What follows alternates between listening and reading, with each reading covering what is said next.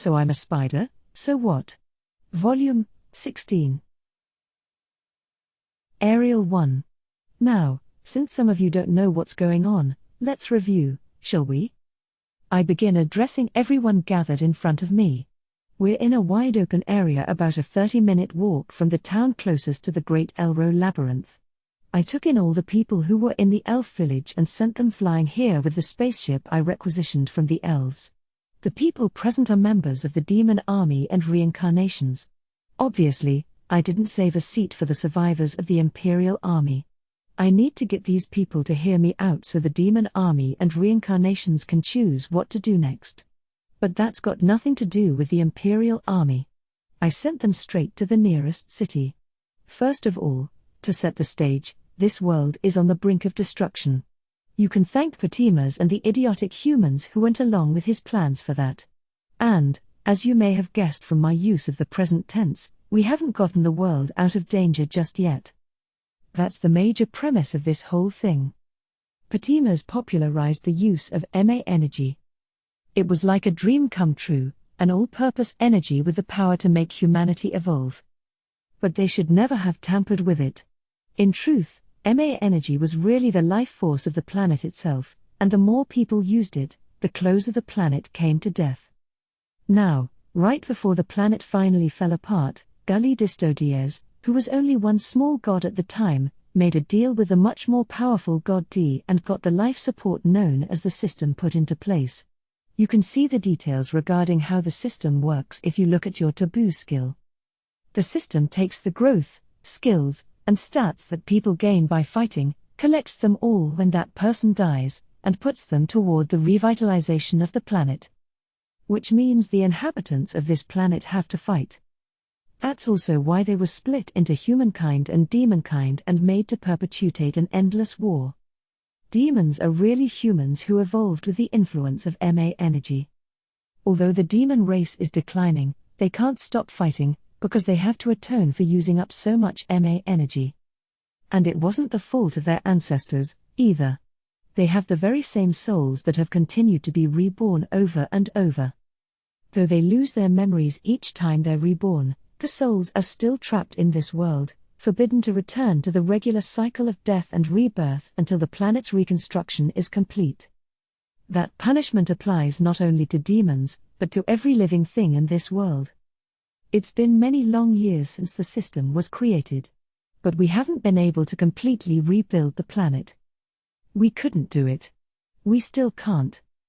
At this point, it's no longer possible to complete the process without sacrifices. Lady Sariel, who serves as the core of the system, is reaching her limit, and soon she'll disappear completely. On top of that, the human souls that have been reborn again and again are wearing thin. As time passes, there will probably be fewer and fewer souls that even can be reborn. This world doesn't have much time left. So now everyone has to make a choice. Who dies? A god? Or all of humanity? That's where the world quest comes in. Personally, we decided the humans should die. To save Lady Sariel, even if we have to sacrifice more than half the population of the planet to do it. A significant shudder runs through the audience at that. Can't say I blame them.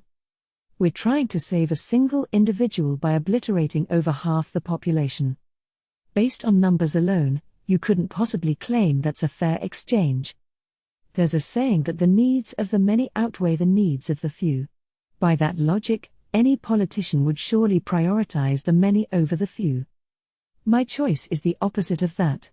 It doesn't seem like the right one, does it? But I've been aware of that from the start.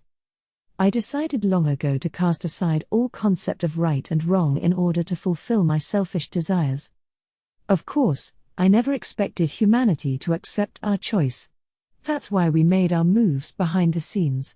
All that was left was to destroy the system before anyone figured it out. But apparently Dee didn't like that idea. I shrug. Nobody would roll over and die just because you told them to. I know I certainly wouldn't, and someone like White would fight back tooth and nail. No one wants to die. That's a totally normal part of being alive. Patimas's determination may have been on an extreme end of the spectrum, but even ordinary people don't want to die. No normal person would offer up their life for someone else's sake. Anyone who would definitely couldn't be considered normal.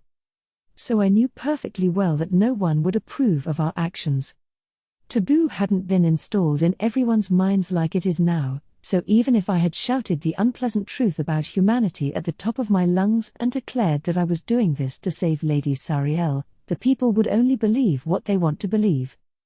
No doubt there would have been a chorus of "that can't be true. Don't be ridiculous," thrown back in my face. Just as no one wants to die, no one wants to admit to sins they don't know they've committed. After all, our claim is basically you people must die to atone for the terrible sins committed in your past lives. That would never fly with people who couldn't even remember those past lives. In a way, you could say that installing the taboo knowledge in everyone's minds and making them remember all that was a positive for us. Not that I'm grateful to Dee for that, since it had the much bigger downside of telling everyone about the consequences of destroying the system, which we were trying to keep secret. Based on what I've gathered from White and Ghoulie, Dee intervened for the sole purpose of keeping things interesting, but that just made things needlessly complicated for me. I mean, if Dee hadn't gotten involved, we definitely would have won by now. If we could have just kept the consequences of destroying the system under wraps, Ghoulie and Dustin wouldn't have tried to stop us, and we could have achieved our goal. But no, that would have been way too boring for dear old Dee. Instead, we're now caught up in something we have no way of predicting the outcome to. Not to mention, the rules put us at one hell of a disadvantage. But let's ignore the rules for now. Right now, what I need to explain most urgently is what we're trying to do. First things first, our goal is the absolute destruction of the system. The idea is to use the energy that runs this massive conjuring known as the system to rebuild the planet instead. The big upside is that the planet would be restored, and Lady Sariel would be set free when the system she's trapped inside is destroyed. It's a win-win. The planet would be restored, and Lady Sariel would be set free. Unfortunately, Lady Sariel is already past the point of saving. Even if we freed her now, we couldn't keep her alive. At best, we could avoid her total destruction by sending her soul back into the cycle of death and rebirth, and entrusting the rest to the next generation. But there's probably no need to mention that part. The downside, as you already well know, is that about half the population would die. The destruction of the system would mean that the accompanying skills and stats, and the energy that creates those, would be taken away by force. Anyone who can't handle the impact of that, or whatever you want to call it, would die on the spot. Also, the impact in question would be bigger, based on how many skills a person had, or how high their stats were. The worst-case scenario would be that the soul gets destroyed and can never return to the cycle of death and rebirth, but I'll leave that part out, too. While there's a big difference between regular death and the destruction of the soul, I don't think they'd get it, even if I explain it to them. Honestly, even I don't fully understand it. Either way, it means the end of one's current life. I doubt the rest makes much of a difference to anyone who's alive. But that's also why I'm not going into detail about Lady Sariel, either. Nobody's going to agree to letting half of humanity die to save someone who we already know is going to die anyway. The other downside is the disappearance of the system itself. That means skills and stats will all disappear. Many things that the existence of the system made convenient won't be possible anymore. Since skills and stats are such a big part of everyday life, it's pretty easy to imagine that the system's disappearance would immediately present some major challenges. Skills and stats are really just methods of obtaining energy for restoring the world. But over the years, they've become integral to the human experience. Stats are useful for physical labor, speedy delivery, and so on. And there are more skills than you can count at this point, being used in all kinds of ways. If they disappear, the people who depend on them will be in trouble for sure. But wait, there's more. It's not just humans who will lose their skills and stats. Monsters will, too. And I suspect monsters are even more dependent on their skills than humans. Humans aren't born with skills, they acquire them as needed. So while they'd be inconvenienced if they lose their skills, they probably wouldn't die. But monsters are born with skills that they need to survive. Like the swimming skill for monsters that live underwater, or the fire resistance skill for monsters that live in hot climates. I can only imagine what'll happen if they lose those. Maybe their survival instincts and natural adaptability would kick in, or something. But if we're being realistic, a lot of them would die. And that doesn't just apply to monsters whose skills help them adapt to the environment. A lot of monsters would also become significantly weaker if they lost their stats and skills. Then the ecosystems would be thrown way out of balance. Prey animals might be driven to extinction, harmless monsters might turn savage. Any number of things could go wrong. So yeah, it'd be total chaos, more or less. Half the population will die when we destroy the system. And the other half will die off in the chaos that ensues. That's my estimation. For human losses, that is. In the worst case, I think it could be even higher than that, but I'm hoping the surviving humans can work together to prevent that sort of outcome. That might be irresponsible of me to hope for. But I don't have the strength to live much longer while still being useful. As selfish as it is, I don't really care what happens to the world once we achieve our goal. All that matters is the end result. On the other hand, if you don't choose our approach, if you choose to side with Dustin and the Word of God, these sacrifices won't happen. Life will continue as it is now, at least, I think so. I corrected myself at the last minute. Because I have no idea what Dustin and his people are planning to do from here on. To be honest with you, I don't know what Dustin and the others are thinking. But based on what was said during the World Quest, I'm guessing he's got something up his sleeve. Otherwise, they wouldn't be opposing us like this and offering the options of saving people or saving a god.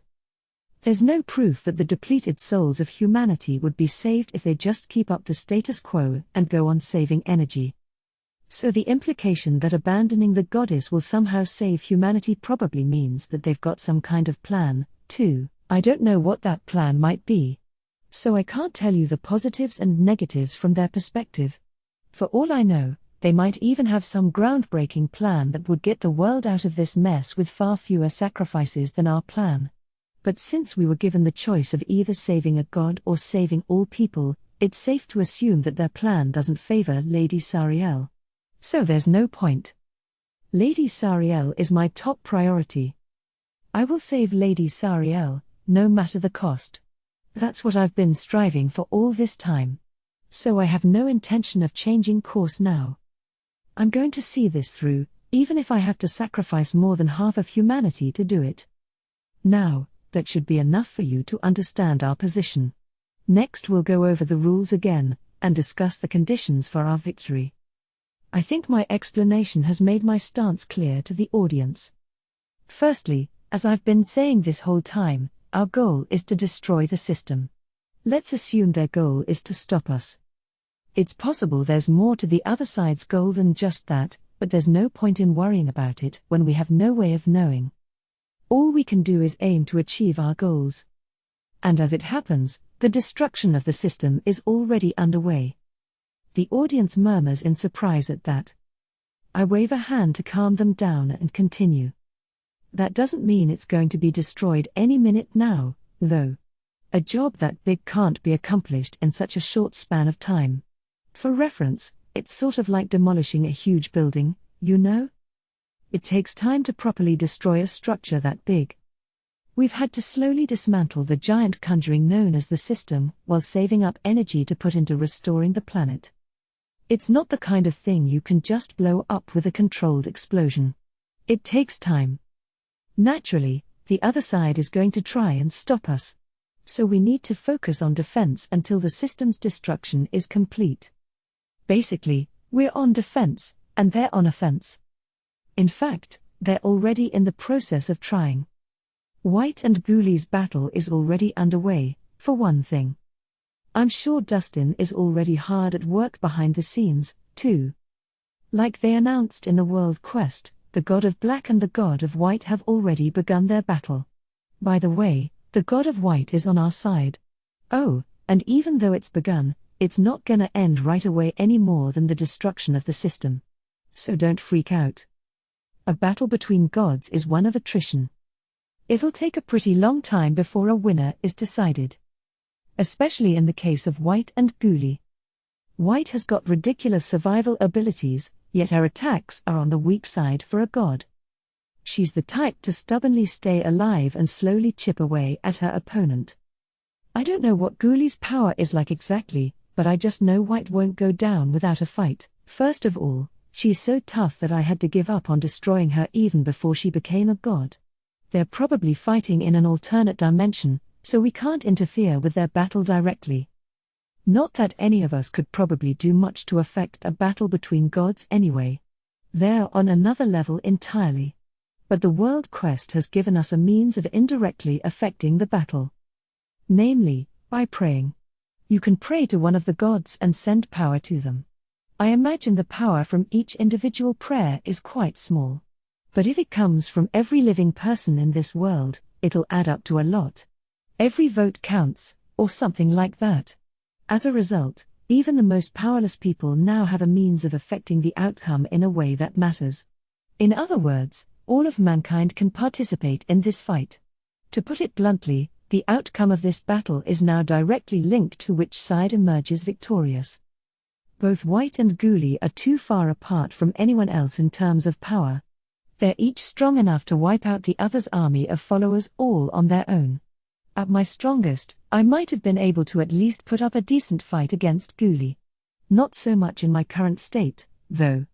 On top of that, White is the one in charge of destroying the system.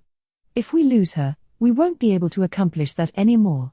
So basically, whether White wins or loses also decides whether we win or lose. Which means our side just has to pray for White's victory. In more ways than one. Despite my best efforts at humor, nobody cracks a smile. I bombed that one. So, anyway, you might think that means there's nothing else we can do, but you'd be wrong. I keep talking as if I didn't just totally bomb. They're all still listening with serious expressions, which must mean most of them didn't even notice. If White loses, it's over for us. But even if she wins, they still have ways of keeping the system from being destroyed. Unfair, isn't it? So we've got to put a stop to that. At a glance, the rules make it seem like this is a fair fight, since anyone can participate. But in reality, we're actually at a pretty big disadvantage.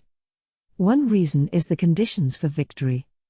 If White goes down, we officially lose, yet if Ghoulie is the one who loses, their side will still have another chance at victory. Their play is interfering with the system directly.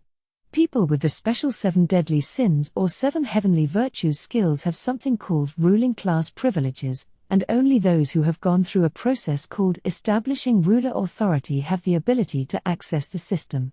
By doing so, they can prevent the system's destruction. The conditions for this are really quite strict. First, you have to have a rare 7 deadly sins or 7 heavenly virtues skill.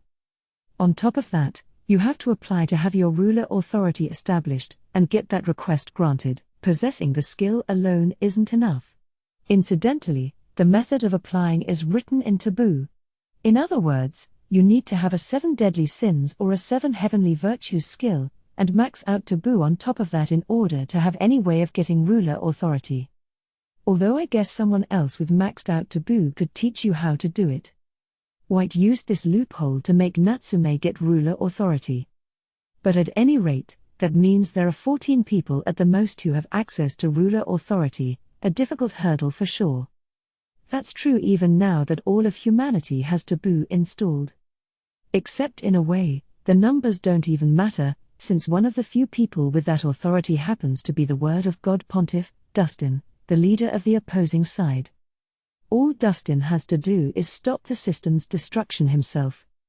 That being said, just having ruler authority doesn't mean you can stop the destruction of the system whenever you want.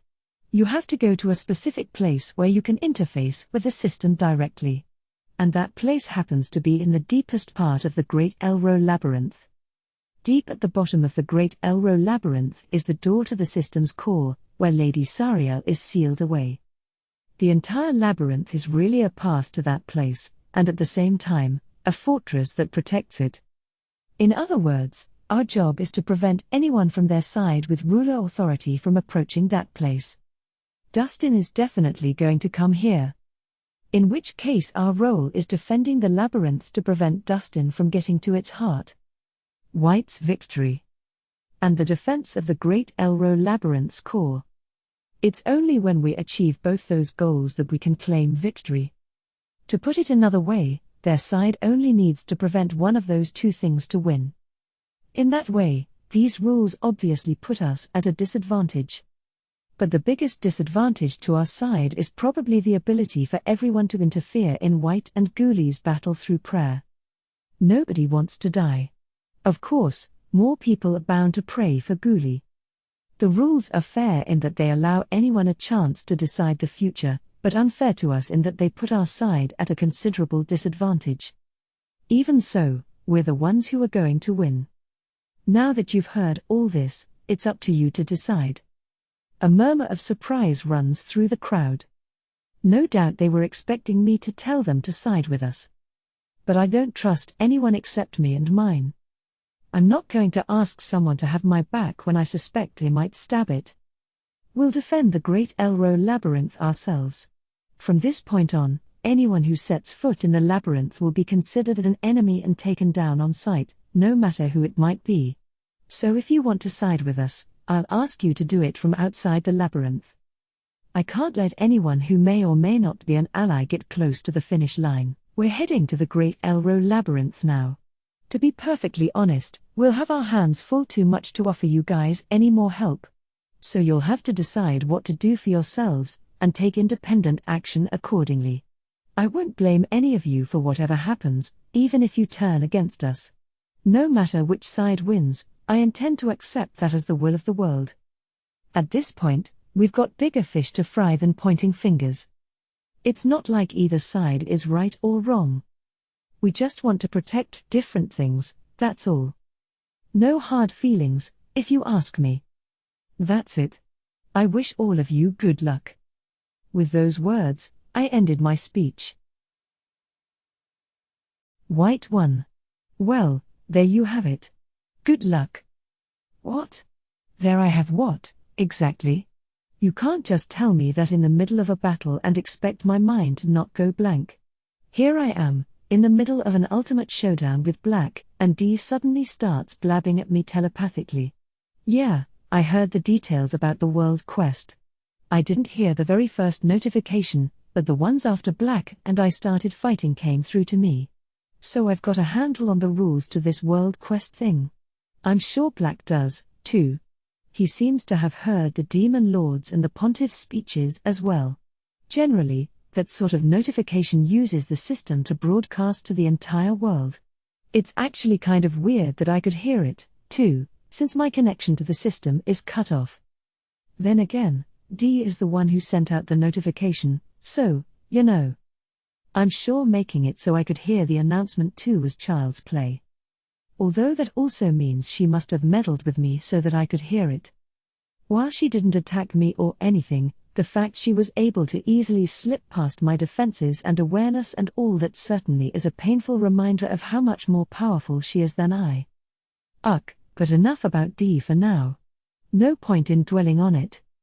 At any rate, the long and short of it is that both Black and I were able to hear the Demon Lords and the Pontiff's respective speeches. Which definitely put both of us in a we gotta do this, let's go mood. And then, just as we're both raring to go, a sudden communication from Dee totally takes the wind out of my sails. No way. She must have timed it like that on purpose, right? Between the world quest and this little extra comment, she sure is interfering a lot for someone who claims to be a passive observer. Just keep your nose out of it already. In the midst of all this madness, Black has stopped moving, too. It's the perfect chance to attack, except I'm at my wit's end myself. Let's just call a temporary ceasefire for now. Then again, I suppose that might be difficult to accept right away. I'll answer any questions you might have. Dee offers a tiny ounce of kindness, probably due to the fact that Black and I have both frozen in place. I wish she would have expressed that kindness by not complicating this whole mess instead. You said you distributed taboo to all of humanity, did you not? I did. Ah, Black's got his face in his palm now. Can't say I blame the guy. Taboo had some pretty upsetting information, even for an outsider like me. Does that mean the rest of the world was a screaming hellscape when it hit? No, forget the past tense, it might still be a hellscape even now. Taboo is technically a skill, though. Where exactly did that energy come from? Oh, hey. That's a good point. Taboo is a skill of sorts, which means it includes the corresponding amount of energy, so it must have taken a huge amount of energy to distribute that to all of mankind. That would be using up way too much of what little this planet has left. Not to worry. I provided that out of my own pocket. Phew. That's a relief. Relief? Out of Dee's pocket? You're telling me Dee, of all people, put up some of her own energy for this world's sake? Although I will say the energy I provided originally belonged to this world anyway. Dee drops a bombshell that lays waste to my doubts. Energy that used to belong to this world? And where did that come from exactly? It's from the explosion that created the reincarnations in the first place. Okay, is she secretly still reading my mind or what? According to Dee, she stopped being able to read my thoughts when I became a god, but I dunno. Well, whatever. The explanation about this energy is more important right now. The explosion that created the reincarnations must be the one that happened in the classroom on Earth. The one that was apparently caused by the previous hero and demon lord. That little number drained a bunch of this world's energy, and the students who got caught in the blast were reincarnated into this world. But that attack was intended to kill Dee, or specifically an administrator. Wouldn't the energy have all been expended in the process of the attack? Don't you think that an attack intended to kill an administrator, a god, really, ought to have the power to destroy more than just a single classroom? Well, when you put it that way. The attack was indeed meant to kill a god. Now that I think about it, it's odd that it only had enough juice to blow up one classroom. An attack like that wouldn't even kill an Araba-class dragon, never mind a god. And yet it drained a massive amount of this world's saved-up energy. The power of the attack and the amount of energy it consumed don't add up. In other words, I collected the surplus energy and kept it stored away for safekeeping. Black staggered a little. Can't blame him for getting a little dizzy, either. The attack on Dee was perpetrated by the second-to-last hero and the last demon lord before the current ones. It was originally intended to target Black, except the goddess Sariel forcibly redirected it to Dee, which led to fun consequences like the reincarnations being born into this world and a massive amount of energy being lost. And Black has always felt really guilty about how things went down. So it's no surprise that he would be distressed to learn that Dee had secretly pocketed all that energy. Still, this is actually great news. It means that some of the lost energy, though I'm sure not all of it, has been restored to this world. If you overlook the fact that it was used for taboo, anyway. Just then, Black jerks upright, as if he's just realized something. Wait. You said all of humanity? So if the system was destroyed in the present conditions, what would happen to them? Taboo is a skill, too, isn't it? Oh yeah. That's another good point. Taboo is a skill, all right. The moment the system is destroyed, all skills will be torn away not just from humanity, but from all living things. Our estimate is that approximately half of humanity will die of the shock. Some of them won't just die, either. Their souls will probably be destroyed. And the more skills you have, the higher your chances of dying. Since taboo is a skill, too, tacking that onto all of humanity must mean even more humans will die as a result, I'm sure. Yep, there it is. Black fell to his knees. Yeah, well, you know. Hang in there, buddy. No need to be alarmed. All you have to do is to win and prevent the system from being destroyed, and none of that will matter. Wait a second. That would mean I lose, though. You're just gonna give Black even more motivation. Oh, and that reminds me. Even if you do win, I won't come for revenge or anything, don't worry. Black's head whips up at that. But you said that you would never allow any harm done to your kin. Well, I know I said I was going to make her my kin, but we haven't officially made any such contract yet. Which means that while I've made an unofficial offer, she isn't technically my kin yet. Ah, right. Yeah, makes sense. There's not really any connection between me and Dee just yet. If she falls here, then so it goes. It simply means that she was not worthy to become my kin, that's all. Hey. No, listen, okay? It's not like I wanted to be Dee's kin or anything, you know? Definitely not, okay? It's just, when you put it that way, you know? I can't help but get a little mad, okay? Hair. Hair. Now you've gone and said it. Bwah ha ha ha ha. In the end, I just can't afford to lose. Now both of us have even more reasons that we have to win. I face off against Black again. Now I have nothing more to fear. This is not personal, you understand. In fact, I am more grateful to you than anything. And yet, even so, I must defeat you. While Black declares his renewed determination, I simply beckon him in silence. Let us begin. And so, our battle resumes. Be sure to entertain me. With an evil god spectating on the sidelines. What a pain. Two shadows leap and bound between tall, futuristic buildings. One is Black. The other is me. My lower half is in spider-like arachniform, hopping effortlessly from one building to the next. Arachniform increases my jumping ability, of course, and I can use the 8 legs to run up buildings and such, making it ideally suited to this kind of movement. And if I use my threads on top of that, I can even do tricky maneuvers like changing directions in midair and easily crossing greater distances. Bwee. Bet you regret not making our battlefield an empty plain or something. You're kidding yourself if you think you can outmatch a spider in an area with tons of obstacles. While I'm cackling inwardly, I suddenly sense something closing in on me at an alarming speed. What? You can really match my speed? As I turn around in surprise, I see a car flying toward me. A SAR? I dodge it in a panic. Phew. That caught me off guard.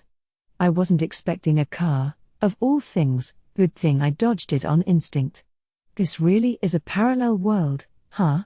It's got flying cars and everything. While I'm thinking such stupid thoughts, things suddenly get darker all around me. What the? I look up and see the sun nearly blocked out by a building flying right at me. A building? I make myself scarce, in an even bigger panic, and the building crashes down directly behind me. There's a tremor in the ground and a loud crash, followed by a cloud of dust. Excuse me. Don't you think this is a little too grandiose? A car is one thing, but flying buildings? That's a parallel world for you. It totally turns everything I thought I knew upside down. But you know, just because this is a parallel world, doesn't mean you have to go that far. Isn't this a little much? My face twitches a little as I stare upward. Now there's a whole bunch of buildings floating in the air. The same set of buildings I was hopping all over just moments ago. Well, that's weird.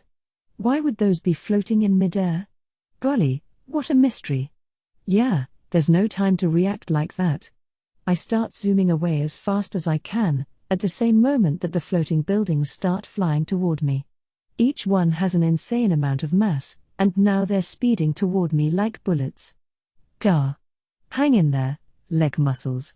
Not that I know whether spider legs actually use muscles to move or not. Just move as fast as you can, feet. We've got to get away from these things. There are intermittent booming sounds from behind me, shaking the ground beneath my feet each time. Normal buildings would be one thing, but this is a world Black created. I can't assume that buildings here are ordinary. Even I would probably take a lot of damage if I got hit by one of those. I mean, not that I wouldn't take damage from an ordinary building, you know? Seriously, though. What kind of crazy person does something like using buildings as bullets? Who am I to talk when I used meteors as bullets, you say? Look, I don't see what that has to do with it. Besides, this is Black's dimension, all right?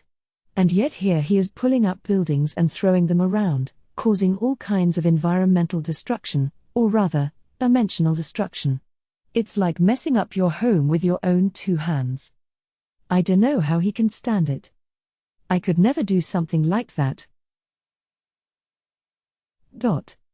Now, maybe it's because I'm distracted by emotions I don't really understand, like pathos and admiration, or maybe it's because I'm too focused on running away. Either way, I'm a second too late to react when the space in front of me warps abruptly. Black leaps out from the tier in space. TCH. He got the jump on me? Normally, teleporting would be a bad move. In a battle between spatial conjuring masters, teleportation takes too much time. Admittedly, for me, activating teleportation probably takes less than a second. But that's still too long. It leaves space for your opponent to interfere. The teleportation rune is complicated enough to begin with. Mess with it a little, and it falls apart. Then your teleportation fails. If you were just moving an object, that wouldn't be such a big deal. If you're teleporting yourself, on the other hand, then the risk is a whole lot higher. Worst case scenario, you might even get sucked into a gap between dimensions and be gone forever, or something equally terrifying. Of course, I have certain safeties in place to keep things from going too horribly wrong. But depending on what the other person does to mess with my spell, there's no guarantee disaster wouldn't still happen. Which is why teleporting would usually be a bad move in a battle between gods, unless you use giant buildings as a distraction to get the jump on the other person. I mean, yeah, a bullet hell with entire buildings as the bullets is definitely enough of a decoy, way too much, if you ask me. Black's hand is gripping a sword as it closes in. I'm in big trouble if that thing hits me. I dodge to the side with almost unnecessary vigor, avoiding the sword slash. You won't escape. But another building comes careening down at me right away. Oh, come on. Buildings aren't supposed to rain out of the sky. What's happening here? A natural disaster. So this is the power of a god? I gnash my teeth in frustration at the sight you would normally only find in an overblown battle manga, and use my threads to catch the building. And yes, even I have to admit that a spiderweb strong enough to catch a falling building is pretty overpowered, too. But I'm not just gonna catch it. I'll send it right down toward Black's head. Take this. Building dodge and drop. Speak softly and carry a big building, like they say. Enjoy getting crushed by your own stupid building attack. Slash. The building gets sliced neatly in two. Right. Yeah. No, I knew an attack like that wouldn't be enough to take down Black, okay? It's just, watching someone cut a building in half is kinda, you know. Can't you leave that stuff in the realm of battle manga? But complaining in my inner monologue isn't going to make Black stop, of course. His sword comes thrusting toward me. I jump back with another exaggerated dodge, escaping the sword's range. That sword is bad news. I can sense some crazy energy coming off it. If it cuts me, I'm guessing it'll damage the energy within me, not just my body. A battle between gods is mainly an energy-based war of attrition. Whoever can waste more of the other's energy is the victor. Getting hit with enough force to cut a building in two wouldn't be a big deal in itself, since I could just heal the physical damage. But the amount of energy in that blade is more destructive than just that. Most likely, it's not just physical destruction. It can probably erode my energy, too. I'm already at a disadvantage here. I can't afford that kind of hit. Still, that's got to require a lot of energy for Black to use it, too. Yet he's busting it out without hesitation. Attacking requires energy, too. If you use too much energy on attacks, that alone could run you out of gas if you're not careful. So I always figured you were only supposed to use lots of energy on an attack at a critical moment when you know it's really gonna count. But here's black throwing energy around like it grows on trees. That sword probably uses the most, but floating buildings and even just maintaining this dimensional space have got to cost a fair amount of energy, too. So why does it almost seem like he's actually gaining energy, not losing it? No, it's not just my imagination. His energy is growing. Damn it all. This must be the effects of those stupid prayers. The rule is that people can pray for one god or the other, and give them just a little bit of power. That's gotta be why it seems like Black's energy has been increasing for a while now. Just as I suspected when I first heard the rules, Black's definitely getting more prayer power. Oof. My lack of popularity is painfully clear. But that doesn't bother me at all. I'm a natural-born loner, baby. I don't need approval from the masses to win this whole damn thing. Or at least, that's what I'm telling myself, but this is looking pretty grim, isn't it? We're fighting in a dimension of Black's creation. This futuristic city, not quite like anything on Earth, is probably based on what this planet looked like before the system was made. It might even be the city where Black and Ariel met. Though if that's the case, it'd be kinda tasteless to chuck buildings at me from such a precious place, don't you think? Well, either way, we're on Black's turf. He created it, so he has the advantage here. It was a mistake to let him drag me into his home field when the battle first started, or at least a miscalculation. Except really, it's all Dee's fault for announcing that stupid world quest from out of nowhere. I bet the reason I didn't hear that first announcement initially was to delay my reaction, too. That's the only explanation I can think of for why I was able to hear the rest of the announcements, but not the very first one. Damn that evil god. Always finding ways to put me at a disadvantage. Now he's got a serious head start on me. I glance around. Countless white spiders are still eating away at the space, trying to consume the city itself. It's like this three-dimensional space is in a two-dimensional picture spotted with holes. As odd as it looks, the spider-eaten sections make up less than 10% of the whole scene. It's basically a power map of mine against Black's. I've got less than 10%, and the other 90+% is all his. Should I say my side has got nearly 10%, or not even 10% yet? Either way, as long as Black's field has the advantage, I can't go on the offensive. I can't afford to attack. I've got to stay on the defensive and hold out, or I'll drain all my energy and go down without ever getting in a proper counterattack. Right now, I just need to endure his attacks, keep eroding away at his field, and overwrite it with my own field. Once the power distribution on the map reaches 50-50, then I should finally be able to fight back. But as hard as my little clones are working to spread my influence over the field, the results aren't much to write home about. That's mostly because the resistance against them has gotten even stronger since Black started getting more energy from the outside. It's not enough to push them back entirely, but it's certainly slowing their progress almost to a halt.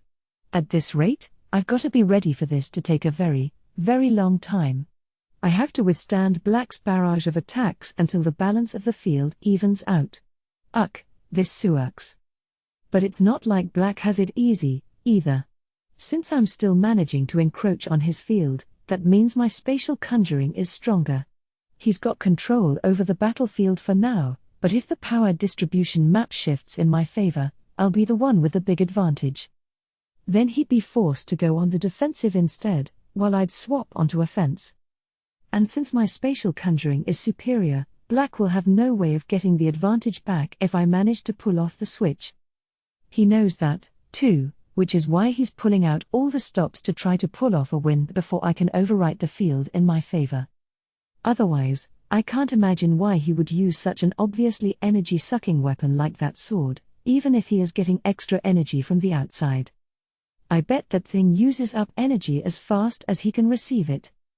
Except it still looks like his energy is increasing slightly, which means he must be getting a whole hell of a lot at once.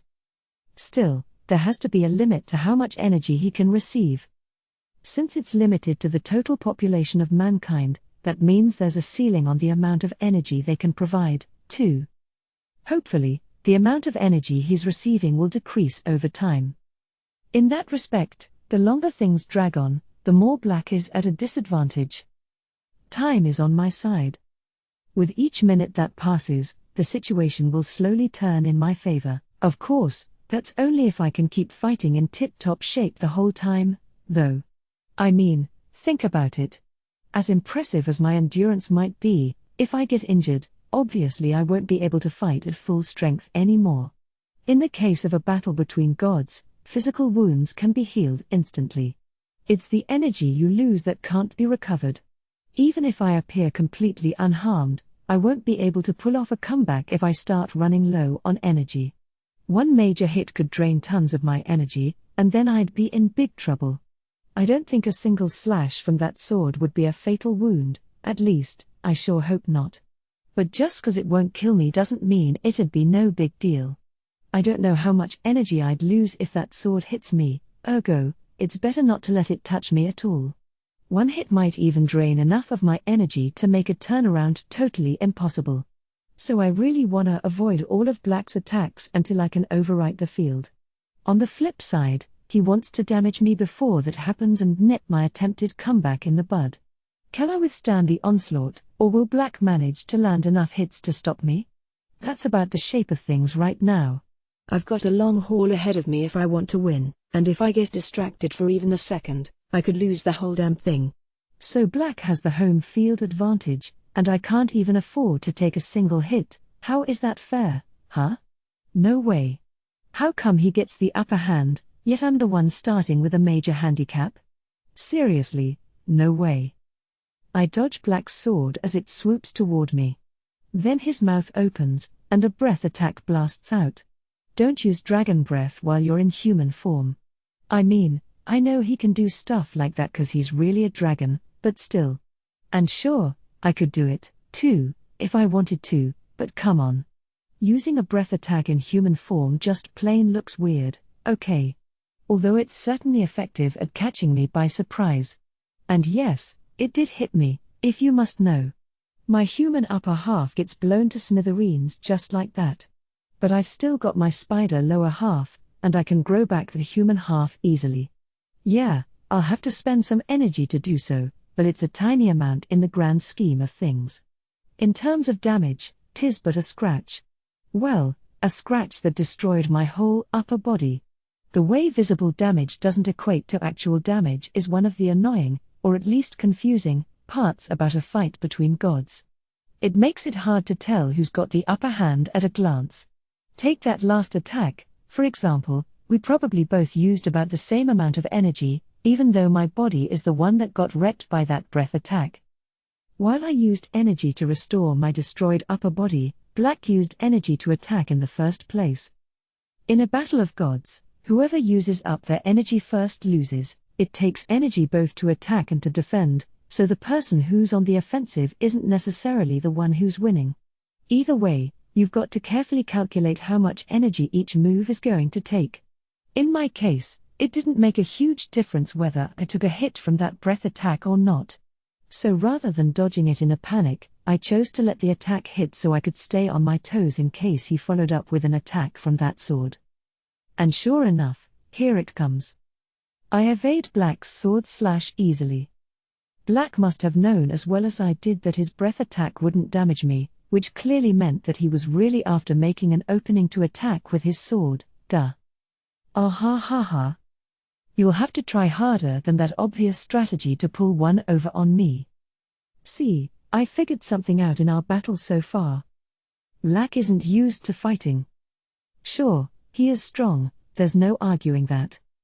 His movements are very precise, not unpolished in the least. But if I had to describe it, I'd say it seems like he's done a lot of training but not much actual combat. His fighting style is, I dunno, very clean. It lacks that rough and tumble I'm gonna take you down no matter what quality. When you think about it, it makes sense. Black's been the unrivaled manager of this world for a long time, which means combat is only a distant memory. In fact, did he ever even have a life or death battle before the system was created? Meanwhile, I've been fighting to survive from the second I was born. It's only natural that there'd be a stark difference in our levels of real-world combat experience. Thanks to that, I've managed to make it without taking a single serious hit so far.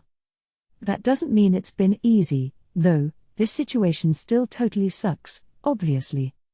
Black is a super high-spec fighter, even if he isn't really used to actually fighting. His swordsmanship is very by the book, and he's not very good at feints. So it's relatively easy to tell what he's going to do next, but let me tell you, predicting attacks and actually dodging them are two very different things. This time, it's another artless overhead swing. Except for the fact that it's unbelievably fast. Only after I dodge the attack does the whooshing sound reach my ears. If it left a sound behind, that means it must have been easily moving faster than the speed of sound, huh? His attacks are faster than the eye can follow. That makes it really hard to dodge, even if he's easy to read in theory. If I let my guard down for even a second, I'll be sliced in two before you can blink. Damn it. If only I had my go-to weapon on hand, at the very least. I'm pretty sure my giant scythe could hold up to Black's sword. It kinda seems to have a mind of its own despite the fact that I created it, and it's got high enough specs to qualify as a legendary class weapon, I'd say. If we went blade to blade, I don't think it would go down that easily. In fact, if I attacked him with that scythe, I bet I could deal Black some real damage. And it even has its own energy stores separate from mine. An external battery pack? Come on, having that scythe would open up tons of strategic options. So why don't I have it, you ask? Because Black is blocking me from summoning the scythe for all he's worth. I'm certainly trying my best to get it into my hands, and it seems like the scythe is even trying to teleport here itself, too. But Black is apparently very wary of that scythe and the huge amount of energy it clearly holds, and is doing everything in his power to prevent me from summoning it. Like I said before, interfering with teleportation is easy. So there's not much else I can do. If my opponent was trying to summon an obviously dangerous weapon like that, you can bet I'd be stopping them, too. Now, if I'd been able to go into this battle fully prepared, of course I would have had my scythe, and this would all be way easier. Damn it, it's all Dee's fault. I know I've been complaining about her a lot, but that's her fault, too. If I come out of this alive, I'm gonna give her a piece of my mind, I swear. Otherwise it wouldn't even be worth it. That's only if I survive, though. For now, I better focus on my present predicament. If I can buy enough time and survive Black's onslaught of attacks, I win. If I go down before then, Black wins. Honestly, I'm so busy trying to stay alive that I can't worry about anything else. So I'm just gonna have to let the Demon Lord and the others handle it. Which does worry me, of course. On the rare occasions I've ever entrusted things to others, I always keep an eye on them via my clones so that I can intervene if I need to. But this time, I can't even do that much. Which means I'm fully counting on them, and I can't even try to help. And of course it's at the most important stage of the game. Yeah, I'm worried. But since we've made it this far, I'm just gonna have to put my trust in the Demon Lord and the others. The Demon Lord has handled all kinds of ordeals, and at this point, so have the likes of Vampire and Mr. Oni. I've gotta have faith that they'll get through this one, too. Besides, we're, like, you know, FFR friends. Or whatever.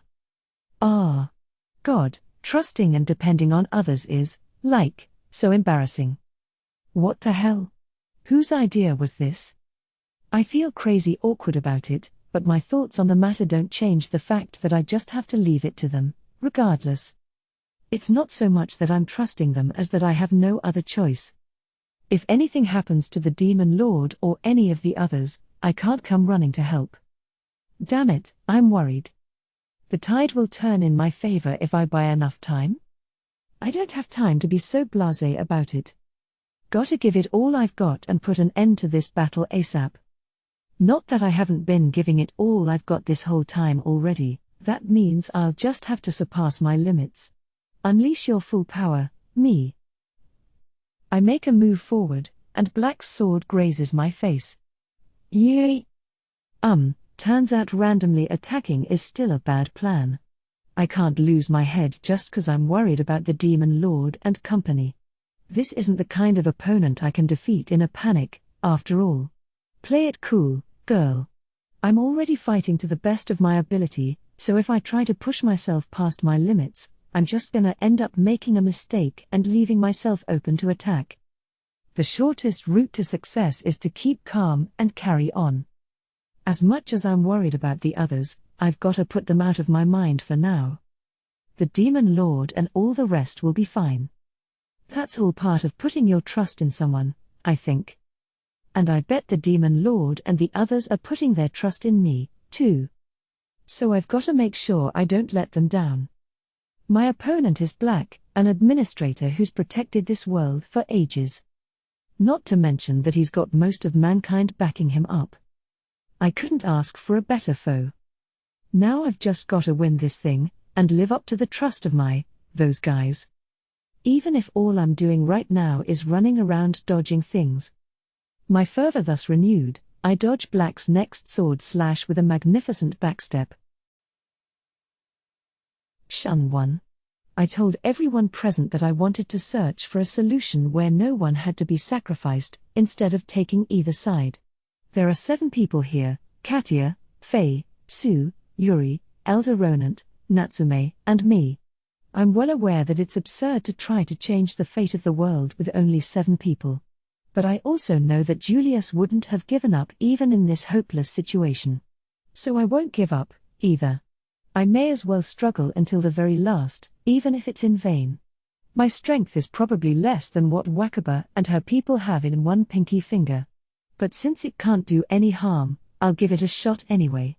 I'd rather tackle things head-on and fall than give up without even trying. Yeah, sure, but what are you gonna do exactly? While I'm brimming with determination, Natsume shoots me a bored-sounding question. The others all agreed with me, except for him, the only person who doesn't seem motivated to try. He didn't refuse either, though, so I assumed it was a passive agreement. Ever since he woke up after the battle in the elf village, Natsume has barely even shown any signs of life. Maybe that's to be expected when you consider he just found out he'd been brainwashed and working as a pawn for Wakaba's side. Of course, that doesn't mean I forgive him for what he did. But it doesn't seem like he expects to be forgiven, either. He told us to use the rest of his life to make him atone as we see fit, like he doesn't even have the will to live for himself anymore. As much as it bothers me that he also doesn't seem all that motivated to take his atonement into his own hands, I may as well make him go along with all this, at the very least. Well, we don't know nearly enough about what's going on to form a plan. I think we need to start by gathering information before we do anything else. Everything we've learned so far, both from Taboo and from Wakaba and company, is brand new to all of us. Even if we take for granted that it's all true, we'd never get anywhere if we doubted any of it at this point. I think we should still try to get more details from the people in the know. And so, Elder Ronant, I'd like to return to the elf village for a while. Would you be willing to help with that? But of course. Why, I'll take ye anywhere you'd like, as long as I've been there before. Ronant flashes a confident grin. It's no wonder people call him humanity's strongest mage. He's got a very powerful presence. I certainly feel better knowing that we have an authority on spatial magic here, and that he's willing to help us. Without his teleportation prowess, all we'd be able to do is wander around lost in this unknown location. That was probably what Wakaba was hoping for, but Elder Ronant's arrival solves that problem. From what I understand, Elder Ronant had never been here, either.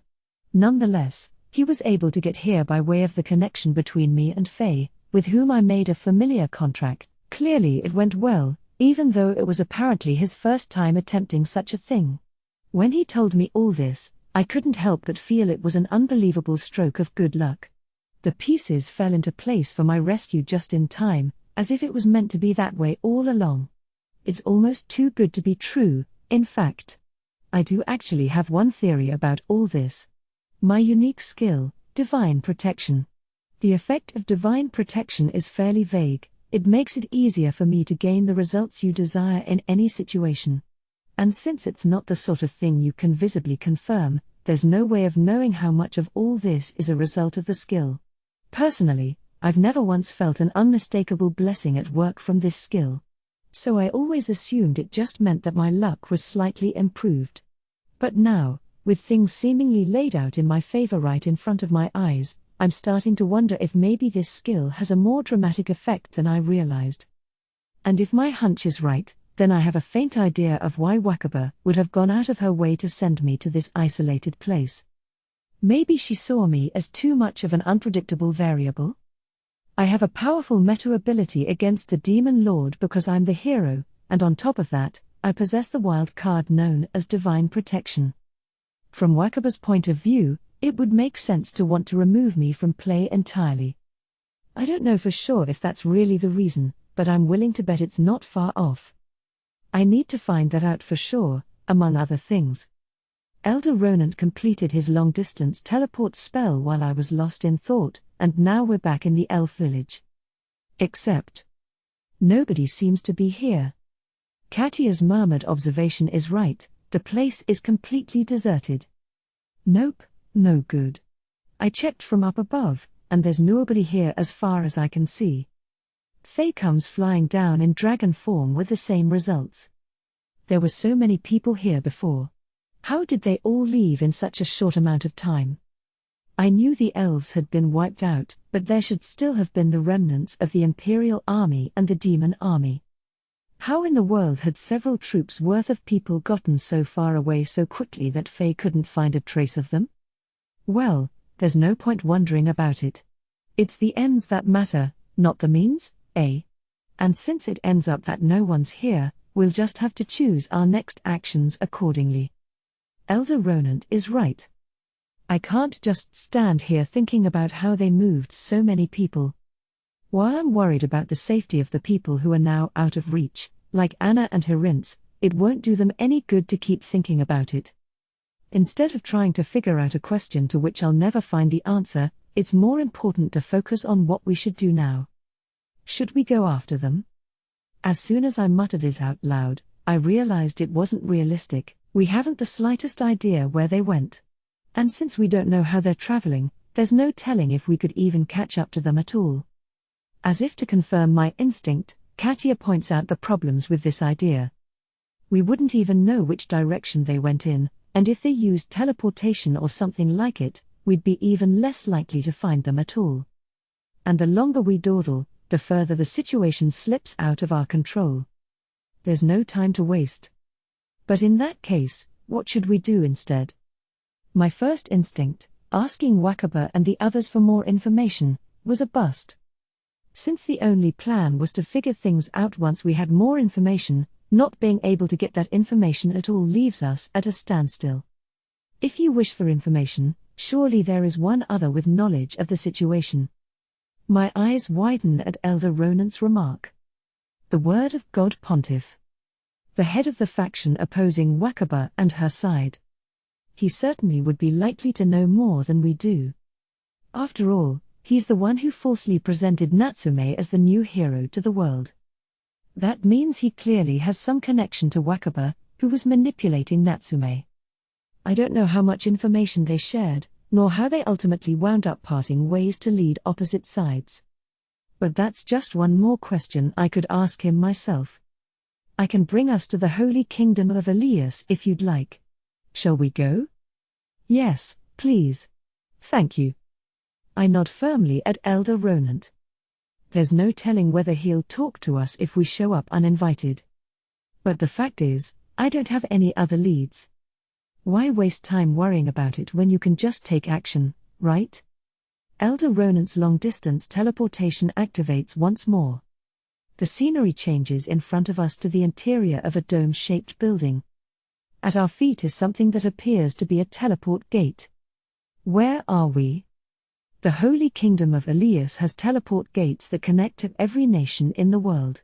This is the gate that connects to the Empire. That is how I arrived when I first came here, you see. As he speaks, some soldiers on guard, I think, come running up to us. I am Roland Orazoi, head mage of the Imperial Court. I seek an audience with the Pontiff of the Word of God. Ronant bellows at the soldiers as they approach. The effect on the soldiers is immediate. But judging by the way they're exchanging glances and wavering about, they certainly don't seem like elite guardians of the teleport gates, an all-important facility of Elias. Good heavens! Quit milling about and go convey the message, would you? At that, the soldiers finally go running out of the room. Perhaps we should not get our hopes too high, eh? Elder Ronant shakes his head as he watches the soldiers scurrying away. I have to agree. If they're anything to go by, the Holy Kingdom of Elias must be in a fair amount of chaos, too. It's hard to imagine that the pontiff, no doubt already a busy man, would have time to meet with us when we've turned up without an appointment from out of the blue. This might have been a fool's errand. But contrary to my expectations, we only waited for a few minutes. Then the soldiers returned and informed us they would take us to see the pontiff. I do appreciate your coming all this way. Though given the circumstances, I'm afraid I cannot provide as much hospitality as I would like, for which I sincerely apologize. When we reach the pontiff, he greets us much more humbly than his position would imply. He looks around at each of our faces with a gentle smile. I'm sure I'm not the only one who sensed something far more mysterious lurking beneath that soft expression. Then, when his eyes come to rest on Natsume, it turns to a show of surprise. Oh! Why, Prince Hugo! You are alive and well? Ha! Bet it would have been better for you if I was dead, huh? Not at all. I am more than pleased that you survived. The pontiff's tone sounds nothing but sincere as he gazes warmly at Natsume. In response, Natsume looks taken aback. This man has a mysterious power, all right. I could easily get swallowed up by that gentle atmosphere of his. So this is the word of God pontiff. The leader who seeks to save humanity instead of the world. Please, have a seat anywhere you like. I am about to take the liberty to explain what direction our faction intends to take from this point on, and what we are going to do next. The pontiff gestures to a long table suited to a meeting. There are already several people seated there. You're quite well prepared, eh? Well, we were already about to have a strategy meeting, you see. Since your timing was so impeccable, I thought I would invite you to join us. Elder Ronant raises his eyebrows at the table, where the number of empty seats just so happens to perfectly coincide with our numbers. HRMMM. I suppose we can leave it at that. But we didn't come here to join your little team, just so you know ahead of time. We'll hear what you have to say, but don't go counting on us to help, eh? Elder Ronant? Why? That's quite all right. I'd be more than pleased if you would hear us out first, then make your own decision.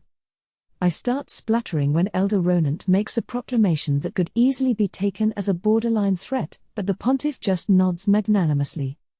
Looking a little peeved at this reaction, Elder Ronant takes his seat a bit more forcefully than necessary. The rest of us follow suit, sitting around the table as well. Just then, I glance at Yuri from the corner of my eye. Gazing at the pontiff intently, with eyes as deep and dark as the abyss. Should I not have seen that? I'm creeped out, to be honest. As a devout follower of the Word of God religion and a candidate for sainthood, it's all too easy to imagine that Yuri must have a lot of feelings about recent events. Now I'm even more worried about Yuri flying off the handle than I am about Elder Ronant making a scene. My concerns about this meeting continue to deepen as I look around at the faces of the other people at the table. There are 7 of them, too, including the pontiff. And while I've never met any of them, they're all so distinctive that I doubt I'll ever forget them after this. To sum them up by appearance alone, there's a half-naked muscular man, a lovely young woman with a relaxed air, a person of indeterminate gender wearing a shady smile, a skinny man with a mohawk, a listless-looking lady, and a somewhat dense-looking punk. The 2 women and the androgynous person look proper enough that they're not out of place at a meeting like this. But the other 3. A half-naked guy, a mohawk man, and a punk. They stick out like 2 very sore thumbs in a holy and important place like the headquarters of the Word of God religion. Especially the mohawk man and the punk. The half-naked guy manages to fit in well enough by having a craggy, solemn air about him, but the other two look so ridiculous that I want to demand what post-apocalyptic setting they wandered in here from. Then again, the half-naked guy would fit in that kind of setting, too, as some kind of buff autocrat. No, enough already. This is no time for such a ridiculous train of thought. Their lineup was so distractingly strange that I lost sight of things for a second. But while the three men are odd enough to draw most of the attention, the two women and the one androgynous person are clearly no ordinary individuals, either. I can sense without needing to appraise them that they're very powerful indeed. Perhaps we ought to begin by introducing ourselves. As I believe you may already know, I am the 61st Pontiff of the Word of God, Dustin the 61st. And my esteemed guests here are the ancient dragons who have protected this world since time immemorial. Ancient dragons? The Pontiff's words startle me so much that I can't help taking a second look at the lineup. I already knew from Faye's example that worms can take human form. So I suppose it's no surprise that their evolved form, dragons, can do so, too. No, if anything, it would be stranger if they couldn't. But while that part makes sense, I'm more surprised that dragons, especially ancient ones, would be here now. Dragons are powerful monsters, with a danger rank of at least S, if not higher. Ancient dragons must be even more so. I imagine they rate as legendary class monsters, said to be untouchable by even the strongest of humans. After all, as their name implies, they're dragons that have lived a very long time. They say that dragons do not die of old age, nor do they become weaker as they get older. In other words, the longer a dragon lives, the more powerful it becomes. I can't even imagine how immensely strong an ancient dragon must be. But since we only barely defeated a freshly evolved earth dragon in the Great Elro Labyrinth with a full party, I'm sure they're far beyond anything we could handle. I'm Wynn, Chief of the Fire Dragons. While I'm still recovering from the fact that these are ancient dragons, the half-naked man introduces himself in a way that shocks me even further. If he's the chief of the fire dragons, that must mean he's not just an ancient dragon, he's in charge of all the fire dragons, including other ancient ones. I was surprised enough to find out that he was an ancient dragon, let alone a leader among them. But there were even more surprises in store. I am Okina, chief of the water dragons. The gentle-looking woman introduces herself as a chief, too. I'm the chief of the dark dragons, Reise. Name's Hyuvan, chief of the wind dragons, Sea. Call me Nia, chief of the ice dragons. Is it my turn? I'm the great Goka, chief of the lightning dragons. The ancient dragons each introduce themselves. And they're all chiefs. This is insane. I'm amazed that so many powerful beings are assembled in this place, but I guess it's not entirely unbelievable, since the world quest is such a unique and dire situation. Since they've all introduced themselves, we introduce ourselves, too. Then, when everyone is done, the Pontiff picks up where he left off. Now, we have quite a predicament on our hands. No kiddin'. And here we just finally finished off that damned Patima's Harafenas. The half-naked man, Wynn the Fire Dragon, nods gravely. As I look around, I see the other dragon chiefs all seem to agree with him. I guess all the dragons considered Patima's an enemy, too. And since we came running to the elf village to rescue the elves, their apparent enemies, that would make us? No, let's forget about that at the moment. No point in worrying right now. We might have to atone for it or something once everything settles down, but for now, we just have to focus on the problem at hand, the world quest. Even if it's just delaying the inevitable, I'll forget about everything else for now. Besides, if I start stressing about unresolved problems, then I'd have to go all the way back to the events that set us on the path to the elf village in the first place, the murder of my father, and the insurrection that it brought about in the Ainoliat Kingdom, my homeland. Of course I'm worried about what's happening in my homeland right now. But since we've already decided that the world quest is the top priority, I've got to push that to the back of my mind. My abilities just aren't enough to tackle all these problems at once.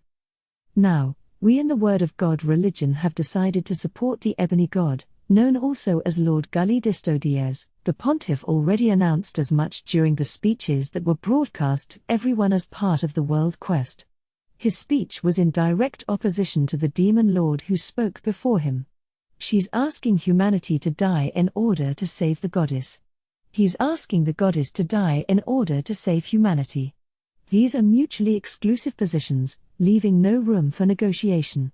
A clash between their two sides is inevitable. The ebony and ivory gods, essentially representatives of each position, have already begun their battle. I'm sure the pontiff is far past the point of backing down. But at present, all we can do to support the ebony god, Lord Black Dragon, is to pray on his behalf. However, we have no intention of simply watching from the sidelines, either. The pontiff's smile vanishes. That alone seems to darken the entire room. There is another way to prevent the destruction of the system, aside from Lord Black Dragon's victory. Namely, an emergency suspension that can be enacted by utilizing ruler authority directly in the system's core at the deepest part of the Great Elro Labyrinth. I can hardly believe my ears. There's really another way? I don't think the summary of the World Quest mentioned anything like that. Few people possess ruler authority, and even fewer know that it can do such a thing, I am sure. Even I can hardly say for certain if this approach would succeed. Though the taboo information implies that ruler authority can be used to directly interfere with the system, such a thing has never occurred in all of history. And since the Ivory God appears to have her hands in the system already, I have my concerns that she may somehow reject any outside interference, even with ruler authority. Even so, I have no choice but to try. I see. So the pontiff is giving it a shot even if the outcome is unclear, not acting based on a high probability of victory. I must say, this sounds like a rather poor bet. It is indeed. Just as Elder Ronan points out, the odds don't seem very high. On top of that, who knows if he'll even make it to the bottom of the Great Elro Labyrinth? We're talking about the biggest labyrinth in the world. Mankind still doesn't dare to venture past the upper stratum, and even the middle stratum has turned back many renowned adventurers in the past. The lower stratum beyond it is virtually unknown territory. And the bottom stratum?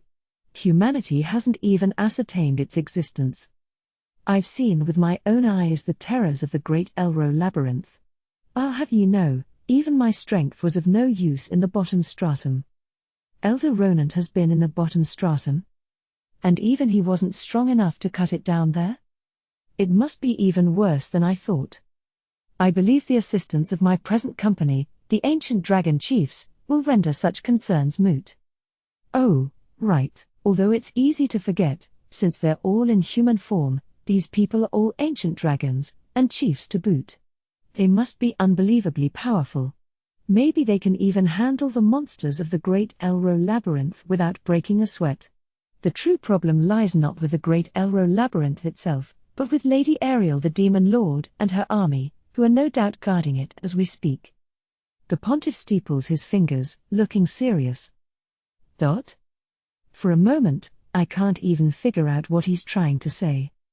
He makes it sound almost as if the Demon Lord's forces are already lying in wait at the labyrinth. But that can't be possible. Because she and her army were in the elf village just a few hours ago. Considering the distance from the elf village to the Great Elro Labyrinth, there's no way they could have reached the entrance yet. Yes, Lady Ariel and company have already reached the Great Elro Labyrinth. It appears that they requisitioned an elf weapon and used it for transportation. You're kidding, right? I can't keep up with all these surprises. Each new piece of information defies everything I thought I knew. What do you mean by a weapon? An enormous flying ship, evidently a spaceship. It is unclear what sort of armaments it is equipped with. However, we have confirmation that the Imperial soldiers who attacked the elf village are being protected in a village near the entrance to the Great Elro Labyrinth. According to eyewitness accounts, it appears to have accommodated everyone who remained in the elf village. A spaceship, huh? Ha ha. I guess I really am out of my depth here. Do you know if our friends are with them? Like Anna and Mr. Hirentz? Regretfully, We have not been able to ascertain that yet. Maybe this wasn't the place to ask, but I couldn't help it out of concern for my friends. The answer wasn't what I wanted to hear, though. So we still don't know if Anna and Herinz are safe. Worrying won't help them, though. How does the Pontiff even know so much about the current state of the faraway Great Elro Labyrinth anyway? It feels like I'm getting one small glimpse of the terrifying power of the Word of God organization.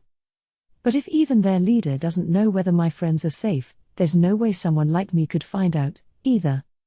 All I can do is pray for their safety. I'm sure they'll be fine. Mr. Herinz was the shieldsman of the hero party, and Anna is no slouch at magic, either. Although that's not much comfort after seeing the strength of people like Sophia and Kuya. Even so, I'll just have to cling to what little comfort I have. We will be attempting to infiltrate the system core, and no doubt Lady Ariel and company will attempt to stop us. The Word of God will take on Lady Ariel and her faction with all of our strength. I have already sent emissaries to all nations to request their support. You're going to drag the rest of the world into your war? I blurt out despite myself. They are already involved, I am afraid, the Pontiff answers calmly. The fate of the entire world hinges on the outcome of this conflict, after all. He has a point, but this still doesn't seem right. I wonder if increasing your numbers will really do much to improve your chances, eh? Elder Ronant comments on something else that I was wondering about. Having seen Sophia's and Kuya's strength with my own eyes, I don't think outnumbering them would mean being able to beat them. Even my attack power couldn't put a scratch on Sophia. Which means no matter how many soldiers you sent in against her, they wouldn't be able to scratch her, either, if their stats are lower than mine. You'd just be sending them to a pointless death. I'm sure the Pontiff is well aware of that. It is unlikely, I will admit that much. Sure enough, the Pontiff confirms our suspicions. Then what is your goal?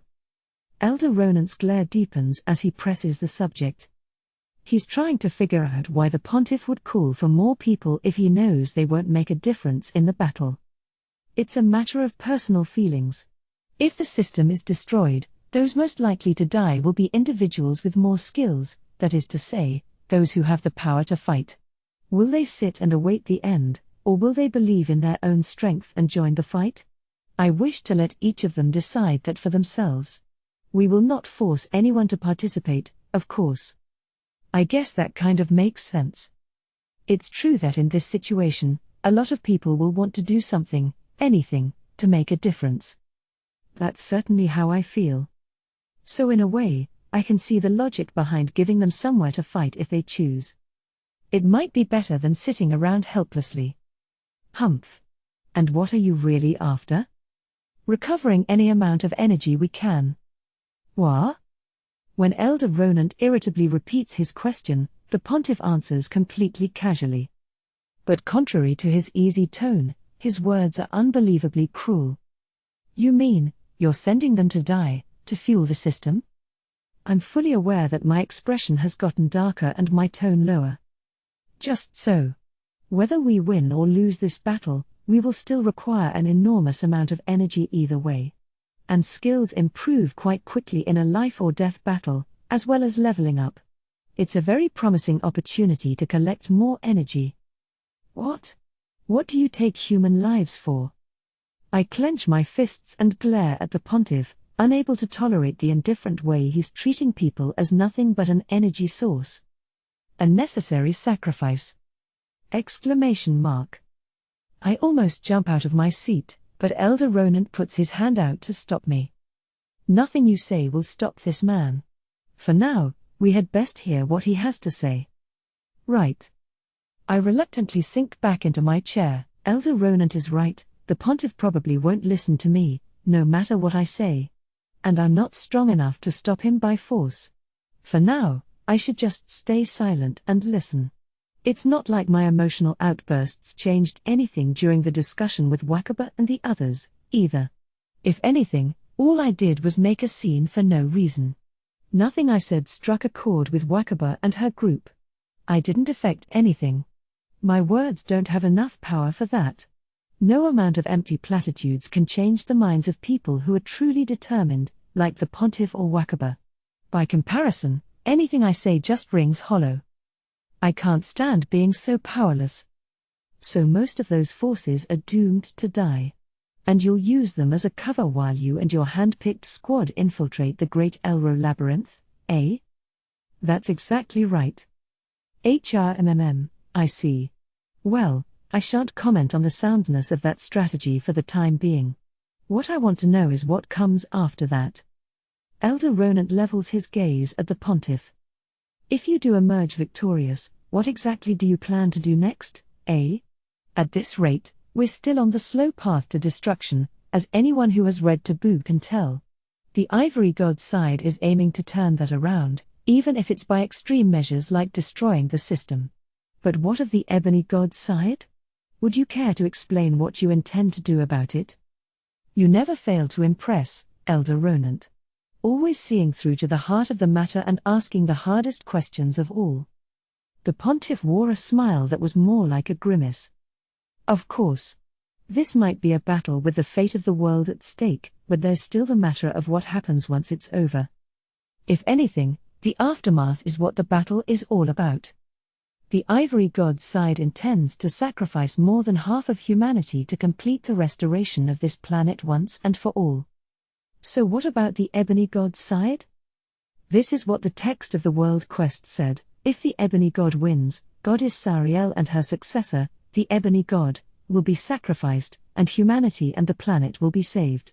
So your people intend to offer up your leader as a sacrifice, is that right? Our Lord himself asked it of us. Wynn speaks up solemnly to answer Ronant's question. So the Ebony God is their lord? The pontiff did call him Lord Black Dragon earlier. Maybe dragons are all the Ebony God's followers or something. If that is what he wishes, then far be it from me to say otherwise, I suppose. But that is not what I am asking. Pontiff, I want to hear your honest-to-goodness opinion. Will it be enough? It will not. Huh? I look back and forth between the pontiff and Elder Ronant, aghast. It won't be enough? Does he mean that if the Ebony God wins and sacrifices himself, there still won't be enough energy? And from the way Elder Ronant asked the question, did he somehow suspect this already, just as I thought? From what I gather of the Ebony God's personality, he would surely have sacrificed himself long ago were such a thing sufficient to save the world. My jaw is still on the floor. Elder Ronant really is amazing. He only just recently acquired Taboo, yet he's already able to assess the Ebony God's personality and his likely course of action. Now that he mentions it, I guess a god who's willing to sacrifice himself, but hasn't done it already, must have a good reason for holding off until now. And that reason is simple: it wouldn't be enough. And? What do you intend to do to make up for that deficit, eh? I will destroy the word of God religion. What is the pontiff even saying? I can't wrap my head around all this anymore. The church has lost its authority in the wake of recent events. All this time, we have covered up the truth about this world, forced humans and demons to continue fighting, and been the cause of all major conflict. Our church is the root of all evil, the perpetrator that drove the goddess Sariel to the brink of death. With all this to set the stage, the goddess religion will wage all-out war against us, and we will be defeated. I don't understand. What does all this mean? So you would sacrifice yourselves alongside the Ebony God, then? Indeed. The pontiff confirms Elder Ronant's interpretation. That will result in the death of many, if still less than half of humanity. This, too, is a necessary sacrifice. We are far beyond the point of being able to settle things without any loss of life. Necessary sacrifices. That probably includes the pontiff himself, too. If things play out the way he described, surely the leader of the Word of God religion would not be spared. The Word of God is the largest religion in the world, worshipped by most nations. If they were to clash with the second largest religion, the goddess worshippers, there would surely be a lot of bloodshed. And while the Word of God has far more power originally, I'm sure many nations would side with the goddess religion instead. Besides, Given that the goddess religion has managed to thrive all these years despite being far outnumbered by the word of God religion, they must be strong in their own right. A war like that could easily divide the world in two. So even if the world quest was over, we'd still be a far cry from peace. Even so, I do wish to keep the number of lives lost as low as we possibly can, the pontiff continues. And I believe there is a way we can do just that. Of course, there's another god. This last comment comes from Katia, who's been silently listening until now. Even sacrificing both the goddess Sariel and the ebony god wouldn't make for enough energy. But there is one other god. The one who's fighting the ebony god right now, the ivory god, Wakaba. In other words, the pontiff's people are planning not just to defeat Wakaba, but to sacrifice her to the system. Damn, that's cold. Even I have to agree with Natsume's muttered comment. I do have a grudge against Wakaba for killing my elder brother Julius, of course. I'm sure Natsume resents her for using him, too.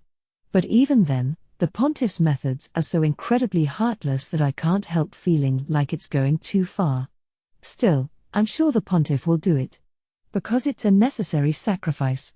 The pontiff really does intend to kill every last god in order to save humanity. Though of course, none of this matters unless we can secure victory. The pontiff puts on a warm, guileless smile. I don't know how he can smile like that when everything he said is so cold. It's mysterious and downright disturbing, far beyond the realm of my comprehension. But the words that follow seem to reveal a truthful glimpse at his innermost anguish, in stark contrast with his unsettling smile. At any rate, such is our plan of action. I am more than aware that it is built on an immense number of sacrifices. I know, too, that we are repaying the kindness of the gods with terrible ingratitude, a shameless and unforgivable act. Even so, we have no other option but to win. Maybe that gentle smile is really a mask to hide his true feelings. His tone is so tormented that it makes me wonder. The pontiff stands. Then he bows his head to us deeply. Is there any way that you would be willing to lend us your strength to help lead humanity to victory? I'm the hero, and I have the mercy skill, too. Elder Ronant is a spatial magic master, and has even been to the bottom stratum of the Great Elro Labyrinth. With his help, they could easily teleport deep into the labyrinth. Then there's Natsume, who has the lust and greed skills. I'm sure having more members with ruler authority would give them a better chance of success at accessing the system core and preventing its destruction. We still have serious value in many ways, even if might not make much difference on the battlefield. I'm sure the pontiff is desperate to recruit us no matter what. That's why he's bowing his head like this.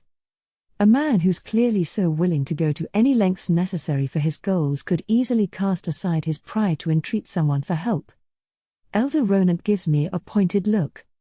He's signaling for me to explain things in my own words. Please, raise your head. At that, the pontiff looks up. I'm sorry, but I'm afraid we can't help you.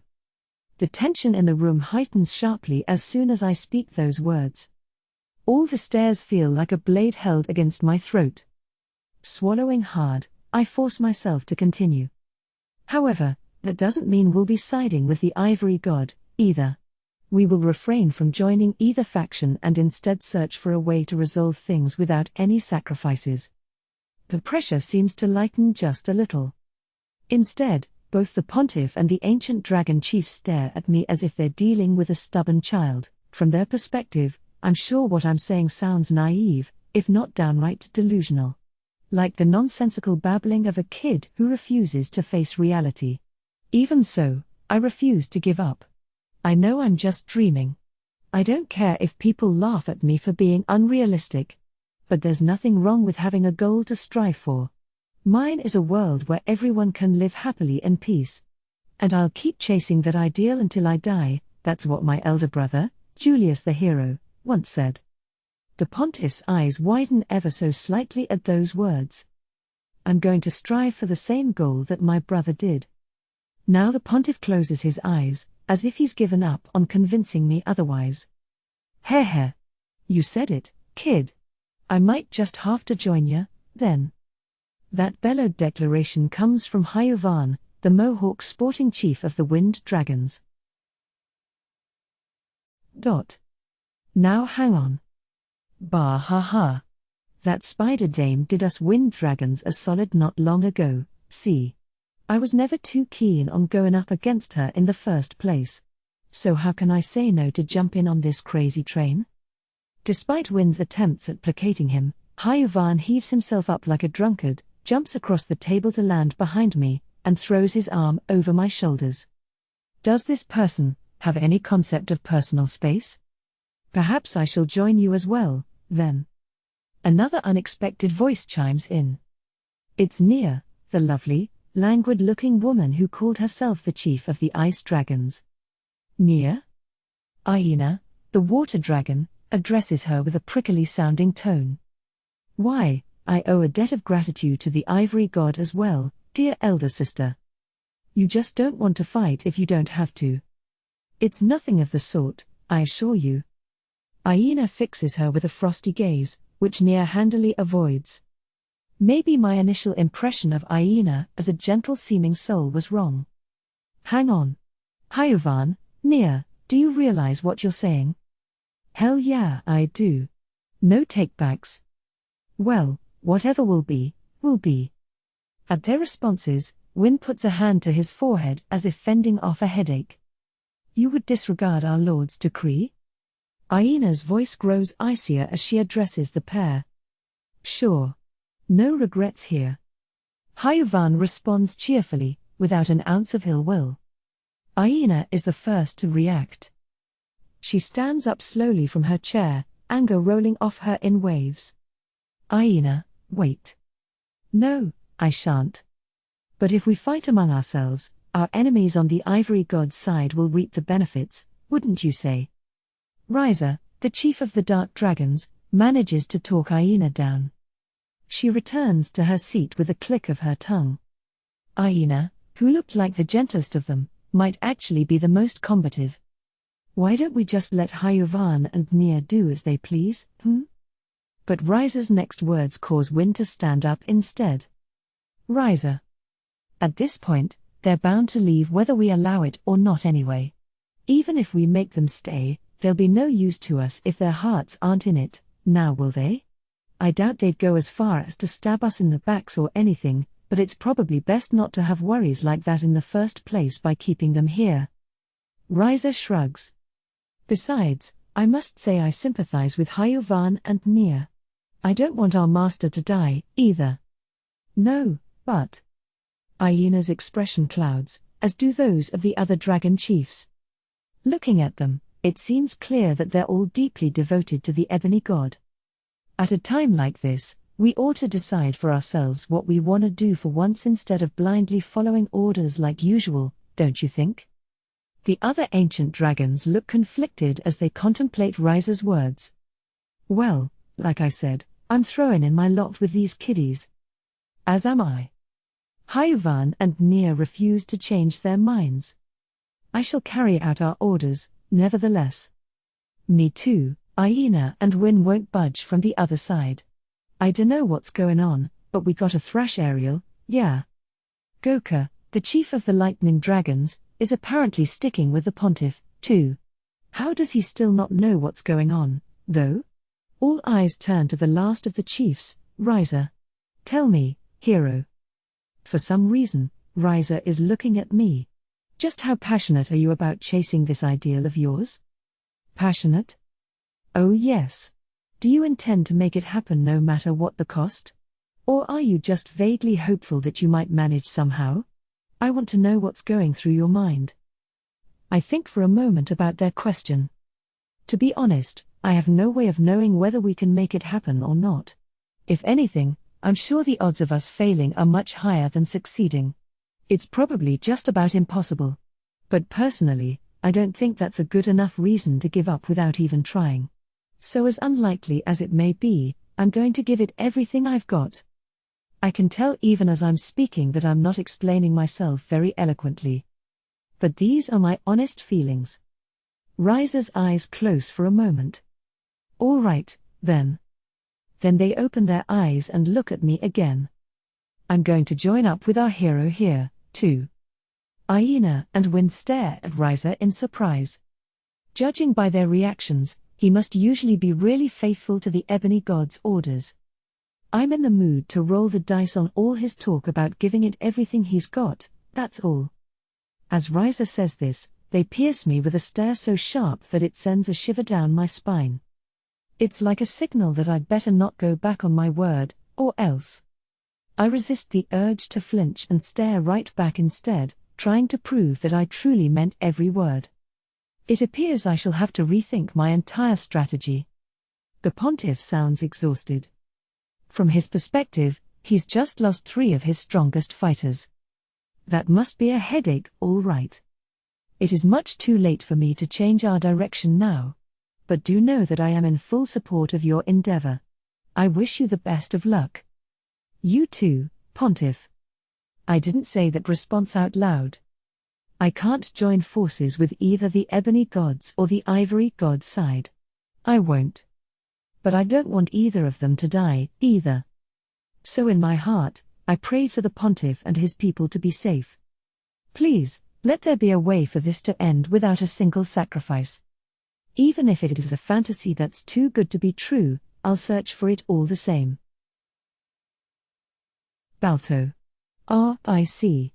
My life is flashing before my eyes. I accepted the memories flitting through my mind with surprising serenity.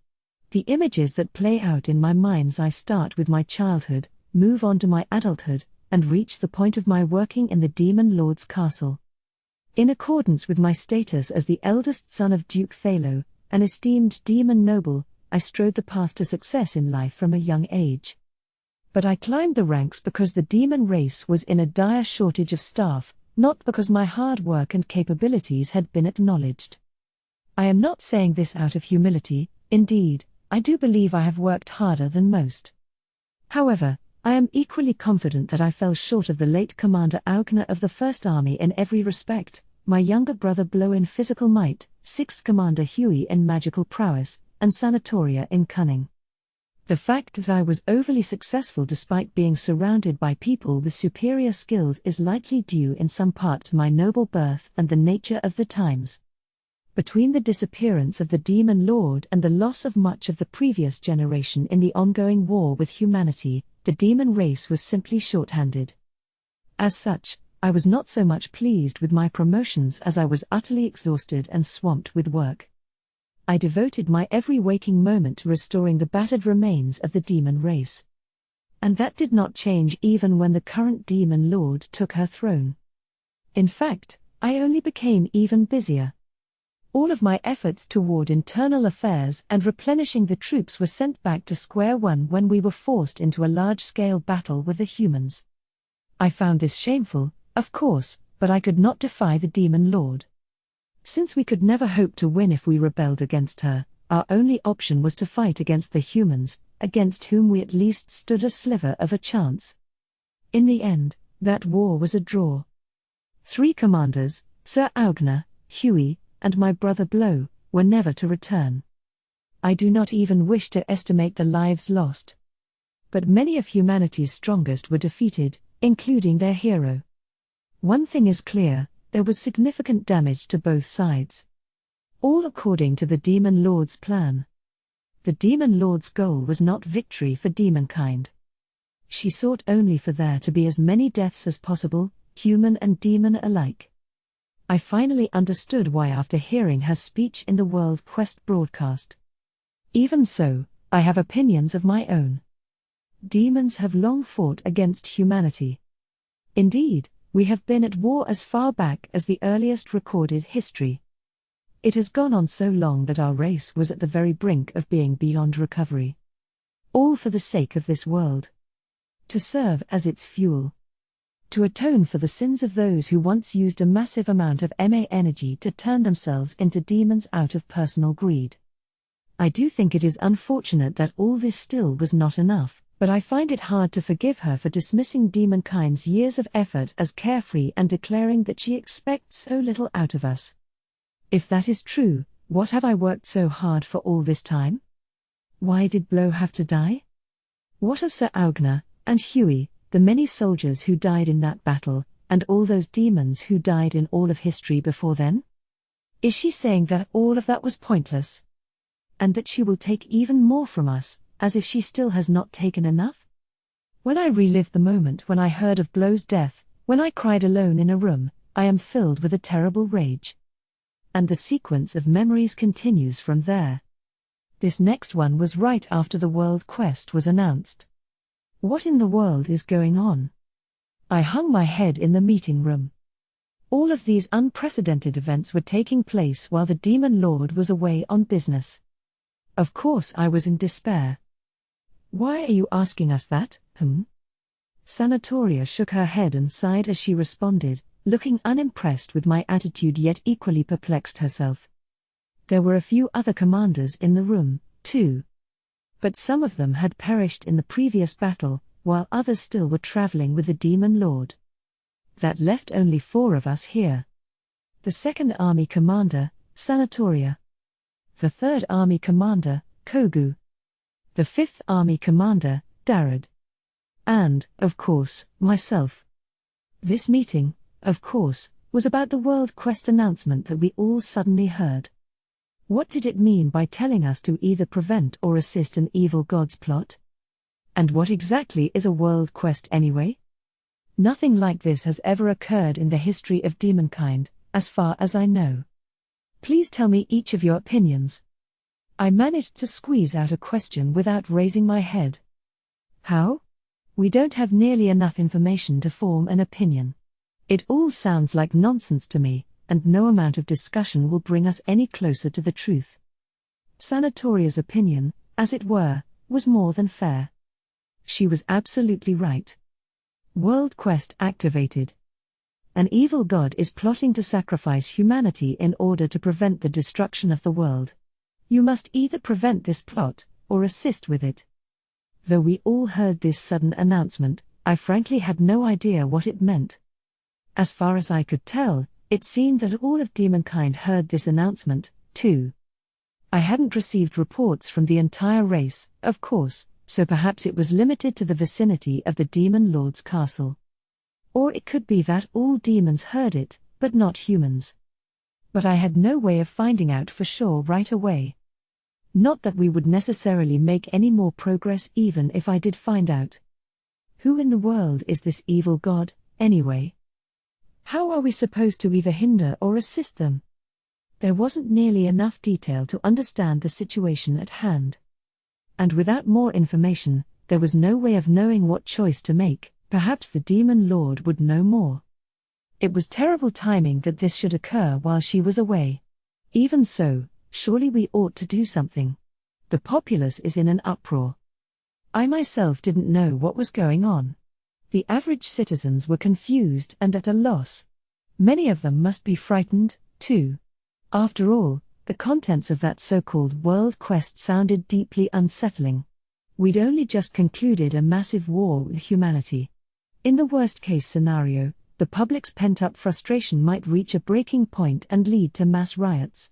There was already plenty of opposition to the government, thanks to the compulsory enlistment of troops and the subsequent war. The only thing keeping it at bay was the public's deep-rooted fear of the Demon Lord. Now that she was away for the moment, any small spark could set everything aflame. As such, we in the government needed to make some sort of announcement regarding this World Quest business to prevent a full-on uprising. Sure, but we don't know any more than they do, right? And we can't go running our mouths without information to back it up. It doesn't seem wise to come out and admit that we're totally in the dark, either, does it? Good point.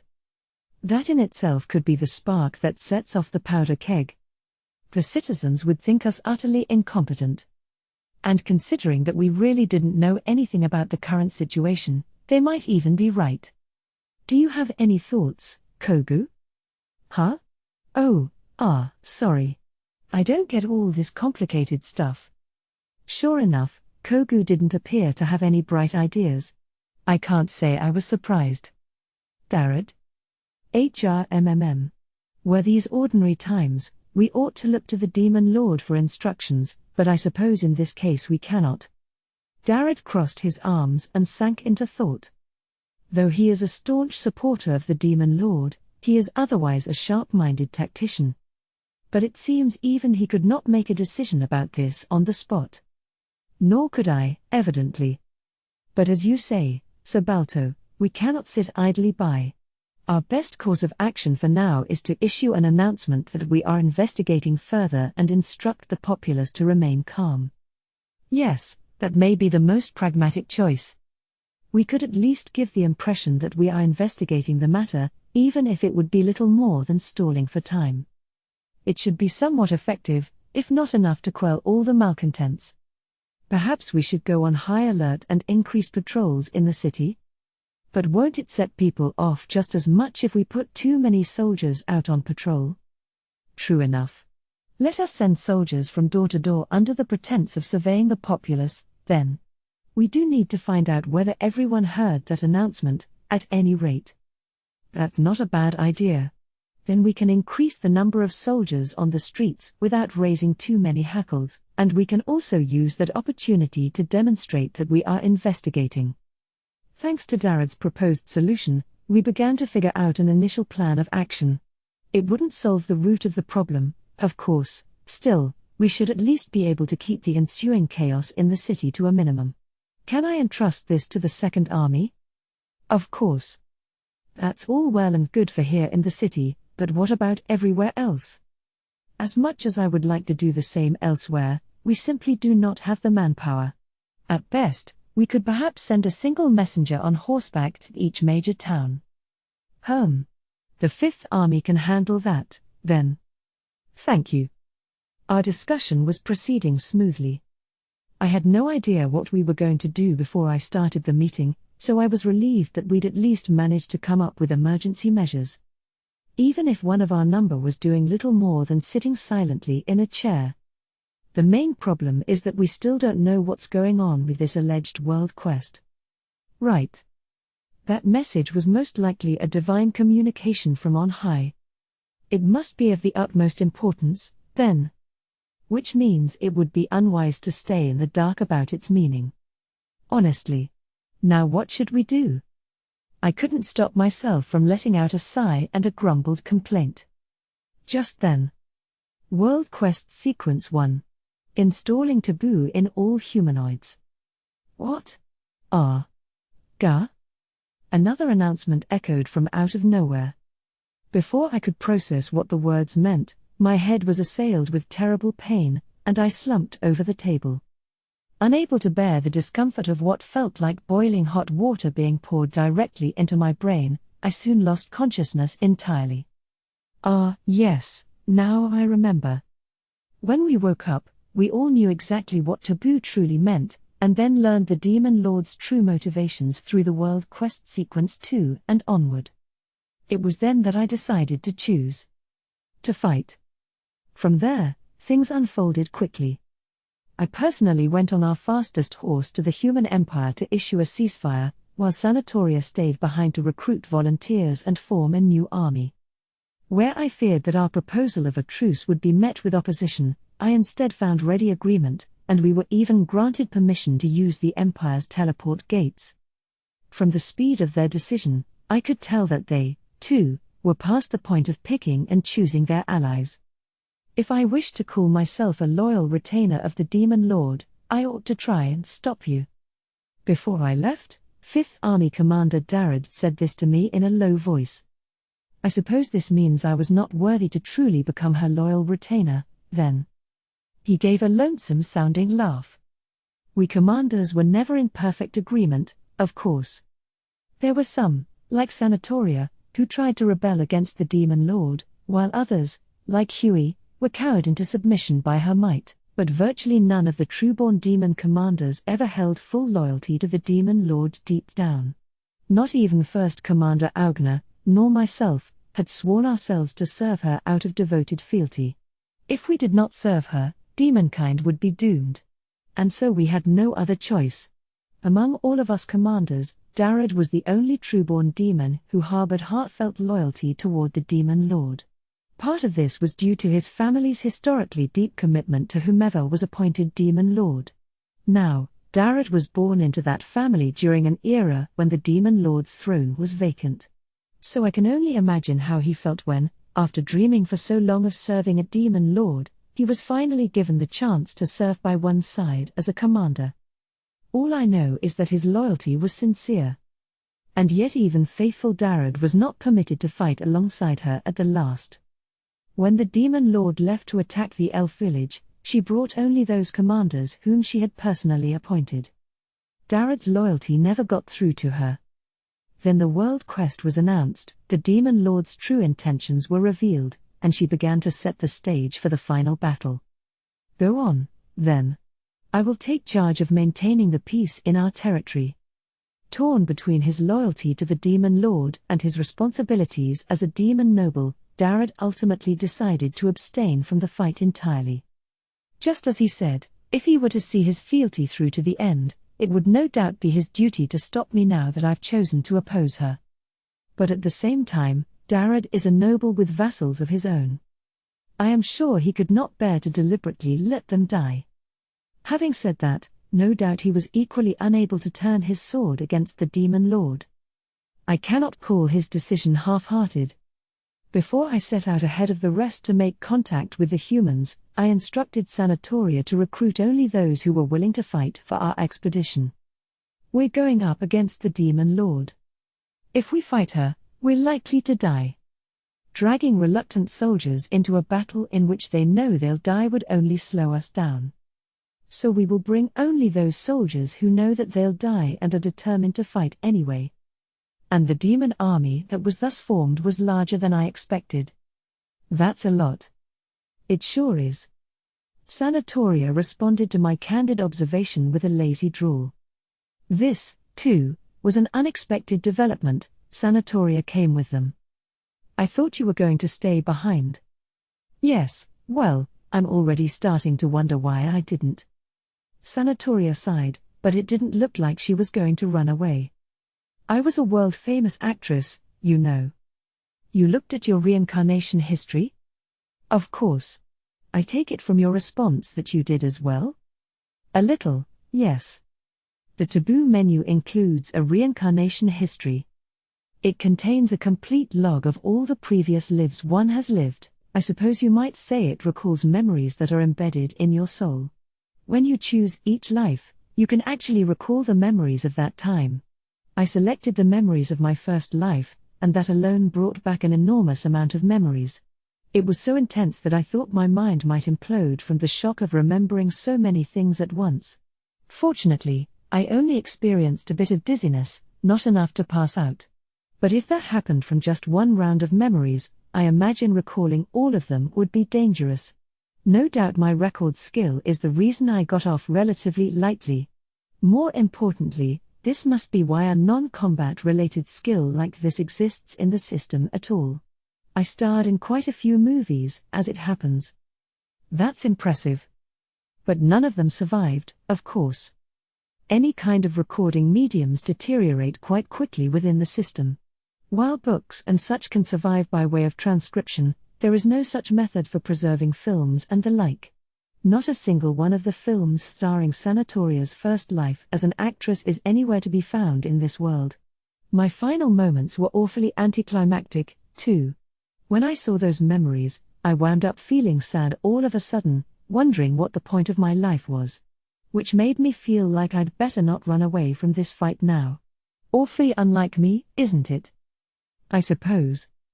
And you? What about me?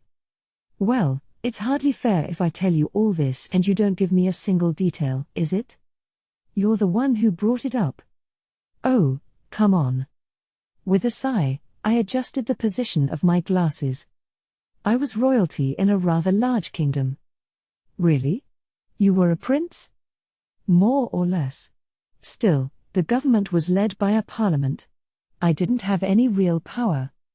Unlike my present life, in which I managed the demon government almost entirely on my own, I had no power whatsoever in my first life. All I had was my duties as a royal. It was a strict, stuffy life, nothing more. Even so, I loved my motherland, and all of its citizens. That land didn't even exist anymore. So this time, I want to do everything I can to protect them. Even if it means biting the hands that fed us. Even if it costs my life. I gaze out at the swarm of black shadows enshrouding the earth. Every one of them is a spider monster. And at their heart is enshrined the strongest of them all, a massive queen pterodactyl. Though we're still some distance away, I can already feel fear rising at the terribly imposing sight. Nearby, I hear someone swallow hard. Or perhaps the sound came from my own throat. We of the demon army have issued forth to the field where lies the entrance to the great Elro labyrinth. The spider army, led by the queen pterodactyl, is positioned directly in front of that entrance. Far from the demon army, a human army is in position as well. Given that we are sworn enemies who were trying to kill one another until not long ago, we could hardly set forth to fight side by side. However, we managed to create a pincer formation around the spider army. Though we cannot entrust our backs to each other, we still found a way to fight cooperatively. A fearsome thunderbolt drops toward the queen pterodactyl. This signals the start of the battle. The pterodactyl army surges forward, as if the ground itself is moving in waves. Prepare the massive magic. Shields, at the ready. I shout. Not yet. Hold. Wait until they get closer. The tide bears down upon us. A massive swarm that invokes visceral revulsion. Fire. On my signal, our allied forces unleash massive magic. The spells mow down the oncoming surge of spiders. But the next wave of pterodactyls is already close behind. Next round. Fire. This, too, was within my calculations. The massive magic spells shoot forth at deliberate intervals. Even so, the pterodactyls keep coming. It's only a matter of time until a wave gets past the massive magic and reaches our front line of shieldsmen. Don't be afraid. Each of them is weak on their own. Remain calm and deal with them one at a time. It's safe to assume the spiders do not fear death. But the same is true of our side, too. We stake our lives for the future of demonkind. Balto. Balto. Come on, get a grip. My eyes snap open. What was that? Oh, right, my life was flashing before my eyes. Does that mean I'm dead, and this is the afterlife? Balto. You're finally awake? NNGH. Sanatoria. Did you die, too? Have you lost your mind? I'm still alive, and so are you. As my consciousness gradually returns, my mind clears, and I finally grasp reality. I'm alive? Ugh. What's going on? The front line hasn't fallen yet. Kogu is holding it steady. I jump to my feet at that, only to be rewarded with a fresh jab of pain behind my forehead. An attack must have struck my head during battle and knocked me out for a moment. I've been doing nothing but desk work for so long that I'm no longer in prime condition for fighting on the front lines. What's more, I haven't even had time for training lately. My strength has definitely dulled. I shake my head to pull myself together. When I finally refocus on the battlefield, the situation is far from favorable. Everywhere I look, soldiers are locked in battle with spider monsters. Our battle formation hardly matters anymore. The spiders have jumped across every line, infiltrating our ranks with ease. On top of that, the larger, evolved individuals have far higher stats than the small ones. While there aren't as many of them as the smallest kind, the mere arrival of such a large monster inevitably breaks through the lines. Then a swarm of smaller spiders pours in through that opening. The result is a chaotic melee in which friend and foe are all jumbled together. As I take all this in, my legs nearly give way beneath me. That's not a good sign. I must not have fully healed from the damage yet. I instinctively reach out and grab something nearby for support, which helps me avoid falling right back down onto the ground. But my eyes widen when I see what I'm holding on to. It's the corpse of a gigantic spider monster. Ah, that's right. This thing charged toward me and struck me on the head. Someone must have defeated it after I was knocked unconscious. Which means Sanatoria was likely the one who took command of that fight. Thank you, Sanatoria. Don't mention it. I shake my head again, trying to concentrate. Then I reach up a hand to my still throbbing forehead and use healing magic. Actually, Alto, the healers are running low on mana. If you can use healing magic, could you focus on that instead? The mages? These things aren't much of a threat individually, it's the poison that's the problem. Ah. That certainly is a problem. As far as I can tell, the small spiders are fairly weak. Any of our soldiers can easily defeat them with a single blow. However, there are so many of them that it's impossible to wipe them all out without taking any hits at all. Their stats seem to be low enough that being surrounded and bitten by them wouldn't cause much damage. But if those fangs are poisonous, that's another story entirely. All right. I'll go around and cast antidote spells. Thanks. I rushed around the battlefield, using antidote magic on the sick-looking soldiers. The small spiders aren't a major threat. They're light and can jump long distances, enough that they were able to make a mess of our ranks at first, but once we've learned the pattern, dealing with them is simple. As long as we stay calm and stick to a strategy, there's no problem. Their stats are so low that even a bite would barely amount to a scratch. If someone gets poisoned, I or one of the other mages can heal them. And so we gradually rebuild our ranks, and with help from Kogu's frenzied fighting on the front lines, we managed to make steady progress in battle. The biggest difficulty is the larger spiders, and the even larger ones that seem to be a more evolved variety. These giant, evolved spiders are strong enough to take out several soldiers at once, but our men and women are already fighting fiercely with the assumption that they might not survive. Their reckless attacks, heedless of injury, are able to take down even these giant spiders. Morale is still going strong, even as several soldiers are sacrificed in the process.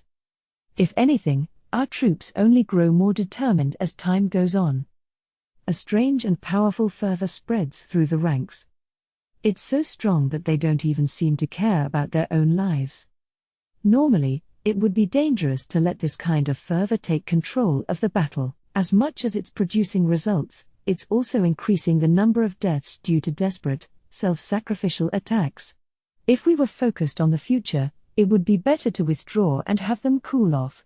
But these soldiers are here to protect what's precious to them, even if it means throwing away their futures. So I must let this fervor take control.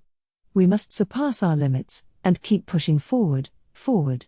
Even I am beginning to lose myself to the feverish haze. But then something douses the flames. What's that?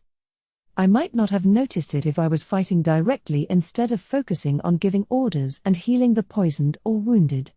It only caught my attention because I was keeping an eye on my surroundings to better inform my instructions. Something strange was happening near the entrance of the Great Elro Labyrinth. In that area, an intense battle was unfolding between the Queen Taratect and some ancient dragons presumed to serve the Ebony God. The rumbles and flashes of thunder and lightning reached as far as our side of the battlefield, and I could see fire dragons flying through the sky, raining fireballs on the ground below. It was a downright hellish scene, taking place not just in reality but right before my eyes. And a strange shift was occurring there now. As I took a closer look, I saw a tidal wave of white burst forth from the Great Elro Labyrinth. Not water, but a swarm of white spiders. Nightmare's vestiges. This was a monster the human side warned me to be wary of in advance.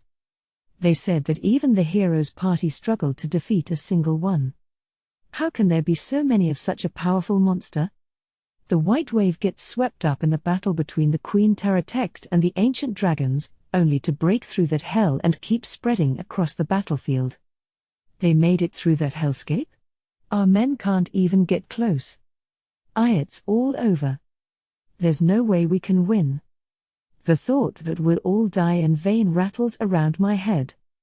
I'll take the rear. Everyone. Run for it. As I stare in shock at the oncoming swarm of Nightmare's vestiges, a voice calls out from the front lines.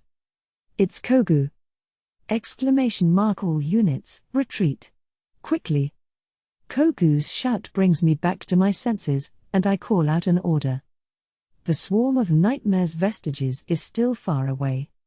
We can still get away if we move now. Hurry. I shout for the soldiers to retreat faster. Then I see one group stepping forward in the opposite direction. Kogu. It's Kogu's squadron. Mr. Balto. The rest is up to you. Kogu. RRGH. I swallow the urge to tell him to run and remain focused on evacuating the troops. Kogu is a simple-minded man who worked his way up the ranks with nothing but sheer physical strength. And yet he was always timorous and balked at the idea of fighting, but that faint-hearted man joined this battle of his own free will, and now, he's volunteering to bring up the rear, knowing that he likely won't make it out alive. I must not let such resolution go to waste. From far behind me, I can hear the sounds of battle. And screams of death as well. Even so, I cannot turn back. Retreat. Run for it. I keep raising my voice to spur the soldiers on, trying to get as many people out of here alive as I possibly can. I'd like to ask you a question, Demon Lord. Do you still see us as disposable, even as we fight so desperately? Must we all die for your goals? Would you truly say that demonkind's days of atonement were all in vain? Tell me. Damn it all. I'm not sure who shouted that curse. Perhaps it even came from me. Sophia. Looks like the queens started fighting. Miss Ariel murmurs quietly. We're in the bottom stratum of the Great Elro Labyrinth. There's certainly no way to see whether the queen is fighting from here. Maybe she's using panoptic vision to check on the battlefield. Miss Ariel has been weakened considerably since that last battle, enough that it's even having a detrimental effect on her everyday life. Should she really be using a skill like that? Well, I suppose she wouldn't use it if it wasn't safe. I am a little worried, but I don't have much of a choice but to trust Miss Ariel to know what's best for herself, I'm sure. Now then, perhaps I ought to use panoptic vision myself to check on the situation outside. This skill allows me to see quite a long way, even in spite of the considerable distance between the bottom stratum and the outside. Sure enough, the first thing I see is the queen fighting fiercely near the entrance to the Great Elro Labyrinth. Her opponents are a leopard-like monster and a red dragon. Both of them are probably ancient dragons. I mean, the leopard is controlling lightning, while the other is breathing fire. A lightning dragon and a fire dragon, perhaps? While the queen fights those two beasts, a humanoid army is stationed nearby. Or rather, two separate armies, one is the demon army. I even see a few faces I recognize. Which means the other must be a human army. The rest of the spider swarm is fast approaching the humanoids. They'll collide any moment now. Should we call the other queen here, too? Looking away from that battlefield for the moment, I check in on the other entrance as I speak. The Great Elro Labyrinth is a massive dungeon that connects two continents. In other words, there's an entrance on each landmass. And while one of the entrances is entrenched in all-out war, the other is perfectly peaceful. At least, as peaceful as any place can be when it's being guarded by another Queen Taratect and her army of spiders. Since it looks like the humanoids have decided to focus all their forces on attacking one side, I thought I'd suggest that we summon the Queen from the entrance that's not under siege. Nah, Ariel answers immediately. I'll keep an eye on things for now and summon her when the time is right. Summon, she says. Are you sure about that? As sure as I can be, anyway. Won't summoning be much harder on her constitution than panoptic vision? But just as I expected, Miss Ariel only brushes off my concerns. She looked pained enough after the first time, though. Miss Ariel had to summon the queens to each entrance of the Great Elro Labyrinth, of course. Though we were at least able to use that spaceship to get to the entrances, Miss Ariel was clearly exhausted after the summonings. I suppose it was worth the effort, but still. Summoning certainly is convenient. Oh, right. You can summon your dear Mira's office, too. Being able to instantly call backup to your side is a serious asset in battle. I'd hate to be the poor sap fighting someone when a legendary class monster suddenly pops into the mix. And the queen brings more than just her own strength, too. It seems almost like cheating that your summoned subordinate can summon her subordinates, doesn't it? I guess. The queen has a lot of subordinates of her own. Just by summoning a single queen, you essentially get an entire spider army thrown in for free. It's a little unfair that she's strong both individually and in a group, isn't it? Well, as far as foul play goes, I'd say being a vampire is even cheaper than little old me. Your subordinates can multiply like rabbits if you feel so inclined. Touché, I say. Being a vampire, I can suck an opponent's blood and turn them into a vampire, too. Then, with the kin control skill, I can control them as my servants. And then I can use that freshly made vampire to attack someone else and create yet another vampire. Those vampires can attack other vampires, and so on and so forth, allowing me to make as many vampires as I so choose. The scariest part about that is that I can force our enemies to join our side, I suppose. Not that I would do any such thing. You realize you could do that anytime you want, right? No, thank you. Mira's office is the only servant I need. I'm not going to turn any old riffraff into my vampiric spawn. Being my servant is a position with special meaning, and I insist upon keeping it that way. My enhanced hearing picks up on a muttered comment from Ariel. She forgot about Wald. Poor guy. I didn't forget about him. I was just, counting him in a different category, that's all. At any rate, it looks like the Queen is fighting Fire Dragon Win and Lightning Dragon Goka. My guesses about the ancient dragons fighting the Queen were right. The one in dragon form is a fire dragon called Win, and the leopard-looking one is a lightning dragon called Goka. 2 ancient dragons might be a little too much for her. Just as Ariel says, the Queen is starting to lose. Even a legendary class monster like her evidently struggles against a fellow legendary class, let alone 2 ancient dragons at the same time. But apparently that isn't Miss Ariel's only concern. Where are the other ancient dragons? 2 ancient dragons are fighting the Queen. But there are supposed to be 4 others: Water Dragon Okina, Wind Dragon Hyovan, Ice Dragon Nia, and Dark Dragon Reise. It just so happens that I've even met Hyovan and Nia myself. Although it's not as if we had much of a conversation, we just briefly introduced ourselves in the middle of other recent happenings. I'm told they were technically enrolled as members of the 9th Demon Army, of which their boss Black was the commander. Still, they each have their own territories to control, and I've been busy with business of my own. We never ran into each other before all this started. Really, if we were going to end up on enemy sides like this, perhaps it's better that we weren't friends in the first place. Knowing each other better might only have made it harder for all of us. Could they be in the labyrinth already, by any chance? I can't say for sure, but I certainly haven't heard anything to suggest it. Miss Ariel's spider monster spawn has already spread throughout the Great Elro labyrinth. If anything happened, they would report to Miss Ariel right away. The lack of reports thus far would suggest that nothing unusual has happened inside the labyrinth, at least not yet. But yeah, something feels off for sure. The missing ancient dragons. The silence in the Great Elro labyrinth. Normally, we should be celebrating that, but just as Miss Ariel says, it seems a little too convenient to be true. It's as if something has gone amiss just out of sight. What's that? Huh? Water. At that exact moment, Miss Ariel suddenly turns tense and starts muttering something. Right on cue, I suppose. It looks like she's getting a report from some of her spawn. What's the matter? I'm not sure what exactly, but something's definitely up. I guess the report wasn't too clear on the details. Most of her spawn aren't terribly intelligent to begin with, so a lot of their reports tend to be a bit short and to the point. But still. Water. What's that supposed to mean?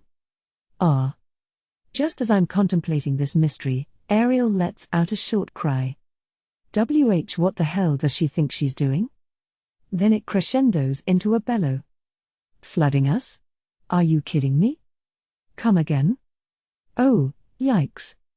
When I raced to the upper stratum, I found it half submerged underwater. I used a pit that connects from the lower stratum to the upper stratum to get here, although it was really more of a waterfall, thanks to the water flowing into it from above. That made for a lovely sight and all, not that now is a good time to be admiring the view. As for why all this is happening, it would appear that a certain someone decided to bust a hole in the ceiling of the Great Elro Labyrinth. This labyrinth happens to be underneath the ocean. Which means that if you make a hole in the ceiling of the upper stratum, seawater will flood right in. The ceiling is incredibly thick and sturdy for that exact reason, but I guess it's not so tough that, say, an ancient dragon couldn't break through. Honestly. What a ridiculous trick to pull on us. What sane person would ever think to try and flood the biggest labyrinth in the world? Not me, I can tell you that much. As it happens, flooding labyrinths is actually not that unusual of a concept. I learned about it in the Demon Academy. It's a very effective strategy against an airtight underground labyrinth with no other exits, or so we were told. The existence of water magic makes flooding a place much easier than it would be on Earth, and it would definitely be enough to take out any enemy who can't swim. Since labyrinths are generally monster-infested caverns, the aim of flooding one is usually to exterminate all the monsters inside. The main drawback is that since the labyrinth will then be submerged, you won't be able to go in and out anymore, nor would you be able to collect the monster corpses, I suppose. But if your goal is simply to destroy all the monsters within, flooding might be the most effective method around. Of course, if you're really going to flood the place, you'd need a massive amount of water. Just using water magic alone would require way too much MP to produce enough of it. That means you'd have to physically have water on hand. Which only really works if, for instance, you can make a hole directly under the ocean, as this current situation nicely demonstrates. So it's not impossible. But the main reason Miss Ariel and the rest of us didn't consider the possibility is because of our enemy's goal. Their entire aim is to get at the door to the core of the system, found deep in the bottom stratum of the Great Elro Labyrinth here. That means you physically have to go there, right? And yet you're going to submerge it underwater? Hello? How stupid can you get? It doesn't seem like the act of any sane person, that's for sure. But I guess they probably figured they had to do something crazy to have a shot at victory. I'm not sure whether our enemies know that Miss Ariel is in a weakened state, but even if they do, we've still got plenty of power to be reckoned with. There's the massive swarm of spider monsters, including the Queen. Then the puppet Taratects, Isle, Sayer, Real, and Fiel. And then there's Kuya, Mira's office, and yours truly. That's already enough to be a match for 1,000 men or more, possibly past the point of being threatened by anything less than an ancient dragon. On top of that, Pelmina and the 10th Army seem to be operating independently outside the Great Elro Labyrinth, too. And then there's the free-roaming monsters inside the labyrinth. While most of them are neither enemies nor allies, the white spider-like monsters known as the Nightmare's Vestiges appear to be on our side. White spider monsters. They've got to be connected to Master, right? Well, it doesn't really matter, as long as they're going to fight for us. We'd be here all day if I tried to question everything Master does anyway. Honestly. When did she even have time to create such a freakishly powerful army? That wasn't me questioning her, okay? It was, rhetorical. Not a question, I swear. At any rate, even the Nightmare's Vestiges might have trouble with this flooding situation. As much as I was hoping we could let them take care of just about everything, this attack and the enemy behind it might require some bigger guns. I had better hurry, then. I set one foot on the surface of the water. Immediately, the area of water my foot touches freezes over. I'm using my freezing attack skill to put a layer of ice over anything I touch. The attack series of skills, which apply a particular property to an attack, have power relative to the stats of the user. With my impressively high stats, it's so strong that it becomes the ability to freeze anything I touch instantaneously. I keep running across the surface of the water, leaving a frozen path in my wake. Freezing all the water surging inward, I prevent any further flooding. Even I can't freeze all the water that's already filled up inside, of course. But if I start freezing anything in sight, I can at least hold back the flooding somewhat. Then I've just got to stop the flow of water at its source. And in order to do that, I'll have to go ahead and beat up the culprit. Before long, I catch sight of a mermaid fighting off some nightmare's vestiges. She's controlling the flow of water at will, using it to take out the spider monsters one after another. A nightmare's vestige gets engulfed in a sphere of water, then its body bursts. Mermaids sure use nasty tricks for being so pretty and innocent looking. I'm guessing she's flooding water into their bodies and forcing it outward to destroy them from the inside out. If I remember right, most living things' bodies are mainly composed of water. By forcing water of her own into any available orifice, she must be able to rupture their innards and make them explode. That definitely seems like an unfair ability in this half-submerged battlefield. The last thing I want is to go head-to-head against someone with such dangerous moves. So I'll finish her off in one go. I close in on her from behind and swing my broadsword down on her neck. But she dodges the blade by twisting out of the way without even turning around, then shoots water right back at me. I freeze it in midair. Humphrey. Humph. The mermaid and I both huff in perfect harmony. At the same time, I freeze the water around us, and close up the hole in the ceiling with ice. The massive amount of water flowing in through the hole turns into an icicle. That should stop any more water from getting in right away. The shock waves freeze the rest of the water in the area, too. The mermaid hurriedly leaps out of the water before she gets frozen in place, transforming her fish tail into normal human legs. Excuse me, don't you have any decency? No, wait, she's got clothes on. Even if it's nothing but a skimpy swimsuit. She's fast not just at transforming, but also at changing into clothes. The mermaid-turned swimsuit model floats in the air, carefully avoiding the ice. Not bad. I was hoping that would finish you off. Oh dear, you really thought you could defeat me that easily? How embarrassing for you. We exchange casual taunts as we assess each other. Noticing the woman glancing over at the nightmare's vestiges, I use appraisal to distract her. Appraisal causes discomfort for the target, making it handy for situations like these. The spiders scatter away while she's busy grimacing at the sensation. Looks like they're escaping from the sunken upper stratum and heading outside. Probably for the best, since it wouldn't do them much good to stay in this half-submerged, half-frozen cavern. Now, let's have a look at those appraisal results. Water dragon hyena? Of course. Just as I suspected, this is the ancient dragon chief of the water dragons. She's the most troublesome of all the ancient dragons, according to Miss Ariel. Just a glance at her stats is enough to explain that assessment. All of them are over 25,000. Come on, she's even stronger than the queens. I've certainly fought my share of legendary class monsters, but this is my first time facing one as strong as this. I guess she's known as the strongest ancient dragon for good reason. Not that I'm worried about losing, of course. Between all the legendary class monsters I've beaten around the world, master's grueling training, and all the other nonsense I've been through, my stats are even higher than water dragon hyenas. As long as I don't let my guard down, I can handle her just fine. In which case, let's make this quick, shall we? Oh, don't be like that. Won't you dance with me a while?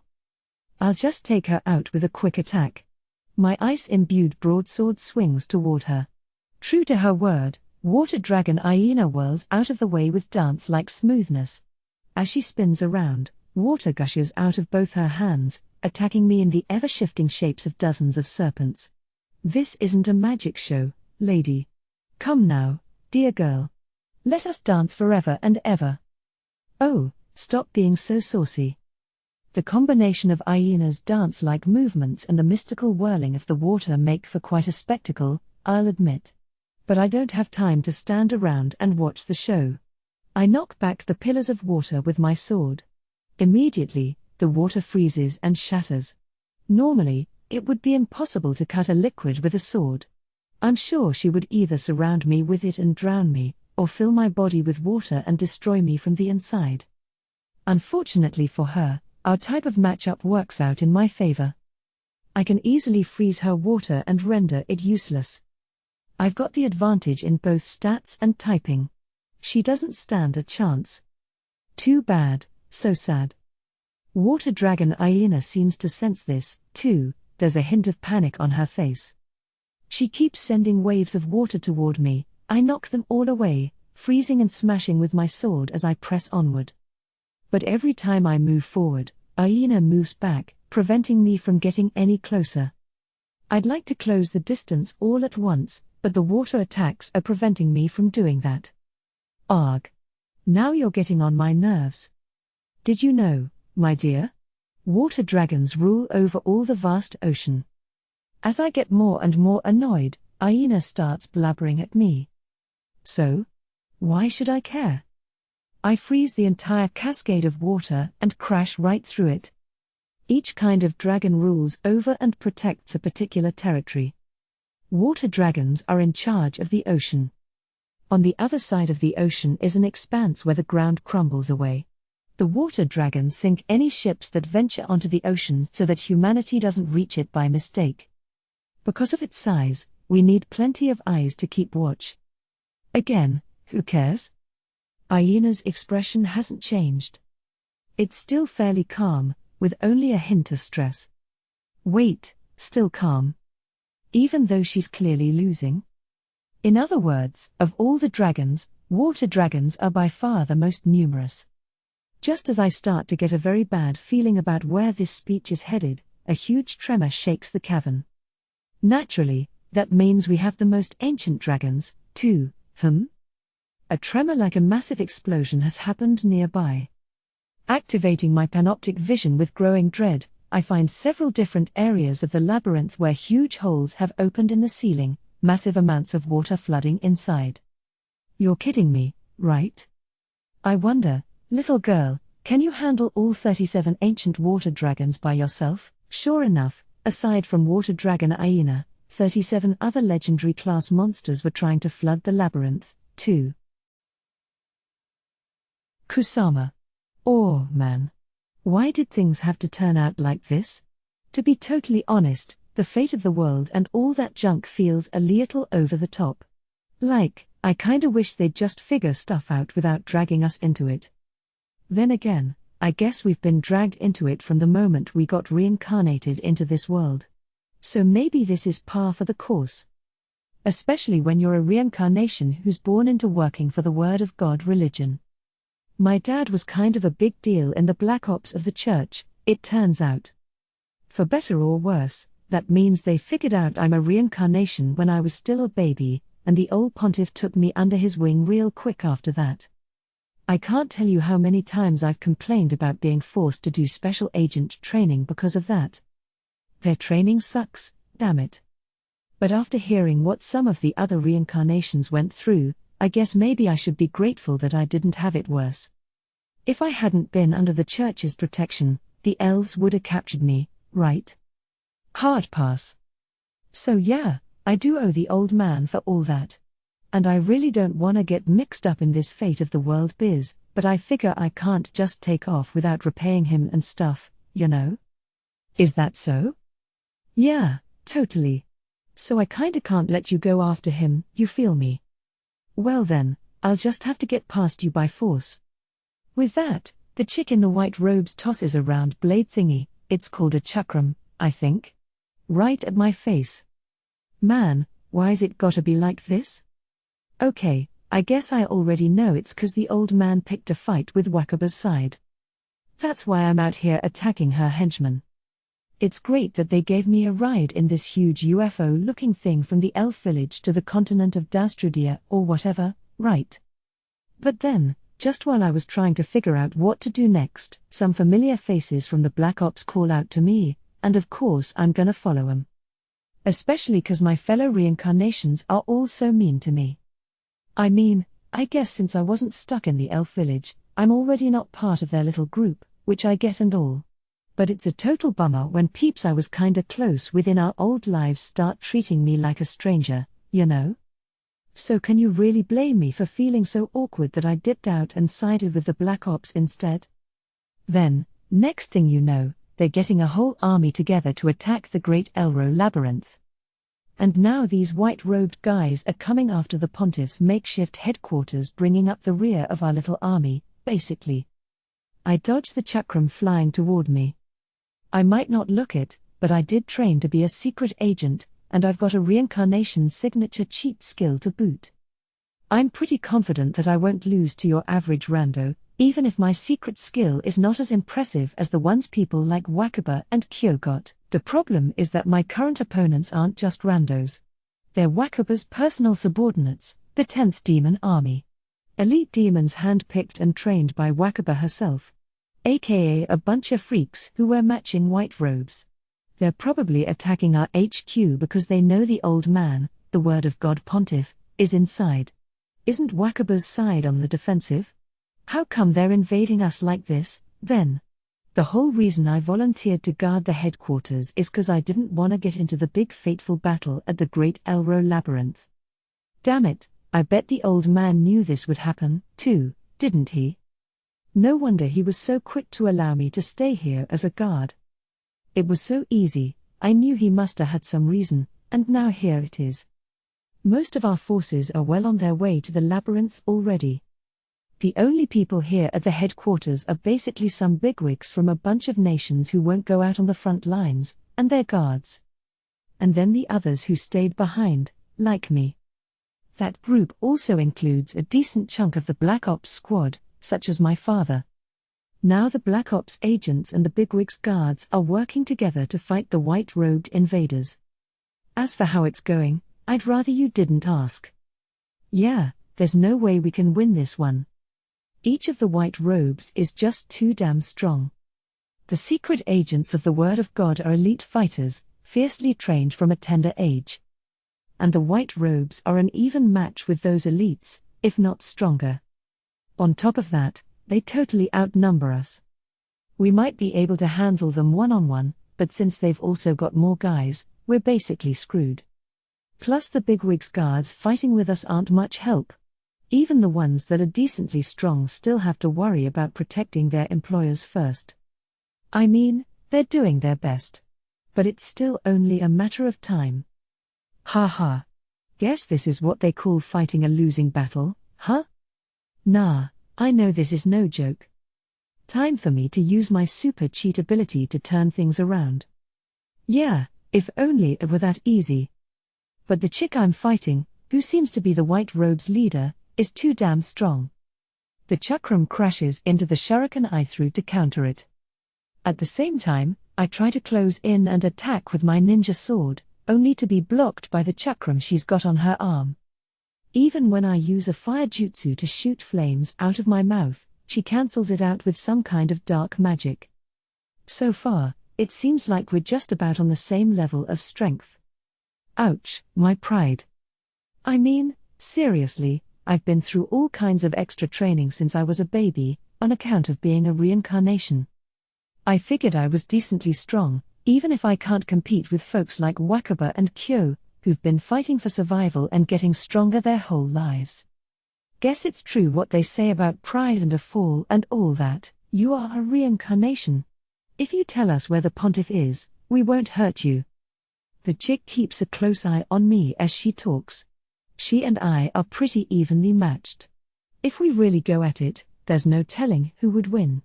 Not to mention, there's no guarantee the winner would come out on the other side unharmed, never mind the loser. Their side has the upper hand. If we take too long, I bet their backup will arrive, too. So she doesn't really need to push it too much. That's probably why she's being more cautious than necessary. She knows they're gonna win as long as she doesn't royally screw up. From her point of view, it makes sense for us to surrender. Yeah, I'd really love to take you up on that, but I glanced to the side. Not far away, my dad is fighting off 3 white robes at once. Before the battle started, he told me this. If you want to run away, that's fine. After all, the old man isn't even here. Sorry, white robes, but you're wasting your time.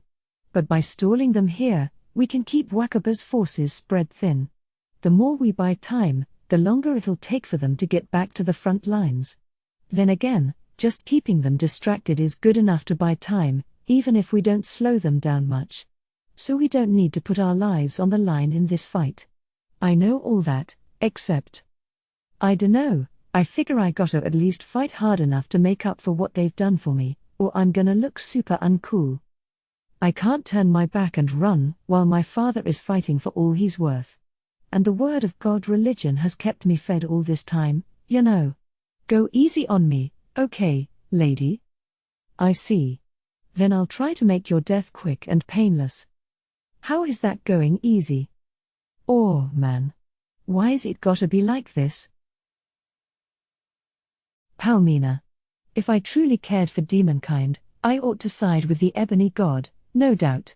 As a noble, I should put my land and my people first. That is what I have been taught all my life, having grown up in a particularly important and strict noble family. I believe that I have lived by those words all this time. Yes, even after being disowned by my family, taken in by the 10th Army, and following a path that's a far cry from nobility. If all went according to plan, I would have married my former fiancé Wald and tended to our family's needs as his wife. How did things go so wrong that I've become a highly trained assassin instead? It wasn't my fault, or at least I don't think I made any major mistakes. In the end, it all comes back to Sophia's doing. It's because she seduced Wald away from me that I was driven out of my family under false accusations. And because Sophia had ties to the demon lord, she laid the groundwork for most other noble families to treat me as an outcast of their own accord, too. Yes, I know, the person who ruined my life most directly was Wald. But still, I believe Sophia is the one who caused all of it. How I despise that woman. Ahem. Perhaps my personal resentment was intermingled in this explanation, but even after all that, I nevertheless continued to live with noble pride and work for the sake of demonkind. I chose to join the 10th Army because I felt it would ultimately be for the greater good of my people. No matter what I did, I knew I could never outmaneuver 10th Army Commander White or Demon Lord Ariel. Yes, at first I saw Lady White and the Demon Lord as enemies. Though it was Wald who planted the seeds that resulted in my being disowned, that was all possible because of Sophia's connections with the Demon Lord. The nobles all took pains to exclude me purely because I was in opposition to someone with ties to the greatly feared Demon Lord. Wald was just an indirect accomplice. Of course, I know it is foolish to despise the Demon Lord for this, as it had nothing to do with her directly. But surely you cannot blame me for being left with a poor impression of her. I was grateful that the 10th Army took me in after my disownment, of course. Even so, that only happened because my father begged Lady White on bended knee. Despite being forced to disown me under immense pressure from our noble family, my father still found a way to save me somehow.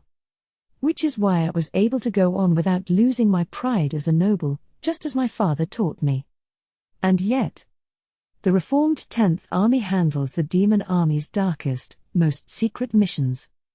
This isn't an official rule, but since our leader Lady White is always pulling strings behind the scenes all over the world, she often assigns us jobs like assassination and information gathering. By being a part of all this, one ends up learning about the dark side of this world, whether one wants to or not. The more I learned, the more I was driven into despair. I thought that being born into a high-ranking noble family meant that I was superior, that I knew more than most people, yet that delusion soon fell apart around me. Soon I realized that everything I knew was just a sliver of reality as seen from a demon's perspective, specifically a noble demon family's. The knowledge I thought I had about the world only pertained to a tiny part of it. But even as I learned all this, I continued working for the sake of demonkind.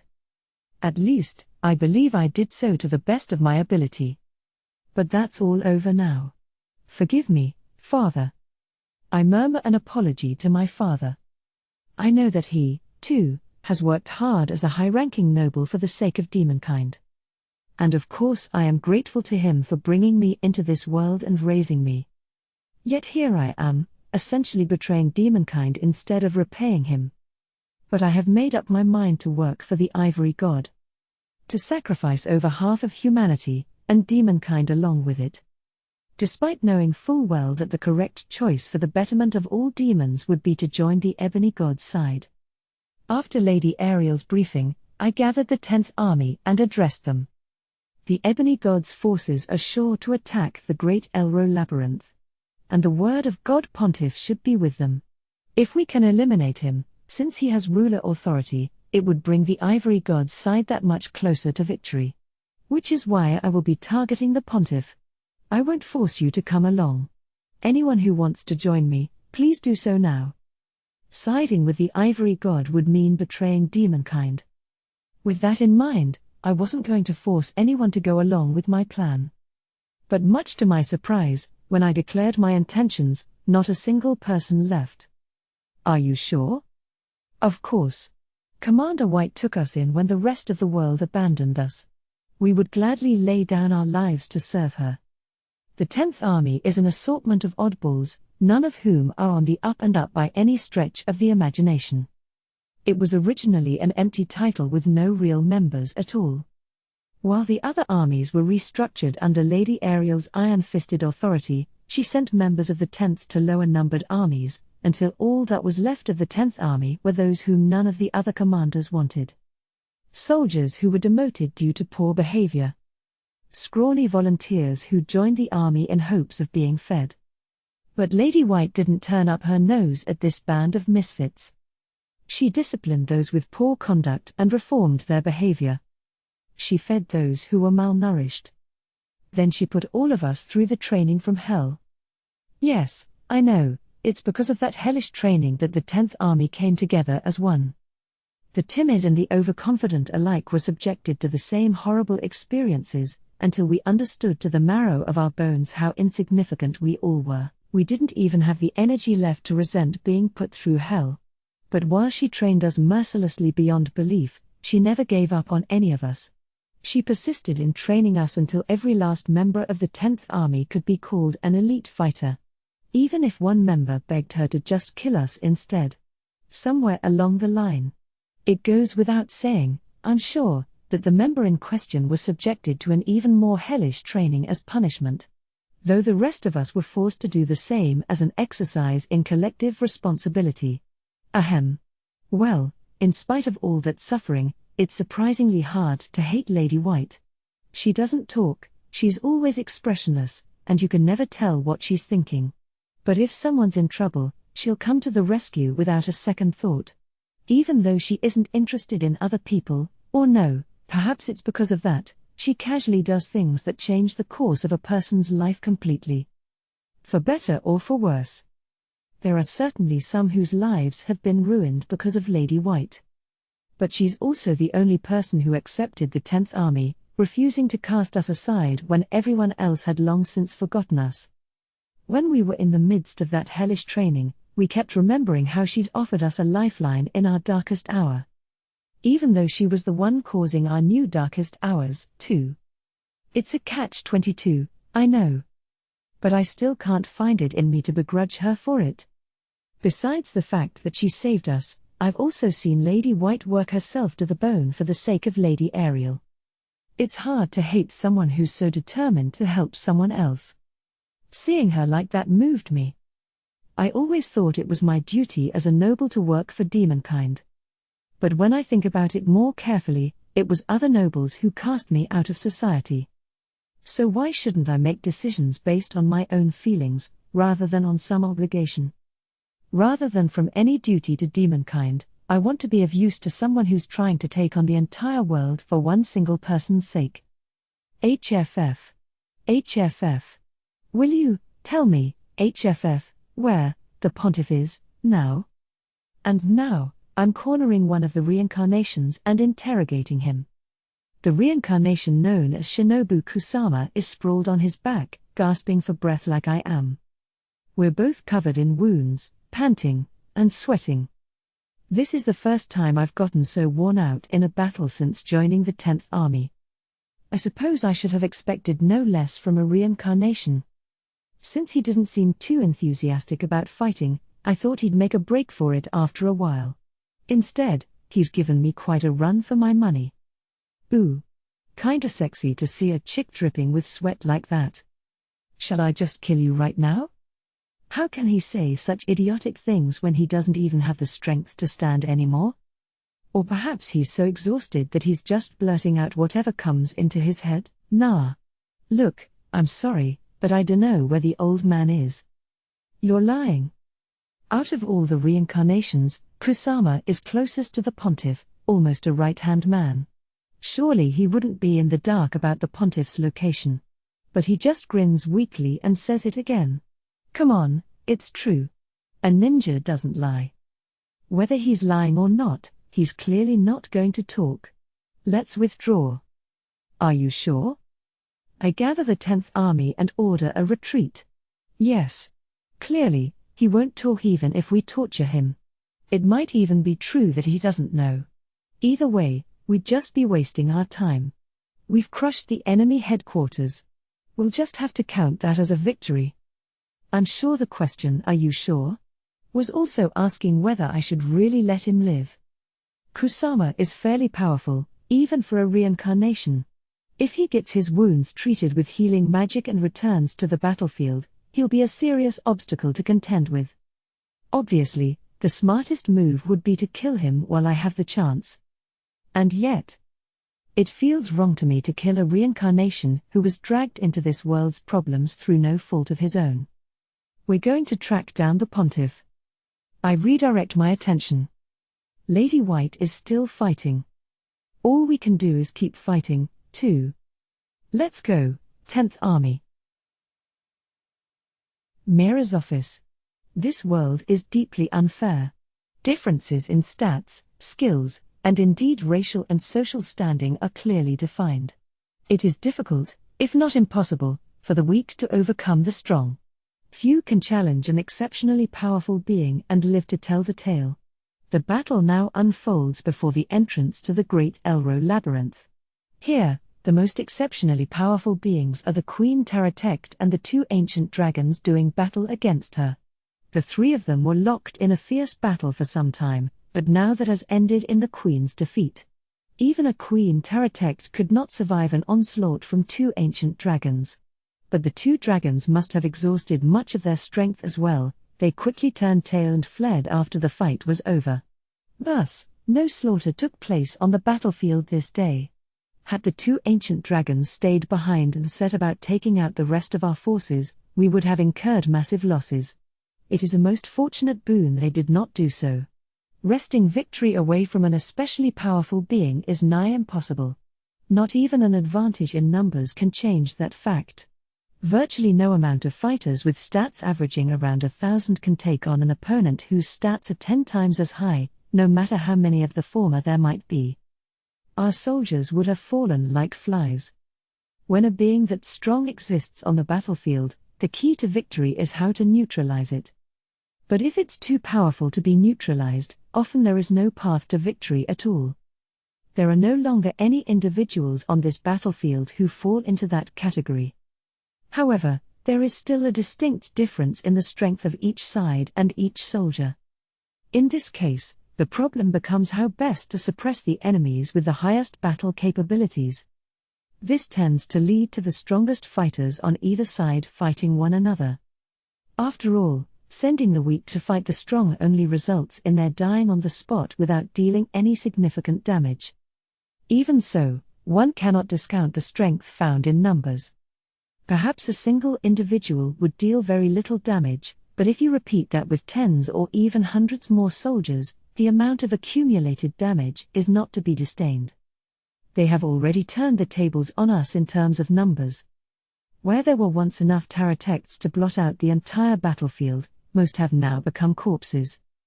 The only ones that remain are the stronger individuals like Greater and Arch Taratects. Even those seem to be gradually losing to the enemy's sheer numbers. Humans surround the Greater Taratects and slowly but surely whittle away at their health. The stronger humans and demons are working together, albeit clumsily, to take down the Arch Taratects. I recognize a few faces among them, Sabalto aside, I was perhaps a little surprised to see the likes of Lady Sanatoria and Sokogu joining the fight. We once stood side by side as fellow commanders of the demon army, yet now we are squaring off as enemies. I am not without my own feelings about this, of course. But I vowed that I would follow my young mistress for all eternity. I cannot show mercy to anyone, not even a former comrade. Still, while I might have known this in theory, I cannot help but feel a twinge of emotion. It was fortunate that the nightmare's vestiges forced the demon army to retreat so that I did not have to stain my hands with the blood of past acquaintances. The human army is still staying behind to fight, but the tides of battle have turned in our favor once again. With their overwhelming numbers and individual strength, the nightmare's vestiges are easily dominating the human army. No doubt it is only a matter of time until they retreat like the demon army. Though there are a few who seem to be stubbornly staying put. At this point, it's basically a tradition for us to face off against you like this, huh? So it would seem. 2 reincarnations face me, a young man and a young woman. Kunayako Tagawa and Asaka Kushitani. I have met them several times now. The first time was when I destroyed their tribe's settlement. They were still young then, and I let them live because they were reincarnations. The second time was in a previous major battle. I crossed swords with them and witnessed their growth. And we crossed swords again in the Battle of the Elf Village, albeit through a shadow copy of mine. By now, you could say that we are bound by fate. Based on the strength of the 2 armies currently remaining, I imagine they could not ignore my existence on this side. I do not say this out of conceit, but I am most likely the strongest fighter of either side currently remaining on this battlefield. And so these 2 reincarnations have come to stop me. I thought about it a lot, really went back and forth about things. But in the end, I decided I've still gotta fight you. I see. I told them the truth at the elf village. I'm sure they had many conflicting feelings about it. And it seems they have chosen to fight.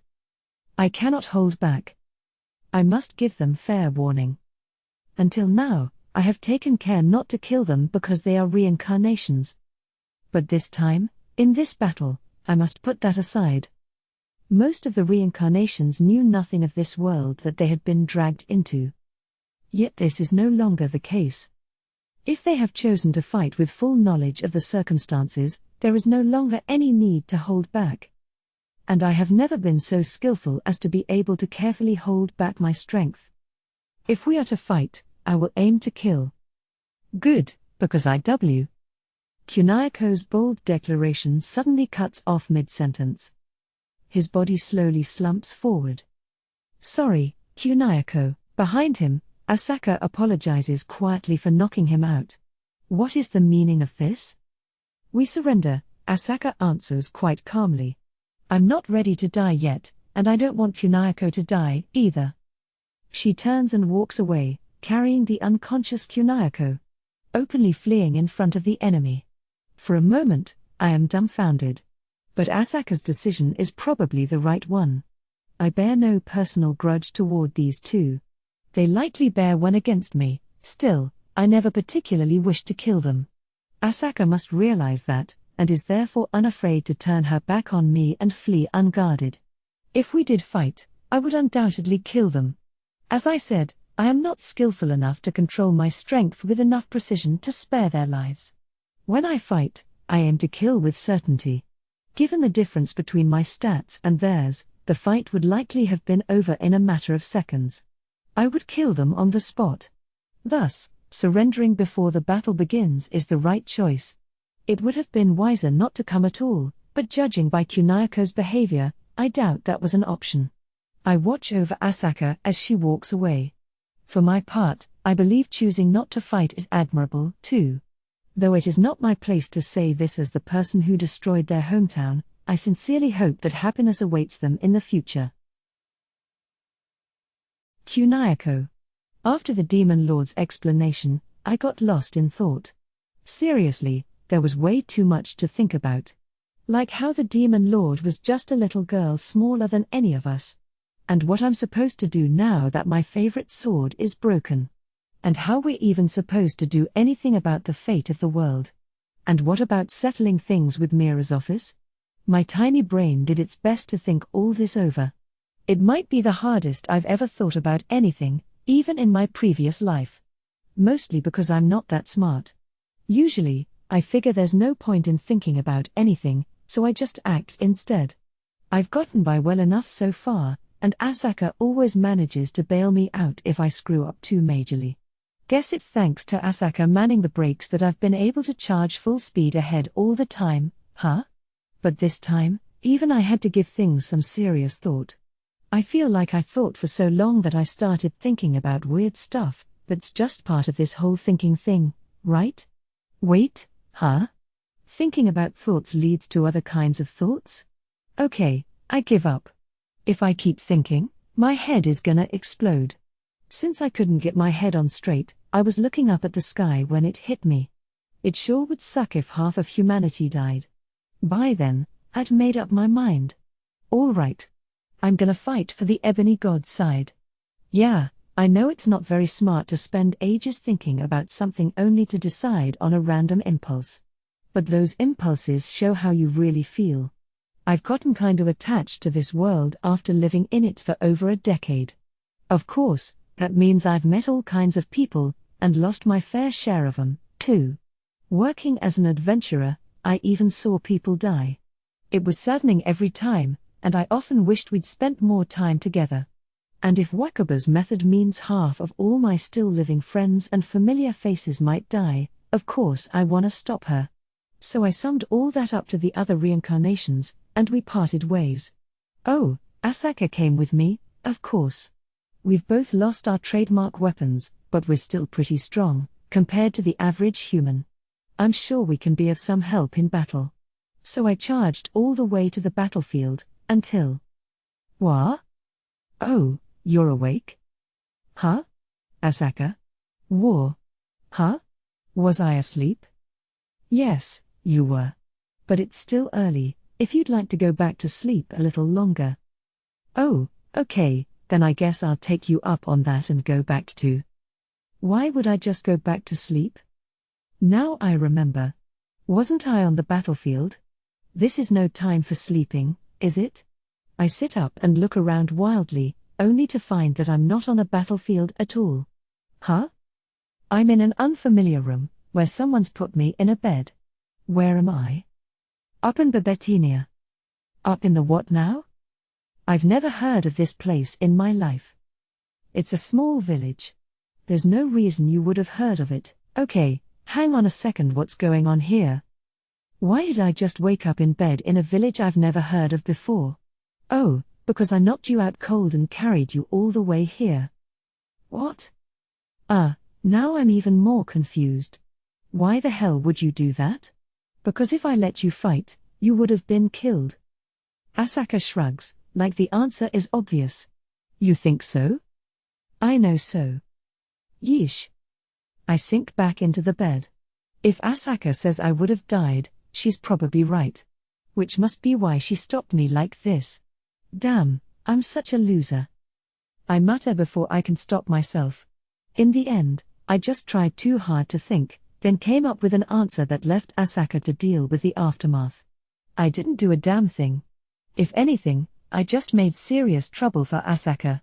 You aren't angry? Why would I be mad at you? If I'm gonna get mad at anyone, it's my own self for being so damn stupid. But I'm the one who prevented you from doing what you wanted. What'd be the point if I was just gonna die anyway? It's not like I want to die, either. Sure, I jumped into battle because I didn't want my friends to die. But I thought it over real hard before I did that. Which means I wasn't sure enough to make a decision right away. I got where Wakaba and her people were coming from, too. Besides, after talking to Mira's office, my grudge against him faded a little. It's not gone all the way, but I don't feel like I want to throw my life away to fight him. I thought I'd be able to handle him a little more, but by your calculations, you think I would have died, right? Yes. Definitely. Oof, that hurts. I knew Mira's office was stronger, of course. I just thought we might stand a chance of winning if Asaka and I fought him together. But Asaka shot that right down. When Asaka's opinion differs from mine, usually she's the one who's right. Which means I really would have died if I fought Mira's office. Gotcha. As much as it bums me out, it also kinda makes sense. Guess that's it for my quest for vengeance thing, then. No more playing the tragic hero. In my old life, I hated how ordinary I was. I kept kinda hoping something more exciting would happen, without ever doing anything about it myself. And then I got exactly what I wished for. I got reincarnated, my clan got wiped out, and I started honing my strength to get revenge. My despair when my clan was wiped out and my anger when I swore to have vengeance were all real, of course. But if you ask whether I was maybe getting a little carried away 'cause of the circumstances, I can't say you'd be totally wrong. When Mira's office dropped those truth bombs on us, all my dramatic feelings stopped having a place to go. Then this whole battle for the fate of the world thing hit. And I figured maybe I could do something important this time. Guess I got a little too big for my britches. I was always just a normal high school boy, with no special qualities. Getting reincarnated into a fantasy world didn't change that. I didn't magically become a hero who can save the world. That's all there is to it. Asaka. Yes? Thanks. Don't mention it. And, you know, even if I am a loser and all that, I wanna spend my life with you. Naturally. Why are you stating something so obvious? Obvious? Yes, very obvious. We'll go on living together, get married, have babies, and finally die old age surrounded by our grandchildren. All while saying what a good life we had, of course. Sounds good to me. Let's make sure we're holding hands when we pass away, too. Perfect. Velp. I didn't make the cut as a hero. But I better do my damnedest to be a good husband for Asaka. But for now, just for a minute, let me cry a little to mourn the death of the loser I was before. Asaka. There.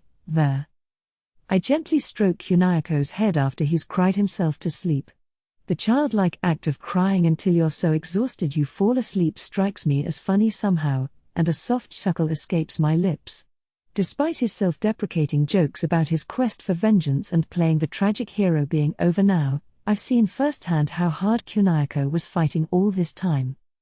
The way he pushed himself to his limits as if he was running out of time was such a far cry from his previous life as an ordinary high school student that it never ceased to amaze me.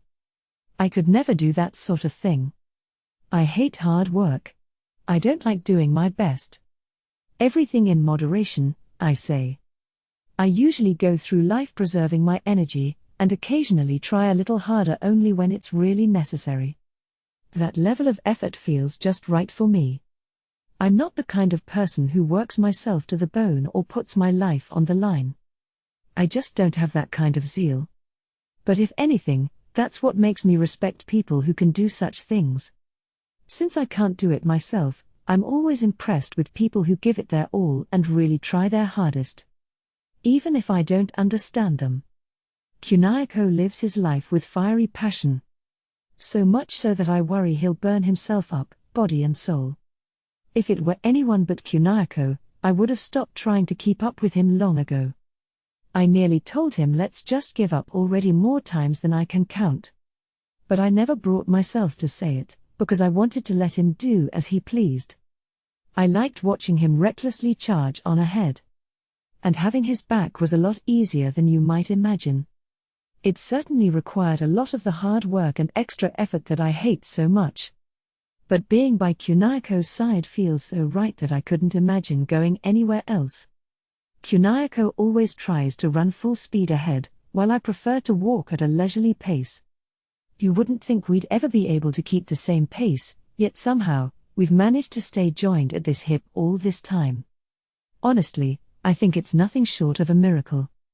If we'd taken one wrong step, we could have easily wound up lost beyond all hope of repair. I might have fallen behind, or Kunayako might have gotten seriously injured or worse. We always made it through with help from the advantage of being reincarnations. But there's no guarantee it'll always be this way. There's a limit, I know. I saw it up close when we fought Mira's office in the war against the demons. Kunayako and I couldn't even take him as a team, even with Ms. Oka's help and support from a long-distance sniper, we were just barely able to make an even match. Mira's office was able to fend off all four of us all by himself, and managed to withdraw with barely a scratch, too. We couldn't win. If we ever fought Mira's office again, Kunayako and I would likely both be killed. After our conversation with him in the elf village, that suspicion turned to certainty. He was connected to Wakaba's group, and was deliberately not killing us because we're reincarnations. That means he was actually holding back when we fought, and we still couldn't come close to beating him. He's too strong. I do think that Kunayako and I can still grow stronger, too. But we wouldn't be able to fight Mira's office if we fought him now, and even if we took the time to train more, there's no guarantee we'd catch up. It's not like we have any convenient way of getting stronger all at once, either. Nor do we have enough time to find one. Everything is happening so fast, and there's nothing we can do. In the end, I'm just an ordinary person with no motivation. I can't fight the flow of such enormous events, nor do I have the energy to try. I don't even want to have anything to do with it. Ideally, I'd rather just watch from someplace safe.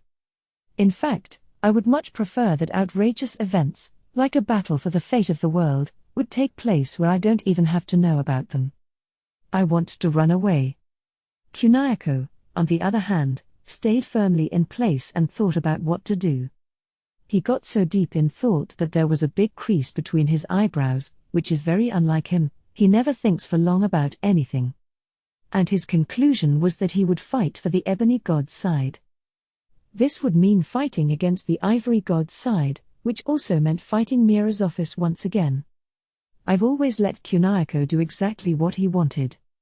I thought supporting him in that way was my role. So this time, it was my turn to worry about what to do. Should I let Kunayako have his way, and see the fight through even if it meant death? Or should I stop him by force? It was a difficult decision. I had to choose between protecting Kunayako's pride, or his life. Thus, I hesitated until the very last minute, and basically decided on the spot. When we saw Mira's office, I immediately thought, we're going to die. And then I acted almost entirely on reflex. I knocked out Kunayako, picked him up, and ran for it. Fortunately, Mira's office didn't chase after us. I suppose he had no reason to.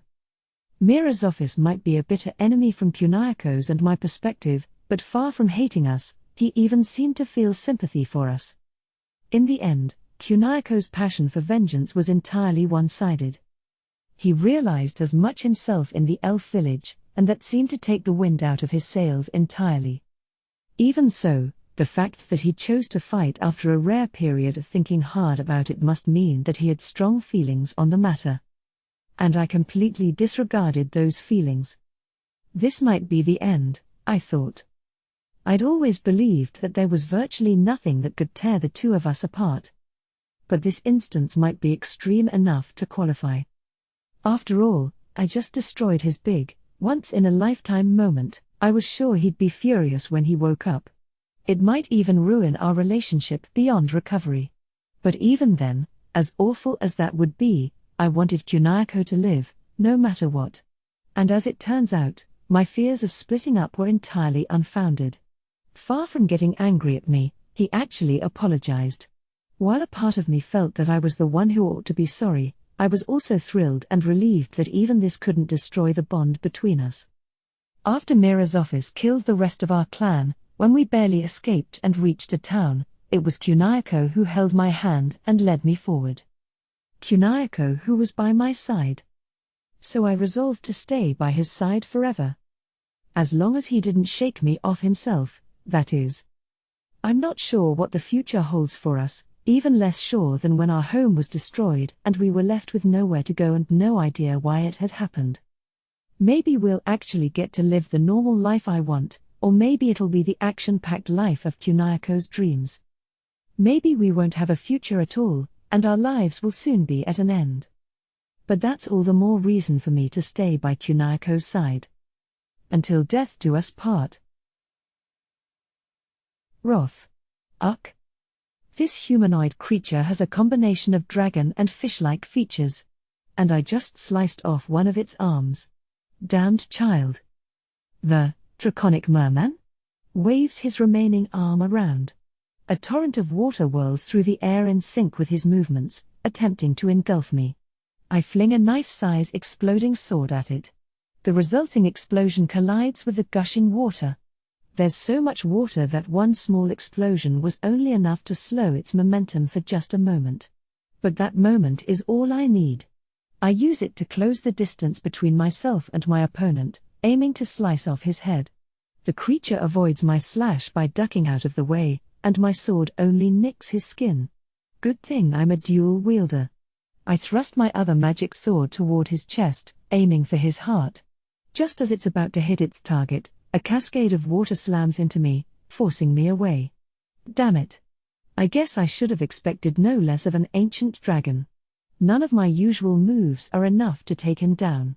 Still, he's lost an arm and is wounded all over. This is one of the ancient water dragons that's attacking the upper stratum of the Great Elro Labyrinth. Sophia managed to hold them off at first, but obviously she couldn't defend the entire upper stratum of the world's biggest labyrinth all on her own, which is why I came running to belatedly join the fight. The narrow, winding passageways of the Great Elro Labyrinth are far from my ideal battlefield. My greatest strength is using exploding swords and other magic swords to inflict damage on a wide area at once, which isn't the best idea in the upper stratum, where it could easily cause a cave-in. As much as I would have preferred to let Sophia handle this alone, this is hardly the time to be choosy.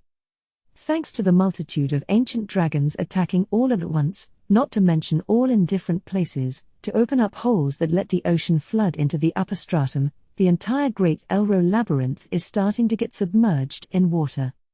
Considering the sheer size of this place, it's not likely to get totally flooded anytime soon. Even so, it's not the kind of problem we can just ignore, either.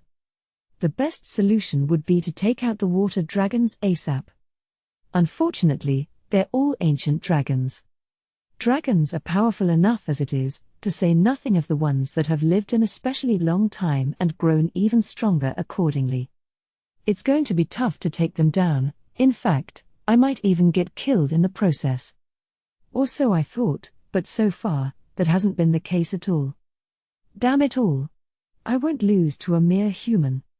Sorry, but I'm not actually human. I'm an Oni, to be precise. Evidently taking my words as a challenge, the water dragon lets out a roar and raises more water. I charge forward in response, clashing with my opponent. The water dragon's head goes flying. Immediately, the wildly moving water he was controlling drops back to the ground with a splash. I watch the dragon's corpse sink beneath the water, then move on to find my next target. Water dragons are strong. They reign as the apex predators of their ecosystem, turning the ocean into a territory that no one else can cross. There's certainly nothing to sneeze at. But that strength is now working against them. They're actually too strong. Since they were unopposed for so long in their home field of the ocean, they've probably grown accustomed to destroying their targets with little to no resistance. Which means they don't have much, if any, battle experience. They've always been able to just sink their foes into the ocean without having to fight at all. Strong as they are, they're used to wielding that strength in the simplest way possible. That makes them much easier to deal with. On top of that, this isn't their usual ocean territory. Unlike the ocean with its endless supply of water, this is land, albeit land that's starting to get submerged. They have to keep their powers in check here, just like I do. And their usual forms as dragons are probably enormous. All the water dragons I've seen have been in human form. While most dragons can transform into humans, their powers definitely shine brightest when they're in their original form. With all these constraints and their lack of battle experience, it's only natural that they wouldn't be able to beat me. Honestly, I feel a little bad. They've lived long enough to be called ancient dragons, and now I'm bringing their lives to an end without them even being able to fight at their full strength. But I wouldn't say their deaths will be in vain. The holes they created linking the upper stratum to the ocean are still open. Sophia can freeze the water to cut off the flow, at least temporarily, but all I can do is destroy things with fire and lightning. There's nothing I can do to close up a hole in the ceiling. It certainly makes me wish I'd studied earth magic or something, although there's no point in complaining about that now. I feel foolish for only being able to destroy things, even though I chose to build up my strength in that direction. At any rate, we have to take out the water dragons as quickly as possible and seal the holes they created. The only one of us with the ability to do the latter is Sophia. Which probably means that I should take over her battle against the chief of the water dragons, freeing her up to go around sealing those holes. That's why I've been making my way towards Sophia, defeating any water dragons I encounter along the way, except those two keep moving around as they fight. I'm barely getting any closer, even though I'm chasing them as fast as I can. All because the chief of the water dragons is keeping away from Sophia as they do battle, prompting Sophia to get annoyed and go after her. She's pretty good, that water dragon chief. I'm guessing she's realized that she can't beat Sophia and is stalling for time instead. She's trying to survive as long as she can, in hopes of putting us on the ropes, even if she likely won't manage to drag it out until the Great Elro labyrinth is sunk completely. Sophia must realize that, too. But she still can't finish her off. It wouldn't be wise to just let the water dragon chief run free, either. If such a powerful enemy was left to her own devices, I'm sure she would open another massive hole somewhere, flooding the place that much faster. That leaves Sophia with no choice but to keep chasing after the chief, even knowing that she's only stalling for time. At least, I'd certainly like to think that Sophia is not just getting wound up and chasing her around. Ideally, I was hoping Sophia and I could catch the water dragon chief in a pincer attack and make short work of her, but clearly it's not going to be that easy. The fact that the two of them are moving away from me as I go after them means that the water dragon chief has already sensed my presence and is acting accordingly.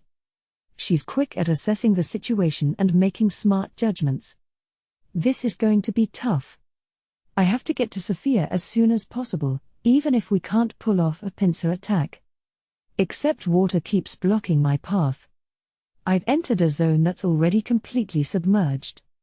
The upper stratum is already hard enough to navigate at full speed with its narrow, winding passages, and now parts of it are underwater as well. Talk about frustrating.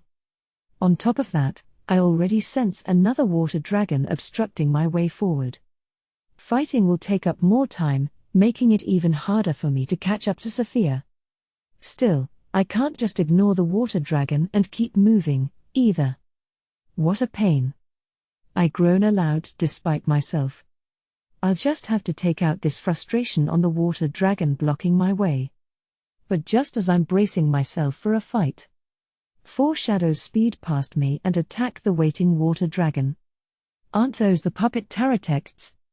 Why are they here instead of guarding Miss Ariel? No, I guess that's a silly question. Miss Ariel must have seen the current situation, decided that we needed backup, and sent them in to help. Honestly, I am grateful. But what about Miss Ariel's safety? The enemy could easily launch a surprise attack on the lower or bottom stratum while we're busy here in the upper stratum. As strong as she was before, Miss Ariel can barely even fight anymore. Will sending her guards away work out in her favor, or against her? I'd hate to see Miss White's reaction if something happens to Miss Ariel. Now I have even more reason to hurry it up. I'm going on ahead. With a quick word to the puppet Taratexts, I rush onward, leaving them to take care of the water dragon. The 4 of them together should be able to handle it, even if the water dragon is more powerful individually. Besides, while the water dragon can't fight at its full strength due to the terrain, the spider girls have home field advantage in this cramped space. The upper stratum is basically their hunting ground. It might be a little harder to navigate now that it's partly submerged, but that shouldn't be too big of a problem for them. They were able to catch up to me easily enough, anyway. The fact that my speed stat is probably higher than theirs didn't stop them. That's probably because they're much better at using the walls and even ceilings of the labyrinth to move even faster. Between that and my inability to seal a hole, I guess I've still got a long ways to go in many respects. It's ironic that I'm realizing my own inadequacy in what will be our final battle. Too bad I'll never have a chance to put that knowledge to use. Too bad, huh? If I'm thinking about it that way, maybe I still have attachments to this life after all? I never planned to survive this battle. My hands are stained with so much blood already. Enough is enough. The moment I killed Biramus and avenged my goblin clan, my life lost all meaning and purpose. In fact, when I died back in the classroom, I probably should have just stayed dead. I only stayed alive in this world out of habit. Yet even though I was living on nothing but inertia, I still sent countless others to their deaths. Eventually, I have to pay the price. And all I have to offer for that is my own life. So whether we win or lose this battle, I had no intention of surviving. And yet, the chaotic days of the recent past flash across my mind. Sophia flaring up at me, Mr. Mira's office panicking behind her, Miss Ariel gently trying to calm everyone down, and Miss White watching in silence, or occasionally kicking Sophia to the curb. Those times might have been crazy, but they weren't bad. But that's all over now. We can never go back to that again. I've known that for ages, or at least I thought I did. So I can't falter now. Stay sharp. Finish what you started. And the first step is taking over this fight against the chief of the water dragons. There. Running as fast as I can, occasionally swimming through a sunken passage, I finally catch up to where Sophia and the water dragon are locked in battle. The water dragon chief is purely focused on keeping away from Sophia and attacking from afar, while Sophia is determinedly chasing after her. They're evenly matched in terms of long-distance warfare. However, the nature of the water and ice seems to have Sophia at a bit of a loss as to how to break through. Sophia can freeze her opponent's water, except then the ice ends up serving as an obstacle that aids in the water dragon chief's retreat. But if she doesn't freeze the water, her opponent will be able to control it and move freely. No wonder this battle has been taking so long. I'm sure Sophia would win eventually, due to her superior abilities, if the Great Elro Labyrinth doesn't flood completely first. Sophia. TCH. Noticing me, Sophia clicks her tongue, looking annoyed. Leave this to me and go seal the holes. Ugh, fine, I know. You handle it, then. With that, Sophia crossly turns on her heel and leaves. Knowing her, she probably wanted to finish this fight herself.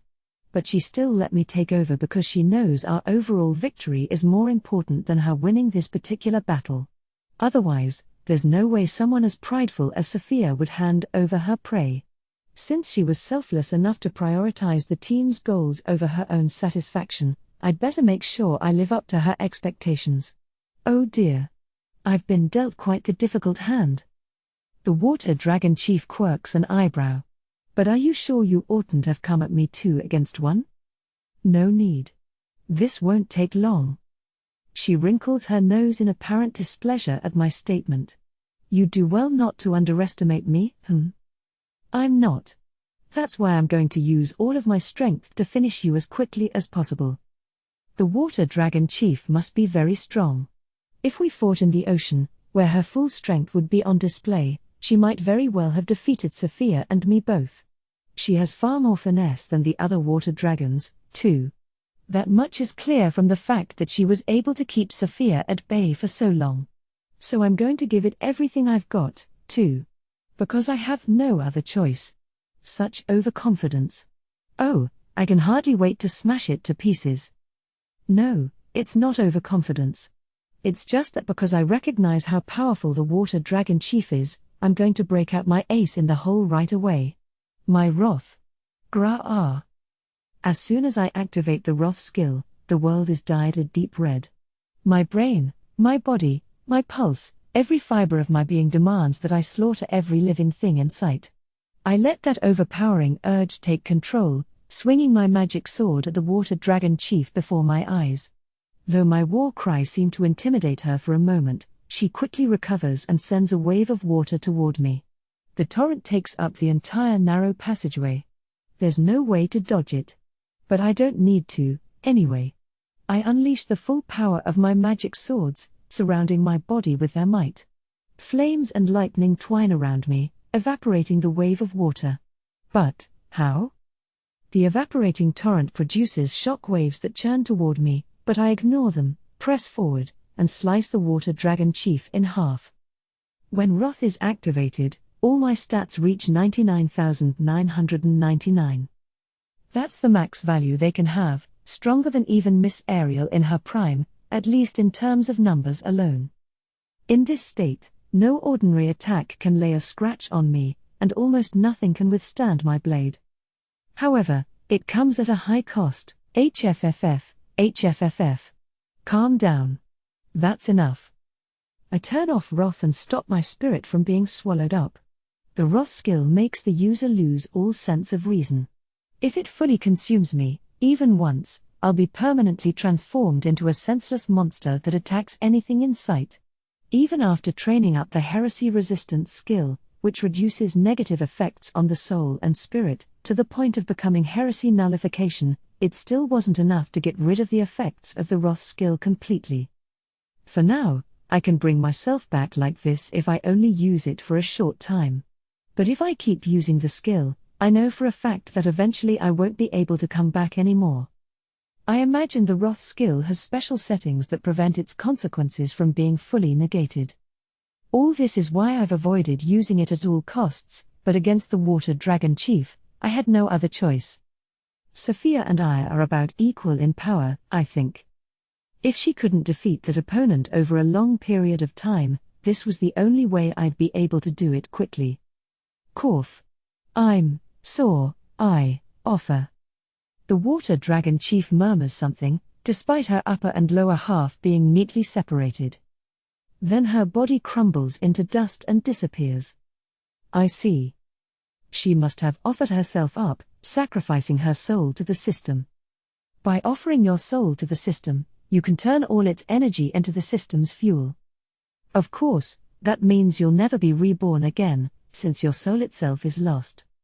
It's a fate beyond death, nothingness. Yet as she was about to die, she offered up her soul. That proves she must have come into this battle fully prepared to end it all. Just like me. Wait a little longer. I'll offer myself up, too, before this battle is over. Whether we win or lose, I intend to sacrifice my own soul.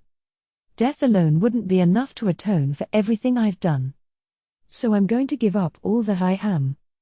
But the time hasn't come for that, not just yet. First, I have to fight my hardest for the Ivory God's victory, so that the deaths of everyone I've killed won't be in vain. Even if it ends with me disappearing forever. I take a moment of silence for the place where the Water Dragon's chief fell, then move on in order to defeat the rest of them.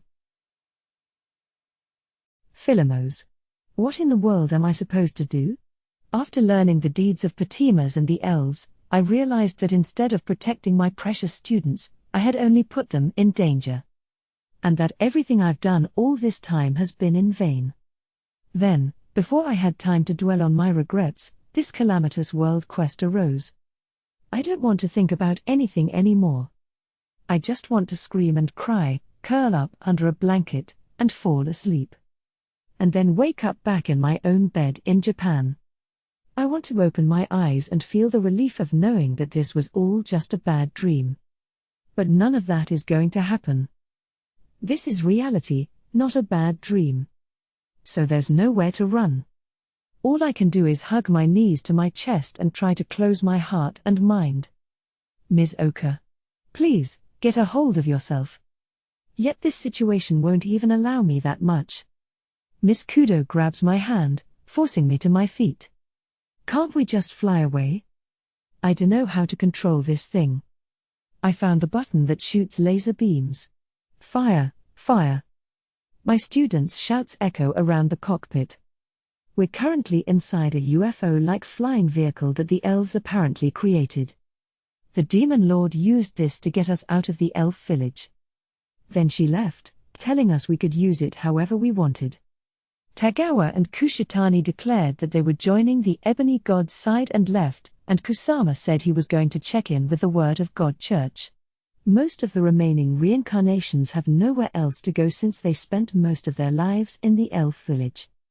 Left with no direction, the reincarnations gathered aboard the UFO to have a meeting about what to do next. Then, out of nowhere, monsters attacked the UFO. More monsters kept showing up, and now here we are. Damn it. Why are there so many of them? Maybe because this is a product of taboo? Why would all these monsters start attacking the UFO? Probably because it's an advanced technological weapon that shouldn't exist in this world.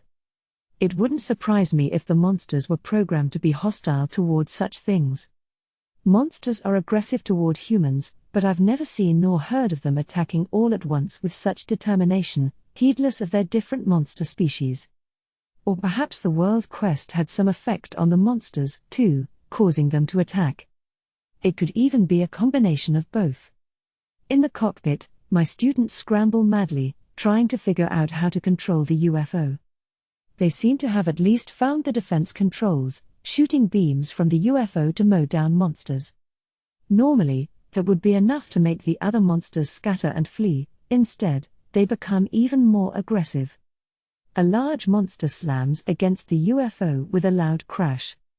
Since this UFO is much bigger than the monster, the impact doesn't reach us in the cockpit, but the students still look shaken. This must be a shocking experience for them since they never encountered any kind of violence in the elf village. Ms. Oka, please help us find a manual and figure out how to fly this thing. Your fellow elves built it, right? Miss Kudo leads me over to what looks like a control panel and presses me into the seat. But I didn't even know that the elves could make such things, nor do I have any idea how to control it myself. Still, time refuses to wait for me, and I can do nothing but watch blankly as my students frantically fire back at the monsters. I really am a failure as a teacher. I've got no words of wisdom for them in their time of need, no energy to do anything at all. My mind is bizarrely blank, robbing me of any desire to move. I can't do this anymore. Ms. Oka. Forget it, class rep. We've got bigger fish to fry right now. But Kudo and another student are arguing about something. But I still can't move. I don't want to. I've persevered long enough already. And all of that was for nothing. My efforts were in vain. So clearly there's no point in even trying. Why bother moving when I'm clearly not good for anything? Oh God. I pull my knees up into the chair and cry. I'm much too old to let my students see me in such a pathetic state, yet I don't even feel any shame. My mind must have gotten just as childish as my small elf body. There's someone outside? The surprised shout prompts me to look at the screen, where I see two people fighting the monsters as if to protect the UFO. It's a man using his shield to knock the monsters back, while a woman shoots magic from behind him. Aren't those Shun's friends, Hirinz and Anna? There are way too many monsters for them to handle, even if Hirinz is a former member of the Heroes Party and Anna is an experienced mage. Ms. Oka? That thought prompts my body to move on its own. Even though I've been sitting here refusing to do anything. I run from the cockpit and toward the entrance of the UFO. Then I open the hatch, jump outside, and realize I don't have any weapons. But I can still use magic. Get down, please. Sprinting up behind Hirinz and Anna, I cast a spell. A fearsome gust of wind swallows up a swathe of monsters, clearing a path. Quick, come inside. Don't worry about us. Just hurry and take off. We don't know how to fly it. Please, come in with us. It should at least be safer than outside. You what? Damn her. She couldn't even show you that much before she left?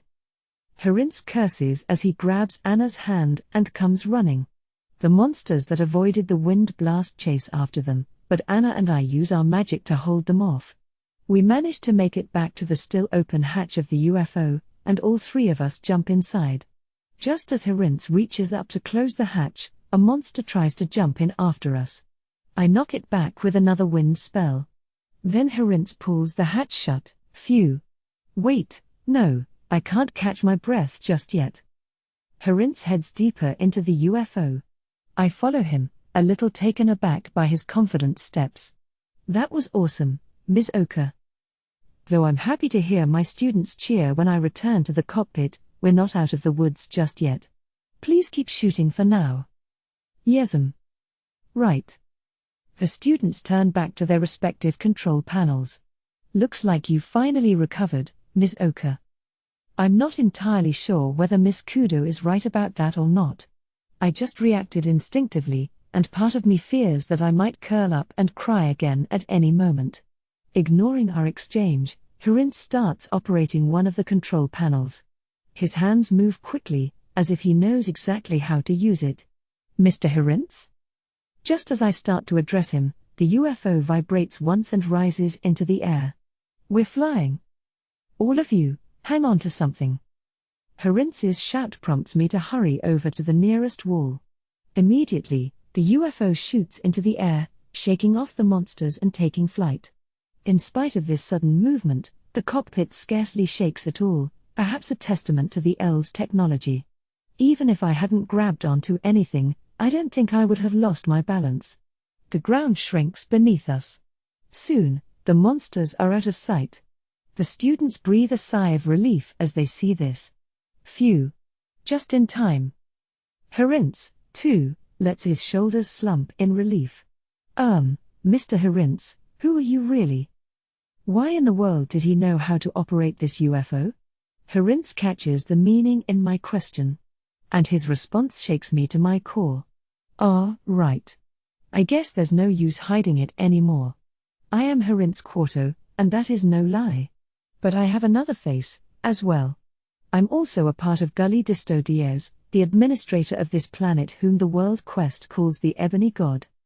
When I say I'm a part of the Ebony God, I mean that I am a sort of double that he created in order to watch and listen to humans, since he cannot be directly involved in their society. He's been observing humanity through my eyes, basically. But it's not a surveillance thing, more like a means of relieving many years of boredom, if anything. So honestly, I don't serve any particular purpose in this world. This situation doesn't change that. The only power I have of my own is that of a normal human, the man called Herinz. Sure, there have been times when I synchronized with the Ebony God and so on, but for the most part I've lived my life purely as Herinz. And even though the Ebony God can meddle with me, I can't do a thing to him. So we're not in communication at the moment. With that speech, Herinz shrugs. In other words, Herinz was able to control this UFO because he has the Ebony God's memories. Judging by Anna's shocked expression throughout this explanation, she didn't know Herinz was connected to the Ebony God, either. So to summarize, is it safe to say you were the human called Herinz, and not the Ebony God? That's a fine way to look at it. In fact, maybe it's not so different from you reincarnations. If you think of me as a normal human with the memories of my previous life as the Ebony God, you wouldn't be too far off. I see. That's certainly something all of us can understand. Does this mean that you'll be fighting for the Ebony God? No. Like I said, I only have the power of a normal human. I'm not strong enough to make a difference in this battle. So I wasn't really planning on doing anything, until I happened to spot this ship being attacked, anyway. Herinz chuckles awkwardly. It doesn't seem to me like he's lying. But I guess I'm rooting for the Ebony God, even if I'm not siding with him. I understand very well how he feels, since I have his memories and all. You're not going to side with him even though you understand his feelings? It's because I understand him that I can't side with him, see? I don't think what the Ebony God's side is doing is right. I doubt he thinks so himself, either. But he's going to do it anyway, just because he has to, even if it's not right. That's why I'm rooting for him, but not siding with him. I see, maybe? It sounds like the Ebony God has a lot of complicated feelings, too. Even from the perspective of a partial outsider like me, it's hard to say that either side is right, based on the contents of Taboo. The situation is too complex. I'm sure it's even harder for someone like the Ebony God, who's right at the center of the conflict. Long story short, I'm not getting involved in this fight. So I don't care that you have ruler authority or anything, Ms. Oka. I'll just be the bouncer for this ship or something. Mr. Herince raises both palms to emphasize that he means no harm. I do want to talk to you alone for a minute, though. Is that okay? Yes, that's fine. Wait a minute, please. Miss Kudo interrupts my agreement and comes over to whisper in my ear. Can we really trust him? It'll be fine, I think. I don't sense any ill intent from Herince. I'm sorry, but we can't count on your judgment alone. I suppose I can't argue with that, since I let Patimas take advantage of me for so long. If you're worried, we can stay in sight. How about we stay on this side of the room? That way you can see us but not hear us. Herince's suggestion makes perfect sense. The cockpit is large enough that our conversation shouldn't be audible if we stand at the other end. It would allow the others to keep an eye on us, too. That's all right with me. Boys, if anything happens to Ms. Oka, go rescue her right away. The boys nod uncertainly at Miss Kudo's command, although I doubt they'd stand a chance against Herince even if they all came after him at once. He was in the former heroes' party for good reason. By comparison, these students who barely raised their levels in the elf village probably wouldn't be able to fight Herince at all. If anyone here could be a match for Mr. Herince, it would be myself or Ms. Anna. Now that we've let him into the UFO, if Herince had any treacherous intentions, it would already be too late to stop him. If he does try anything, I'll just have to handle it somehow. Though personally, I think we can trust him. Herince and I walk to the other side of the cockpit. Now, we can't have anyone overhearing this. Let's use telepathy to talk. All right. Can you hear me? Loud and clear. Our conversation begins by way of telepathy, though I can't imagine what Mr. Herince wants to talk to me about. What could be so secret that he would go to such lengths to avoid having the students hear it? I believe you have a skill that shows you certain information about the reincarnations. What does it currently say about their future? How did you know that? I've never told Herince about my unique skill, student roster. It gives me brief information about my reincarnated students' pasts, presents, and futures. The reason I decided to keep them in custody in the elf village in the first place is because the future column showed that most of my students would die. I used the past column to deduce their hometowns. It's easy enough to guess. You were able to track down the exact locations of the reincarnations all over the world and bring them to the elf village for safekeeping, which means you had some way of getting information about them. And since you were certain that they had to be protected, you must have known something about their future. For instance, that they were going to die, perhaps. He's exactly right.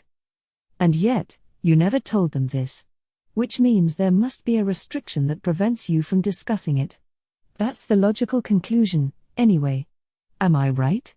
No need to respond if you can't talk about that, either, of course. That's all correct, too. If you can't say anything about it at all, that's all right. But I would appreciate it if you could check what that skill says about the reincarnation's futures right now. Very well. In all the chaos, I haven't checked my student roster since the battle at the elf village. At the time, it showed that all the students who have lots of skills were going to die by having their skills stripped away from them. And it also said that Hugo, Natsume, was going to die in battle in the elf village. But Natsume survived that battle. The future has changed. So it's entirely possible that the other reincarnations described futures might be different now as well. If anything, it's very likely that they've changed, now that the world quest has been thrown into the mix. Nervously, I close my eyes and activate student roster. Information about my students appears in my mind's eye. And it says, "Huh? Wah!" I let out 2 exclamations in a row. The first is out of surprise at the information I saw in my student roster. The second is at the shaking of the UFO. We're under attack. One of the students shouts. I look at the giant monitor in the cockpit and see flying monsters swarming around the UFO. They're really still chasing us? Miss Kudo's cry echoes my own bewildered thoughts. Looks like we'd better discuss this later. Harinth starts to walk away. It's true, we should probably wait to talk until we're not under enemy fire. But if what I just read is true, then... I grab Harinth's hand. What is it? Harinth turns around in surprise. This is no time for chatting. But I have to relay this information right away. No, wait. This is terrible. At this rate, mankind will be doomed. What? We had it all wrong. The evil god isn't the ivory god. What do you mean? We had the wrong idea entirely. We misunderstood about the evil god the world quest mentioned.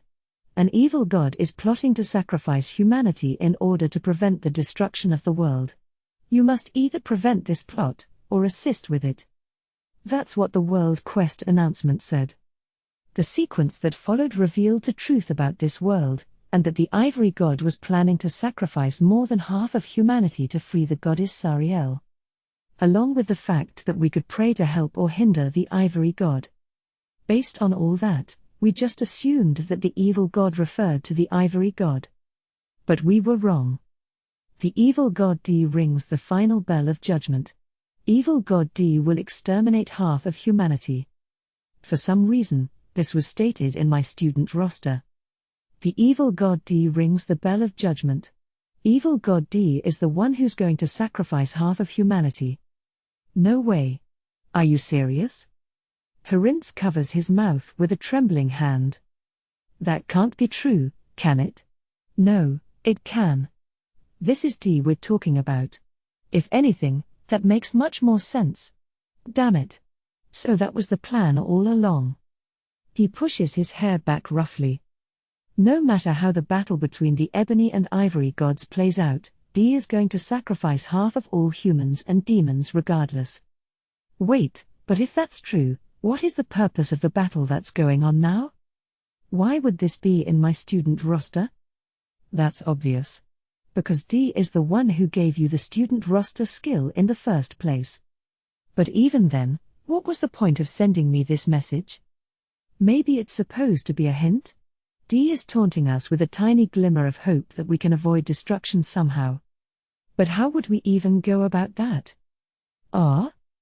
It seems the battle outside has progressed while Harinth and I were talking. There's a blaze of bright light on the monitor, and I automatically close my eyes. Then, when I cautiously crack them open, I see a familiar face sitting atop a worm. Shun?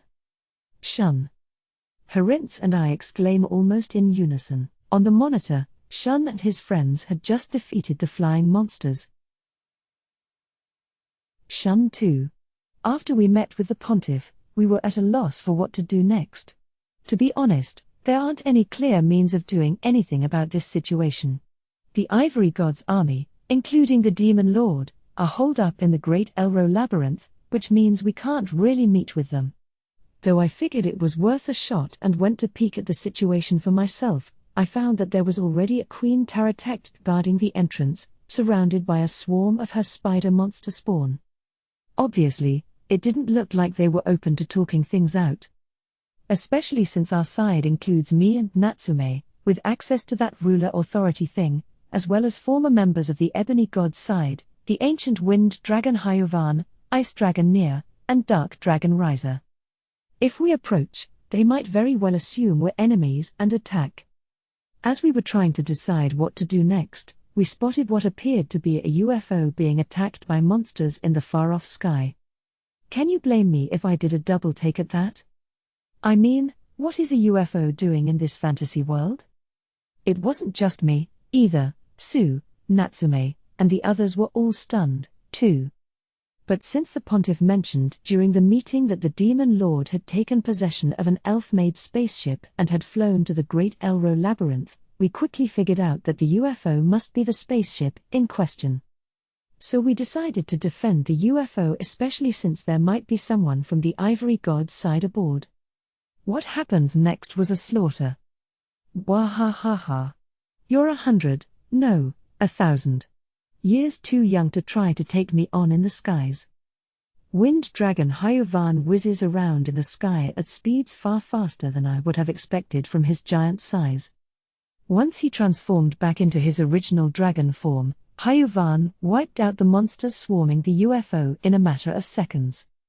I rode on Phase back to fight a little, too, but honestly, he could have handled it fine without us. That's how overwhelmingly strong Hayuvan was. So this is the power of an ancient dragon chief. I don't think I'd be able to beat him. If the Ivory God's army is confident they can square off against several of those chiefs, there's definitely no way I'd stand a chance against them. From that point of view, I think my decision not to join either side was the right call. If I'd joined one or the other, I would probably have died without contributing to the battle at all. Once the monsters have been dealt with, the UFO lands on the newly cleared ground. Then several familiar faces come climbing out. It's Ms. Oka, some of the other reincarnations, and even Herinz and Anna. Hey! I wave from atop Phase back, flying down closer. I'm glad you're all right. That's my line, mister. Where in the world have you been? Ms. Oka huffs at me crossly. Ah, I guess she has a point. From their perspective, it must have seemed like I just vanished into thin air. Well, I actually got teleported to who knows where by this little guy. I take out the little white spider that's remained in my pocket all this time. While a few of the girls draw back, Ms. Oka leans forward with a sparkle in her eyes. Is it alive? It seems to be. It hasn't moved at all, though. The white spider doesn't react, even if I poke and prod at it. This thing randomly fell on my head, then I was teleported to some sandy beach in the middle of nowhere, where Sue was lying in wait. I managed to escape, thanks to Elder Ronant, although we still have no idea where that place was, since we used teleportation to leave. But I guess it doesn't matter, since I'm sure we'll never go back there again. I put the unmoving white spider back in my pocket. For some reason, even though it's the culprit that sent me to that place, I can't bring myself to throw it away. So, as you can see, we're all safe. What about everyone else? I don't see Tagawa or Kushitani, for a start. The two of them said they were joining the Ebony God's side and left. Kusama did, too. I see. I guess it makes sense that Tagawa and Kushitani would choose to fight, since they've worked as adventurers all this time. And since Kusama was working for the Word of God religion from the start, that's an obvious outcome, too. But what about Ogi, who also worked for the Word of God? Who, me? I'm staying put. I was holed up in the elf village for so long that I wouldn't be much help in a fight anyway. Ogi shrugs. From what I've been told, Ogi has a unique skill called unlimited telephone, which he used to leak information through the elf village barrier to the outside. He was apparently giving inside info to the Word of God Church the whole time. But he spent long enough in the elf village himself that he wouldn't be much help to the church now, so he stayed behind. I think that's a perfectly fine choice, too. Well, I'm just glad you're all right. Looks like you've been busy, too. Herinz looks over my shoulder at the ancient dragon chiefs.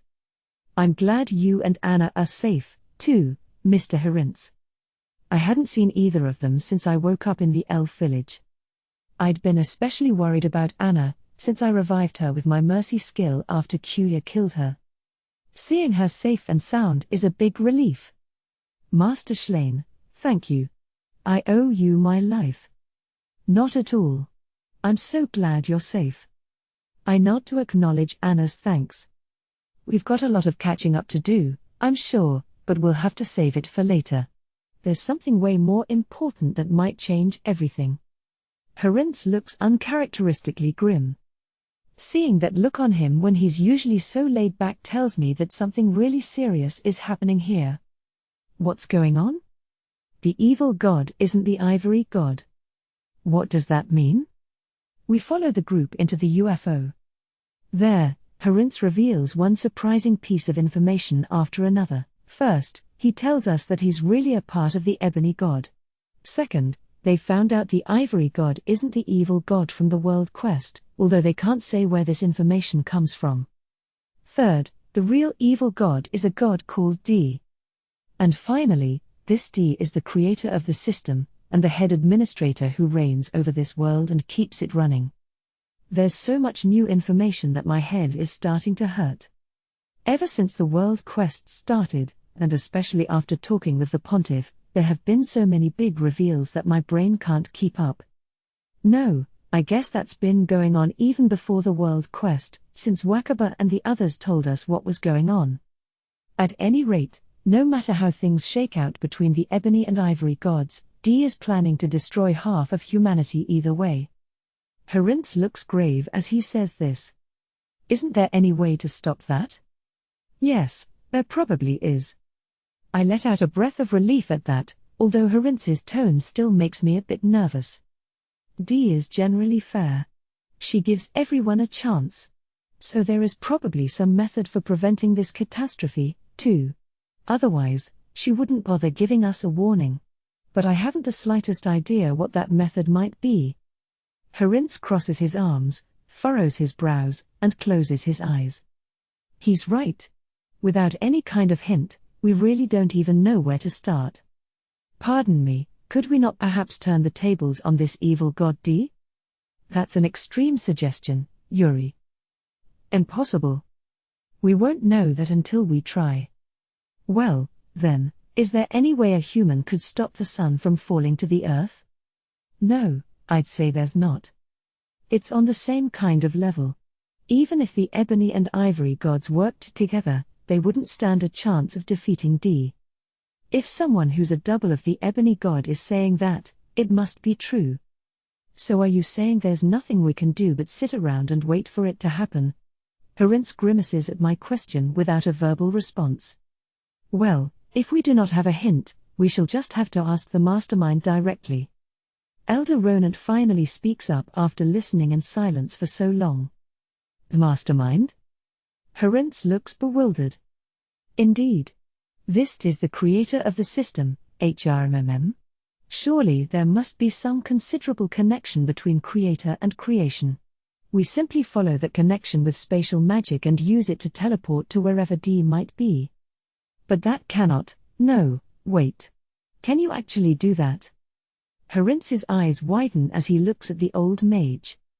In reality, Elder Ronan did use the familiar master connection between me and Faye to teleport to where I was. That must be where he came up with the idea. It is theoretically possible. Why, just look at the explosion in the other world that brought the reincarnations here. That was caused by a dimensional magic master in this world. What? There's another unexpected revelation. I had no idea something like that was behind the incident that caused our reincarnation. I suppose it could be done. But it will be incredibly difficult, you realize? Humph. Who in the world do you think I am, young Herinz? They call me humanity's strongest mage, and for good reason. I was Julius's teacher, too. Have a little faith, eh? Hare. When you put it that way, I guess I've got no choice but to trust you. Herinz's oddly arrogant demeanor, possibly a manifestation of his ebony god side, fades back into his usual composure. Oh, right. I guess since he was a member of Julius's party, he probably knew Elder Ronan as his teacher for a long time. I'd completely forgotten. I shall begin testing at once whether I can teleport to Vist. The rest of you, perhaps you had best tell the pontiff about what we've learned, at the very least. You should be able to get there well enough with this newfangled ship. Now hurry up and put an end to this pointless war. On Elder Ronan's command, everyone jumps into action. Thus, we began our efforts to counteract the true evil god. Aerial 2. Using panoptic vision to keep an eye on all fronts of the battlefield, I give orders to the Taratect monsters by way of kin control. Even if I don't have the strength to fight on the front lines anymore, taking command from the rear is a fine job, too. In fact, since things are happening all over the enormous Great Elro Labyrinth, I can't turn off panoptic vision even if I wanted to. Frankly, I'm working my butt off here. But it seems to be helping, since the battle is definitely leaning in our favor. Most of the water dragons that were attacking the upper stratum have already been dealt with. I was definitely sweating it out when Aina, the water dragon chief, started leading Sophia around by the nose, but it didn't take long once Roth came running and tapped into the fight. Even I was at a loss for words when I saw Okina go down like that. She was one of the stronger ancient dragon chiefs, the strongest, in fact. As the supreme ruler of the seas, she could always drown any opponent under the crushing weight of the ocean. And beyond brute strength, she also excelled at a wide variety of water-based strategies to cunningly keep her enemies right where she wanted them. Her control over water was breathtaking, and nearly impossible to defend against, since water is a freely flowing liquid. I once saw Okina fight unbelievably dirty by flooding water into her opponent's body, then tearing them apart from within. If she gets water into your ears, eyes, or anywhere else, there's nothing you can do. You'd have to avoid all of that water to defend yourself, which isn't easy to do when she can maneuver it into any shape or direction as she pleases. Back in my prime, I could have just swallowed it all away with gluttony. Without a move like that, however, the only way to deal with her would be to dispel or erase the water through brute force. And to do that, you'd have to be more powerful than Okina. Otherwise, you'd just get swallowed up by the waves. No one weaker than she was would be able to win, and even someone who's evenly matched would be in for a hard fight. That was my assessment of Okina, anyway. So I can't believe she got killed instantly. I mean, Roth probably did that because he knew it was his best shot at winning. He correctly assessed Okina's threat level and chose to end the fight quickly by risking the use of the Roth skill. That was the right choice, for sure. Roth's fire and lightning wouldn't be very good at defending against Okina's water. Sophia's ice was much better suited to fighting her. Since Roth didn't have a reliable way of blocking Okina's attacks like Sophia did, he would have had a hard time winning if he didn't resort to that strategy. But still, an insta-kill. Isn't that a little extreme? I guess I should just be grateful that the most dangerous of the ancient dragons went down, though, still, it's wild that even someone who's lived as long as an ancient dragon chief can still die so abruptly as that. When you look at it that way, maybe I'm one of the lucky ones, since I at least got to take out Patimas with my own two hands. I got to fulfill my role, at least to the minimum extent. The flooding of the upper stratum that Okina caused is already being dealt with as Sophia goes around sealing up the holes. Since she's also defeating any water dragons she finds, the situation in the upper stratum will soon be solved. It looked real bad at first, but when you look at the end result, the enemy lost a ton of their forces while we took minimal damage. And now, I change my viewpoint to a different area. The giant pit the queen created leading from the lower stratum to the surface. An intense battle is unfolding there now. Fire Dragon Win and Lightning Dragon Goka, the two ancient dragon chiefs who fought the queen outside, are attacking once again. And what they're fighting is another queen. There were originally 5 queen Taratects in total. White defeated the one that was here in the Great Elro Labyrinth, while Patimas's weapons brought down another one in the Battle of the Elf Village. But the other 3 were still alive and well. I summoned all 3 of them for this battle. One lost her life in battle against Fire Dragon Win and Lightning Dragon Goka, which means 2 remain. And now, one of those 2 is also battling Win and Goka.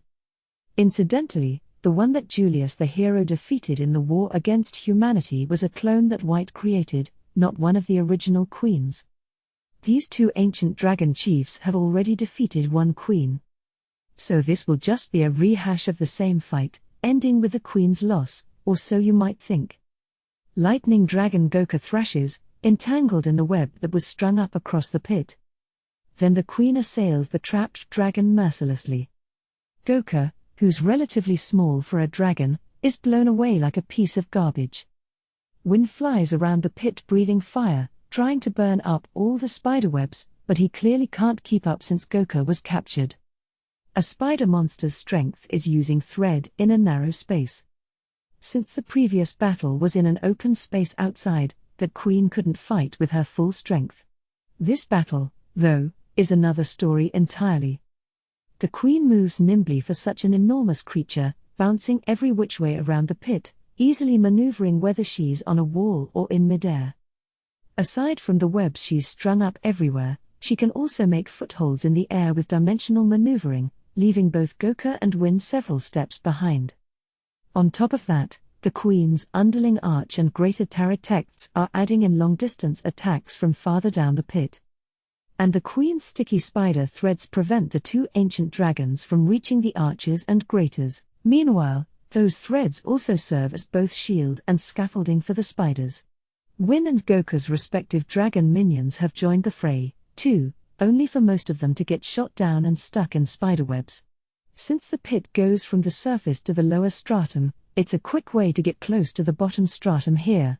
But we wouldn't leave a shortcut like that unguarded. The Queen strung up her threads there in advance and was lying in wait to meet any would-be invaders with all her strength. This pit is a fortress of sorts. An impregnable one. It gives the Queen a home field advantage as well as the help of her minions, and she was already stronger than Win and Goku in terms of stats. On top of that, the two dragons had already fought another queen outside. They must have taken a short break in between, but they can't be fully recovered. With all those conditions lined up in our favor, this was the natural outcome. It's strange, though. There's no way Dustin wouldn't realize that we'd be guarding the pit, nor that Win and Goku are on the verge of exhaustion. Even if the aim was to attack at the same time as Okina and overwhelm us, this still seems like a poor strategy. I haven't seen the other ancient dragon chiefs yet, and I have no idea why he'd keep them out of play at a time like this. I'm sure Okina's swift defeat must have been as much of a surprise to them as it was to me. Still, it seems downright reckless for Win and Goku to rush in like this. Win is a fire dragon, well-rounded and strong. His attack and defense are both on a high level, and he has the extra advantage of being able to fight in the air. But this also means he doesn't stand out on any particular front, so while he can reliably defeat less powerful foes, he inevitably struggles against stronger ones. He just doesn't have enough firepower. Which seems silly for a fire dragon.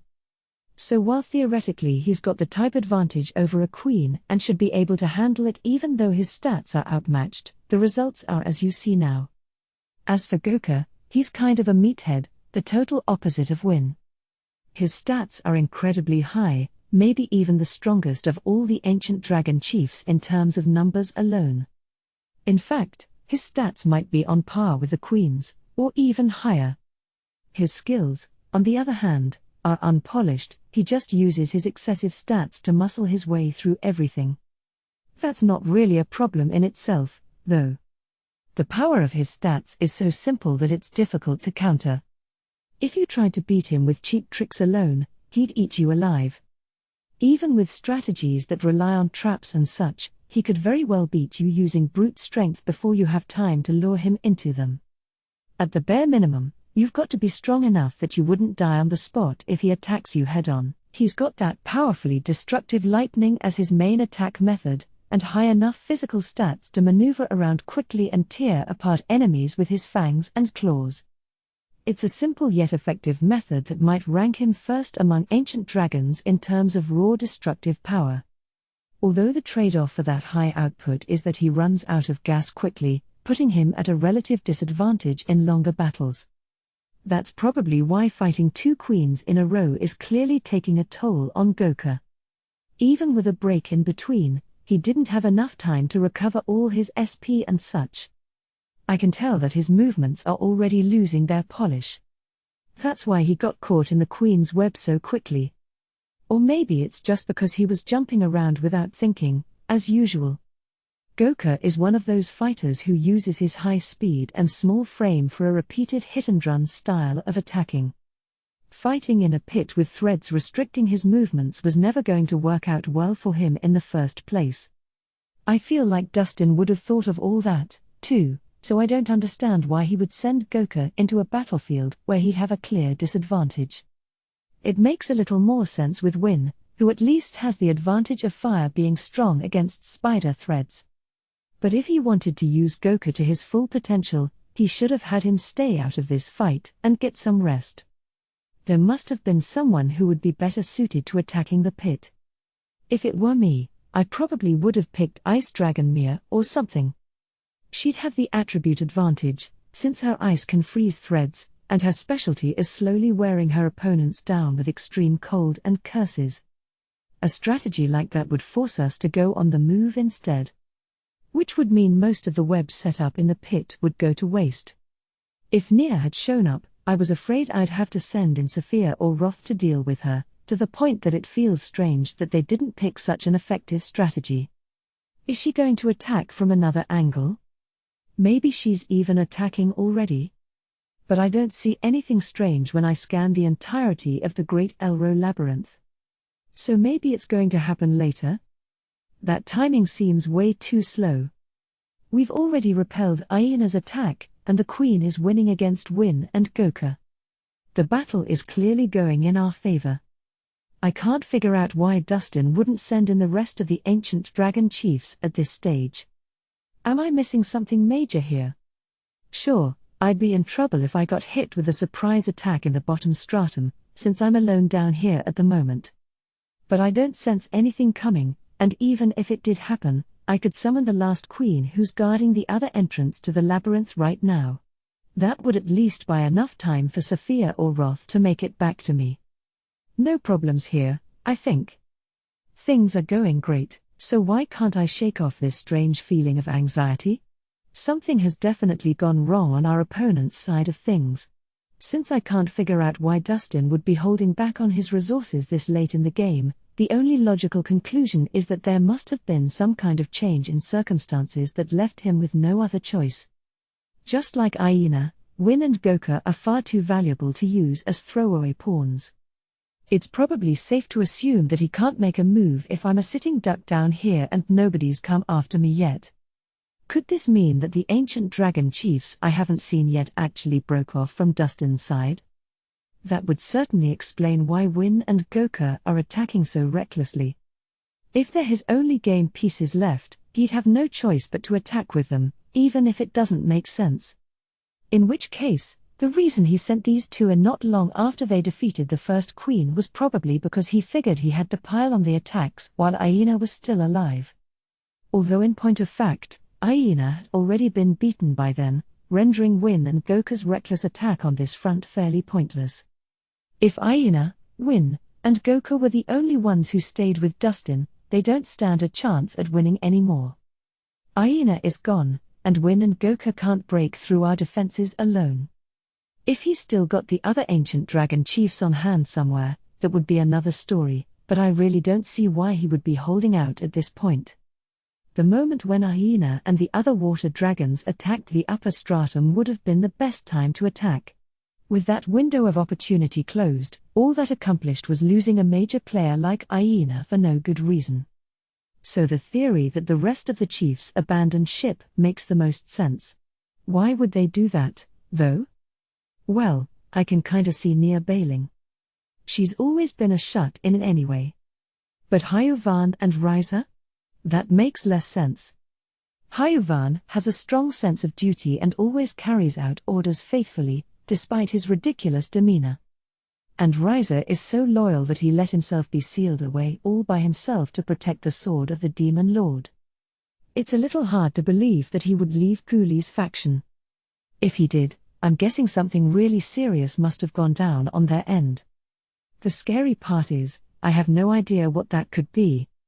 Does this mean something is happening elsewhere that's so important it could have a huge effect on our side, too? Something that would cause loyal dragons like Hyuvan and Reise to secede? Okay, if that's true, it can't be anything good. And it'll be tough to figure anything out from way down here, where I'm not getting any information from the outside world. That doesn't mean I can just up and leave now, though. It wouldn't be wise to change our course of action based on nothing but a vague suspicion. We've got to stick to our guns, focus all of our efforts on defending the Great Elro Labyrinth to the bitter end. Whatever might have happened to throw a wrench in the other side's plans may just work out in our favor, anyway. I've got to concentrate on commanding my own army. Still, at this point, we've just about clinched it. Things were already going well for our side, and now the puppet Taratects have arrived. That's 4 puppet Taratects along with the Queen.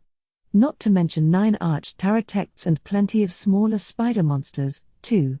On the other hand, Win and Goku's side only has 2 ancient fire dragons and 1 ancient lightning dragon left. The others have all been defeated already. They were a match for us in terms of legendary class monsters, but otherwise our defenses were just too strong. Now that the puppet Taratects have arrived, Win and Goku have 0 chance of turning things around, when they couldn't even handle the queen and her underlings alone. Win must realize that. Not sure about that meathead Goku, though. Their best option here would be to retreat, but will they? Win howls. Even though I can't hear it as I watch through my panoptic vision, I can feel the forceful drive behind it. He burns up the threads around him with fiery breath and fights back against the puppet Taratects as they descend on him. So he's not gonna run. I guess that proves that their side has their backs against the wall.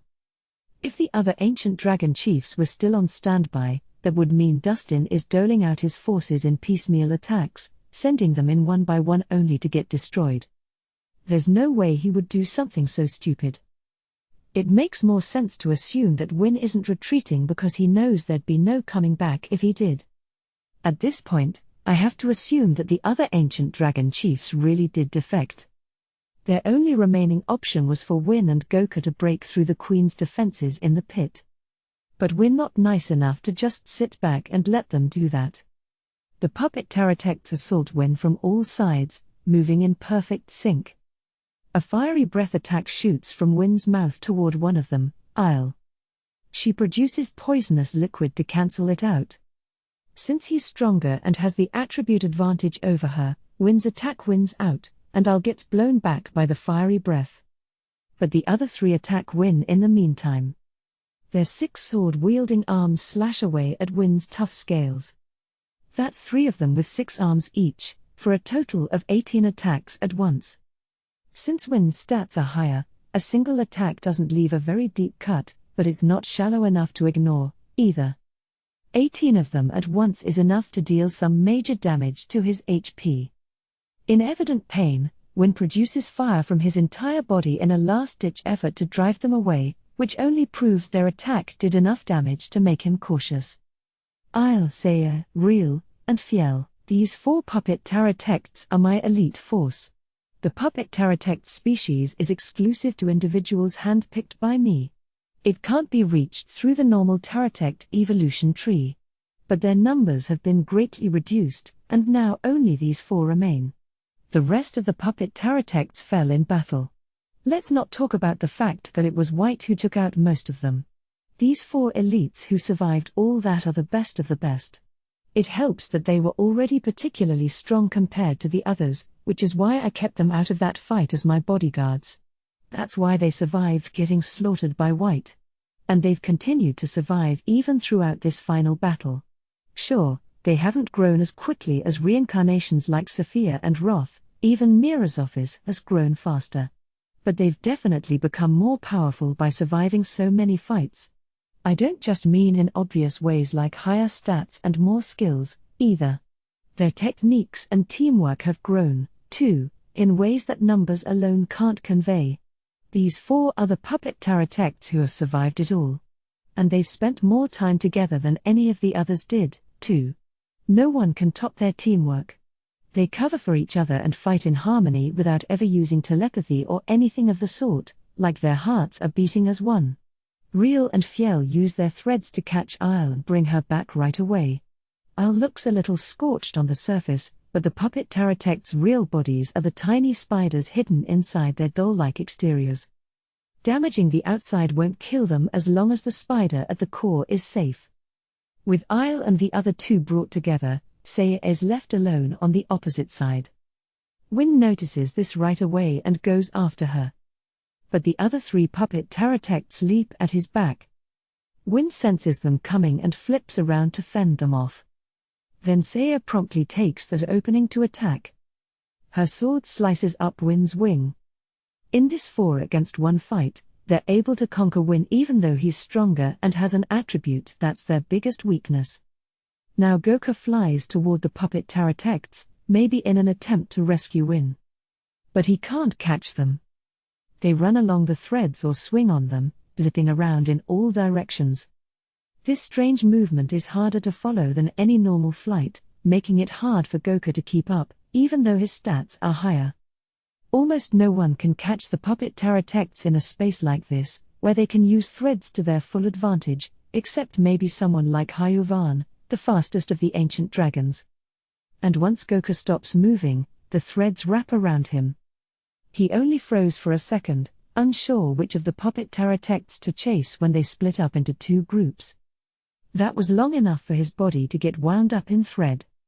And then the thread starts to cut into him. Goku surrounds himself with lightning, burning the threads away so he can escape.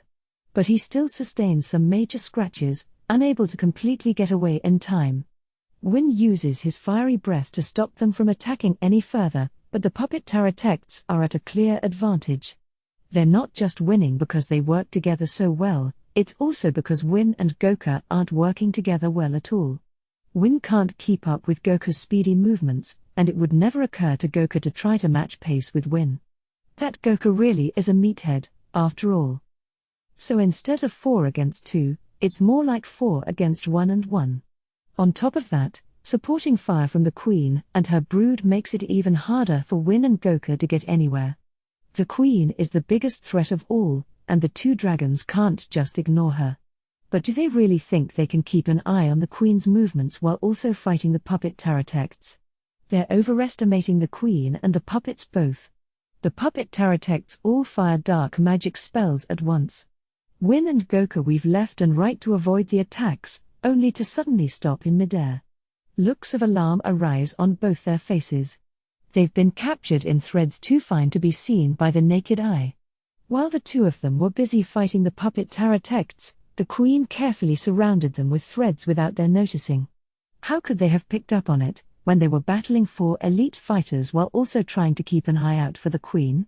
And even those thin threads are strong enough to stop Win and Goku from moving for a moment. The puppet pterodactyls' dark magic spells hit their marks. Magic isn't very effective against dragons, thanks to their dragon scales line of skills. But it's not nothing, either. The spells stab at the dragon's scales, damaging them. Then the puppet pterodactyls are close behind. Tangled up in threads and still recovering from a barrage of spells, Win and Goku can't fight back against the puppet pterodactyls' attacks. They're unable to dodge or defend themselves as the 4 fighters with 6 arms attack, for a total of 24 slashes. Win and Goku are soon covered in wounds, dripping blood everywhere. It's hopeless for them now. Still, these are 2 supreme rulers of the powerful ancient dragons. Fierce flames rise from Win's body, while Goku is wreathed in purple lightning. The puppet pterodactyls are too close to dodge in time. Direct hits from fire and lightning turn the puppet pterodactyls into ash, or at least, their marionette bodies. But their real bodies leap out of the puppets, unbeknownst to Win and Goku. 4 palm-sized spiders whirl through the air. The threads they control take on a cutting edge and slice through the 2 dragons' bodies. Remember, the puppet pterodactyls' exteriors are just that, puppets, though they serve as both armor and weapons for the tiny spiders inside. You could also say they're nothing more than that. The puppet pterodactyls' tiny true forms might look weak, but they retain all of their stats and skills, not the puppet bodies. In other words, even at that size, they still have stats in the 10,000s. They're plenty strong even without their puppet bodies. Now their cutting thread attacks prove to be the finishing blow. Win and Goku are no longer moving. Since their bodies are still caught up in threads, they go limp in midair as if crucified. Win's mouth moves slightly, and his body dissolves into dust. Seeing this, Goku says something as well, and his body does the same. They offered themselves up to the system. I wasn't very close with either of them. But we certainly knew each other for a very long time. Now those old, familiar acquaintances are gone. Though I feel some sadness at this loss, it also tells me in no uncertain terms that the end is finally near. After a moment of respectful silence for Win and Goku, who fought bravely until the very end, I give a few words of thanks for the puppet pterodactyls. You did great. Not that they can hear me from so far away, but it's the feelings that count here. The puppet pterodactyls are looking sadly at the charred remains of their puppet bodies. White made those bodies especially for them. They were far from ordinary puppets, visually indistinguishable from real humans, thanks to White's impressive thread work. I wouldn't be able to remake them to nearly the same quality. So I'd like to have White remake them, although I'm not sure if there will be time after this battle is over. She'd better come back safe for all of our sakes, including the puppet tarot texts. I utter a prayer for White, who's still locked in battle. Just then. Testing, 1 2 3. Hello? Can you hear me? A voice suddenly echoes in my head. Is this telepathy? I don't sense anyone nearby. They must be sending this message from outside the labyrinth. That would take a seriously high skill level. The Word of God Church has quite a few high-level telepathy users, and stations them in most towns and cities to create a sort of telephone network. That's how the Word of God headquarters gathers information from all over the world. If this person is skilled enough to reach me all the way at the bottom of the Great Elro Labyrinth, they've got to be one of the church's trained telepathy specialists. Who is this? Someone from the Word of God, I assume. Hello? Hi. You're half right, I guess. Oh, this is our first time talking, so I guess I should say nice to meet you. Although we've technically seen each other before. I'm Kenichi Ogiwara, one of the reincarnations. I've got a unique skill called unlimited telephone, you see. This telepathic message was about to turn the entire situation upside down. Dustin. A grim atmosphere settles over the military headquarters. The situation is bleak. Our other headquarters that we had set up near the battlefield was attacked and destroyed by white-robed agents. As for the battle itself, while we managed to defeat the Queen Taratect, thanks to great efforts from Chief Win and Chief Goka, the swarm of nightmares vestiges that appeared partway through dealt major losses to both the Human Alliance and the Demon Army, ultimately driving them to retreat. Of course, I never had high expectations for the human nor demon armies. Given the strength of Lady Ariel's main forces, it would be foolish to even count them among our assets. But she couldn't just ignore them if they all attacked at once, either. She would have to send some of her forces to deal with them, and if Chief Aina's assault went well in the meantime, the next steps would be a little bit easier, or so I hoped. Yet I have already lost contact with Lady Aina. I had one of my panoptic vision users try to investigate the upper stratum of the Great Elro Labyrinth, only to find it frozen as far as the eye could see.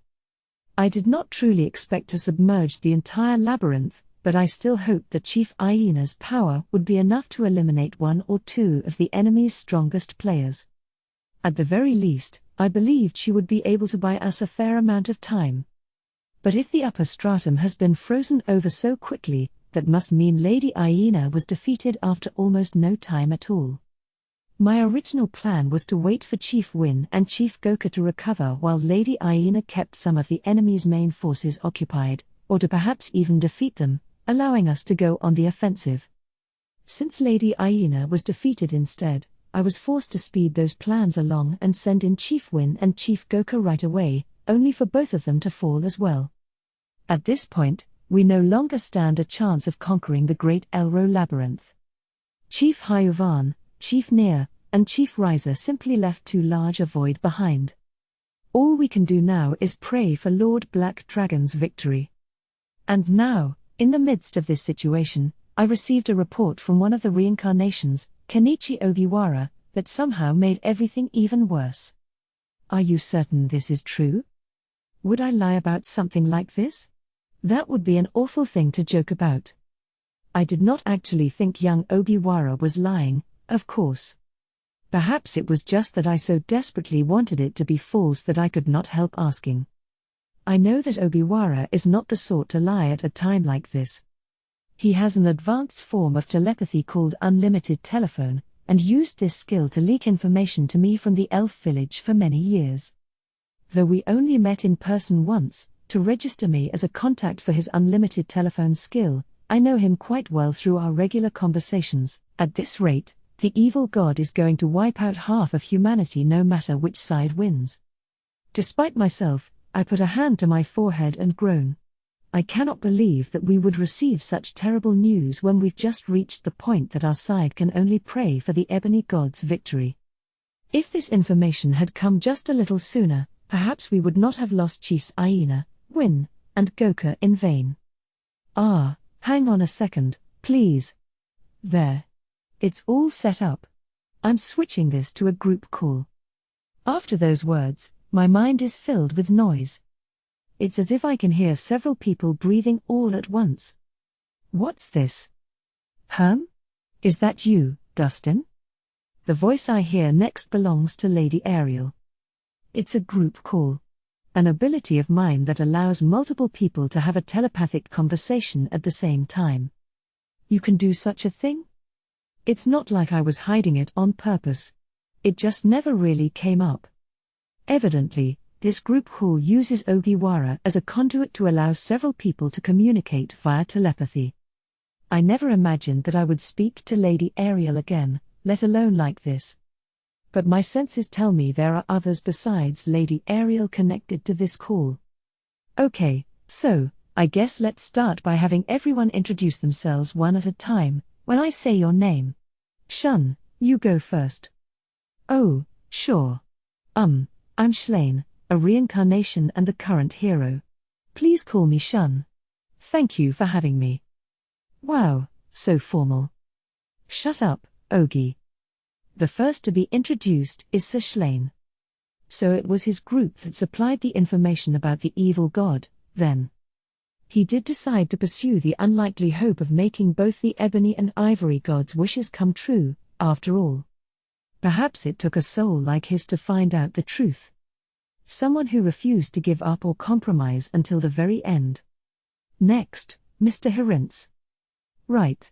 My name is Hirintz Quarto. But at this point, maybe I should introduce myself as a double of Gully Distodiers, the ebony god. I'll be participating in this meeting from that position, anyway. Thanks. Sir Hirintz is the next to speak. He was a member of the previous hero Sir Julius's party, and of the current hero Shlain's as well. But just as he says, we ought to treat him as a double of the ebony god now. Most of the ebony god's doubles live their entire lives as ordinary humans, never revealing their second identity until the very end unless extreme circumstances require it. His primary aim is to experience life from a purely human point of view. That he is making an exception to participate in this meeting is additional proof that what's happening is of the utmost importance. Okay, next. Our teacher, Miss Philimos. Ogiwara, did you really forget my name just now? You've always been Ms. Oka to us, so. Ogi, Miss Oka, now isn't the time for that sort of thing. This familiar exchange goes to show how close the reincarnations were in their previous lives. Our world did them a grave disservice by tearing them apart and plunging them into chaos. And the fact that we must now depend on their help only further emphasizes how inadequate we residents of this world truly are. We should all be ashamed. Hello, my name is Philimos. I am a reincarnation and former teacher to the others, which is why many of them call me by my prior name, Ms. Oka. I am pleased to meet you all. Miss Philimos is the elf reincarnation, I believe. After the massacre at the elf village, she is likely the only survivor of their race. That may lead to many complications if she survives after this battle, but I suppose now is not the time to concern myself with such things. All right, let's keep it moving. Next. Chief Reise, representing the ancient dragons. I am Reise the Dark Dragon. A pleasure. If Chief Reise can participate in this meeting, that means that Ogiwara has met them before. One of the caveats of Ogiwara's unlimited telephone is that he can only connect and converse with individuals he has met in person. In other words, since Chief Reise joined up with Sir Shlain, Ogiwara must be with them right now. Next, Pontiff Dustin of the Word of God religion. Ah, my turn has come. I am Dustin, the Pontiff of the Word of God. Thank you for having me, everyone. Most likely, they are all familiar with me through the World Quest speeches. It would thus be pointless to introduce myself at great length. Finally, Miss Ariel, the Demon Lord. Hey, I'm Demon Lord Ariel. Let's do this. Lady Ariel sounds rather sullen in her short introduction. I suppose that, too, is inevitable, given that everyone else here is technically her enemy. And I'm Kenichi Ogiwara, the reincarnation using this group call to connect everyone. I'm just here to link you all up, so I'll leave the rest of the proceedings to Mr. Hirince. Thanks. Let's get right down to business, then. As I believe you've all heard from Ogiwara, this is about the evil god plotting to sacrifice half of humanity, as described in the World Quest. We all assumed it was referring to the ivory god at first, but thanks to certain information, it's now clear that we were wrong. The real evil god is Administrator D, the creator of the system, who outranks the ebony god. Might I ask a question? Who provided this information? And are we quite certain we can trust it? I'm afraid I can't reveal the source of the information. It's not that I refuse, it's simply not possible. Additionally, if anyone does figure out who may have provided the information, please keep it to yourself and don't tell anyone else. I hope that answers your question. Hirince responds immediately to my question. I see. So he cannot reveal the source, even if he wanted to. Since we must also refrain from mentioning it if we figure out the source, that probably means there's some sort of restriction involved, and the person at this meeting most likely to be under such a restriction is Miss Philimos. Considering how quickly Patimas was able to collect the reincarnations, outpacing even our church, it's clear that Miss Philimos has an information-gathering skill of some kind. And if she is the source of this particular revelation, it would explain why she is present at this meeting. As for the veracity of the information, I personally believe it is true beyond a doubt. I see. If you of all people feel so strongly about it, I shall take you at your word. It would be best to assume that this information is true if Sir Hirince, a double of the ebony god, believes it so confidently.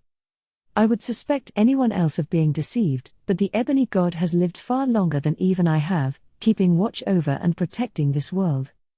As a part of that ebony god, Sir Hirince could never be deceived about a threat to our world.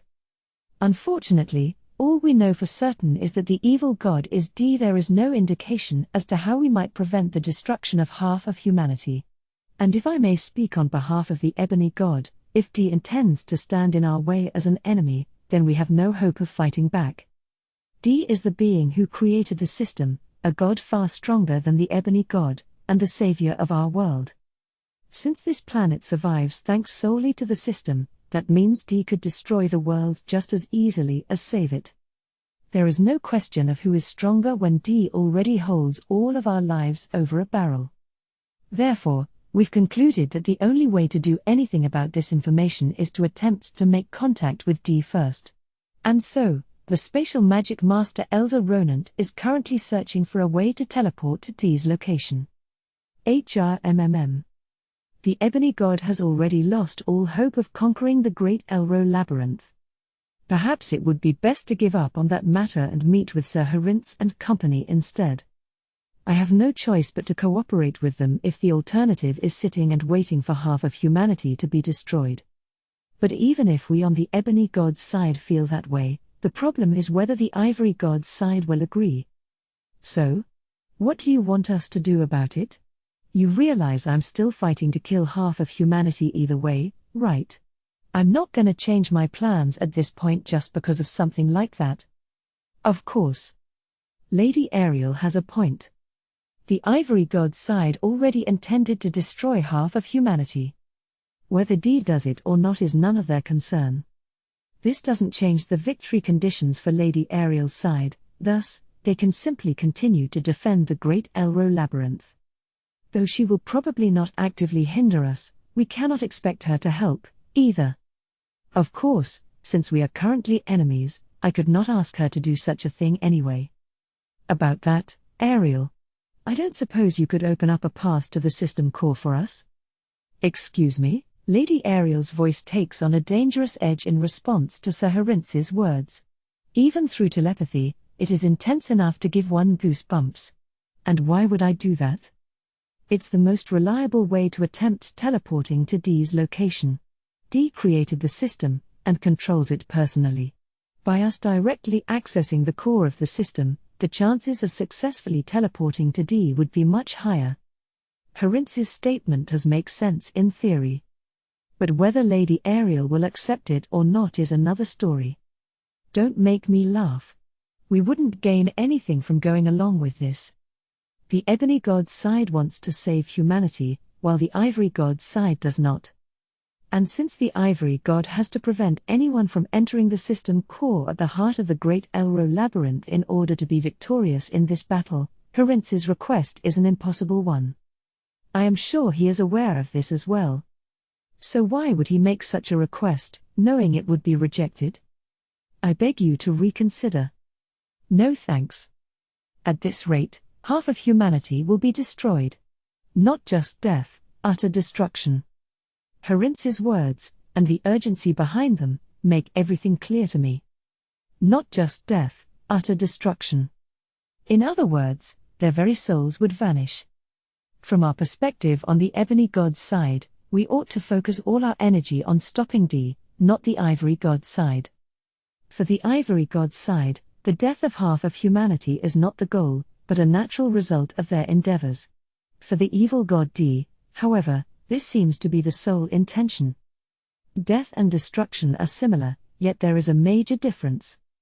If one's soul is destroyed, one can no longer be reborn. We must deal with D, whose plans would cause far greater damage. The best way to improve our chances to this end would be to convince Lady Ariel to let us into the system's core, where one with ruler authority could connect to the administrator and create a higher rate of success for teleportation. Teleporting to the unknown location of D, whom Elder Ronant has not even met, is far beyond the limits of any skill. I cannot imagine success is likely, even for humanity's strongest mage. From the point of view of the Ebony God's side, we must persuade Lady Ariel no matter what. But Lady Ariel's answer is point blank. That doesn't matter to me one bit. There seems to be no hope of changing her mind. I cannot blame her. Allowing someone into the system's core could directly result in the Ivory God's side's defeat. I or someone else with ruler authority might very well take that opportunity to prevent the system's destruction. If anything, that would be the most logical course of action. After all, the people who want to go to the system's core are the leader of the Ebony God's side and another group with similar values. They want to save everyone without sacrificing half of humanity. I understand that this would not benefit you. And yet the survival of humanity hangs in the balance. Is there any way we can convince you to help us? Yeah, right. What kind of idiot would let the enemy waltz right into their headquarters? We would of course promise not to do anything in the system core other than teleporting to D's location. I don't believe that for a second. We are at an impasse. I've always made tons of compromises. And look where that got us. I refuse to compromise anymore. Lady Ariel's assertion is understandable. And it is difficult to argue. Look at the way this world's people mistreated Lady Sariel, using MA energy despite her warnings of its dangers, incurring the wrath of the dragons, letting her defend us from them, only to sacrifice her in order to keep this world alive. Amid all these irredeemable transgressions, it is small wonder that Lady Ariel and the others who counted Lady Sariel as family would be furious. And yet Lady Ariel has restrained her anger for so long. Just as she says, she has compromised with us many times over. It is simply too much to ask her to compromise yet again. She has no reason to go along with our request. Trying to appeal to her emotions because half of humanity is going to be destroyed will not move Lady Ariel's heart when we have ignored Lady Sariel's suffering for so long. If anything, the more we try to move her, the more irritated she is likely to become. What right do we have? After we asked so much of Lady Sariel, and whittled away at her life for so long, how can we turn around and demand even more? I am sure that is how it sounds to Lady Ariel. It is impossible to persuade her. And yet we must, or else either Elder Ronant will have to find a way to teleport to D's location on his own, or we will need to attack the Great Elro Labyrinth once again. We cannot count on Elder Ronant's success. And now that we have lost Chiefs Aina, Win, and Goka, it would be difficult to break through into the depths of the labyrinth even with the aid of the remaining dragon chiefs. None of these options are feasible. They are all just as impossible as convincing Lady Ariel to help. Isn't there any way out of this mess? Excuse me. Just then, Sir Shlain breaks his silence. Please, I'm begging you to reconsider, too. I swear we won't do anything that would put the Ivory God's side at a disadvantage. For just a moment, I hoped perhaps a reincarnation would be able to convince Lady Ariel, but a simple, honest plea is hardly enough to change her mind. Yamada, you reincarnations throwing your hat in the ring doesn't change my answer. No, listen. At this rate, half of humanity will be gone forever.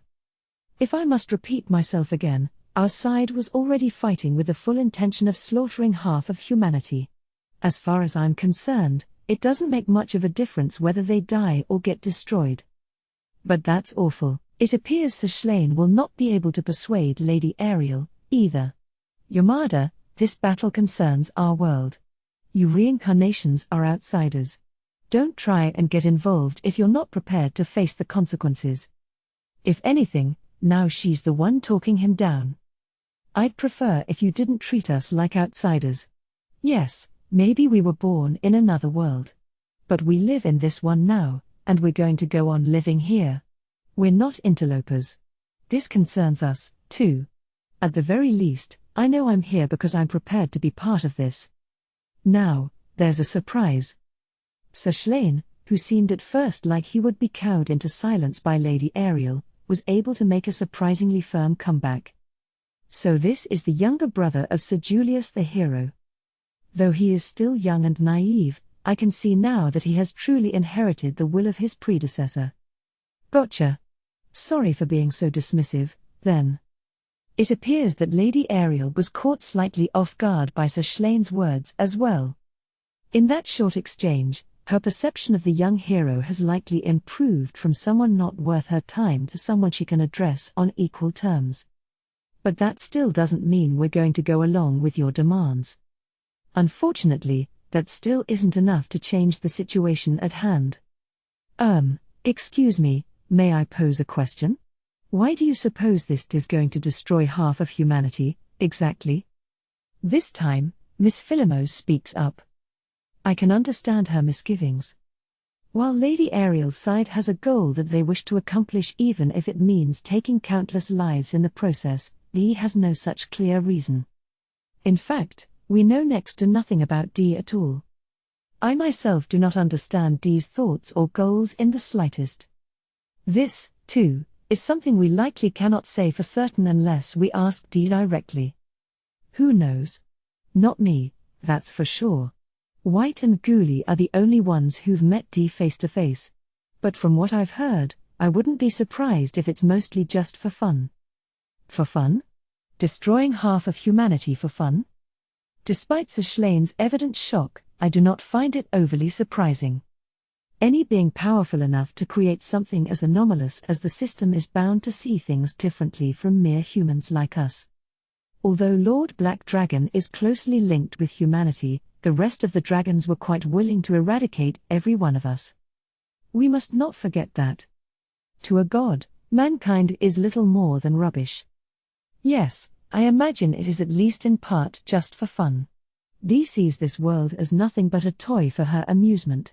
I'm sure she could have saved this planet without a roundabout method like the system if she really wanted to. Mr. Herintz is right. This world is only a toy box to Dee. She forced humans and demons to war against each other, added monsters into the mix, and watched mankind struggle and fight to survive. When I think of it that way, it makes perfect sense to call someone so cruel an evil god. But it is true nonetheless that this planet has escaped destruction, thanks to the system. We toys cannot rebel against our owner. If this person really is that powerful, does that mean she might be able to grant both the Ivory God's and the Ebony God's wishes? Think about it. Maybe we can talk to her face to face and convince her. Sir Shlain speaks with the conviction of someone who's had a brilliant idea. True enough, I am sure Dee does have the power to do so. However, that would be. So you're depending on gods again? I can sense Lady Ariel's immense anger even through telepathy. As I suspected, Sir Schlane's proposal struck a nerve with her. You can't do it yourselves, so you turn to a god. How'd that work out for this world last time, huh?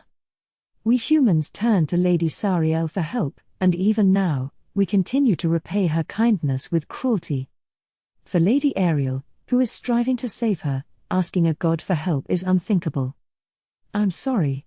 That was thoughtless of me. If you weren't a reincarnation, I'd probably kill you where you stand. Her threat sounds serious enough that cold sweat runs down my back. It drives home the depth of the rift between our side and hers all over again. Though we understand each other's words, we can never understand each other's feelings. I am sure it seems that way to Lady Ariel as well. If anything, she seems to believe even more strongly that we cannot agree. Humanity has betrayed Lady Sariel for so long after all. Perhaps trying to persuade Lady Ariel any longer would only be wasting our time. That won't do at all, hero. We've got to win this on our own, or it won't be worth anything. Besides, from what I've seen of our world all this time, Dee's not likely to do us any favors. Chief Riser chimes in with an easygoing drawl. I can easily picture them shrugging languidly as they speak. Yes, I agree. Dee seems to cherish fairness, from what I can tell. If we make such a request of Dee, she will expect something of equal value in exchange. When Gully Disto Diaz asked her to save this planet, she created the system and ordered us to save it with our own sweat and blood. And we have no way of paying the price she would demand this time. If fairness is truly important to her, is this her way of evening the playing field in spite of her divinity? Placing limits on herself because she could otherwise do anything she wanted? Of course, knowing that would not help us negotiate when we have nothing to offer, just as Sir Herinth said. But if she truly values fairness, then perhaps this could be Dee's method of divine punishment. I blurt out the thought through telepathy as soon as it strikes me, even if the Ivory God's side loses, mankind will still pay for their crimes. Perhaps she decided that this would be the fairest outcome, from a god's perspective, and that is why she issued the world quest. If that were the case, perhaps we should simply resign ourselves and accept our punishment. The thought drains all energy from my body. All this time, I have worked tirelessly to defend humanity, no matter the cost. But in truth this was merely stubbornness. I felt that since we betrayed Lady Ariel, we must commit to that stance until the bitter end. And as a result, divine judgment has deemed that humanity must be punished. Which means, all this time, I've just been.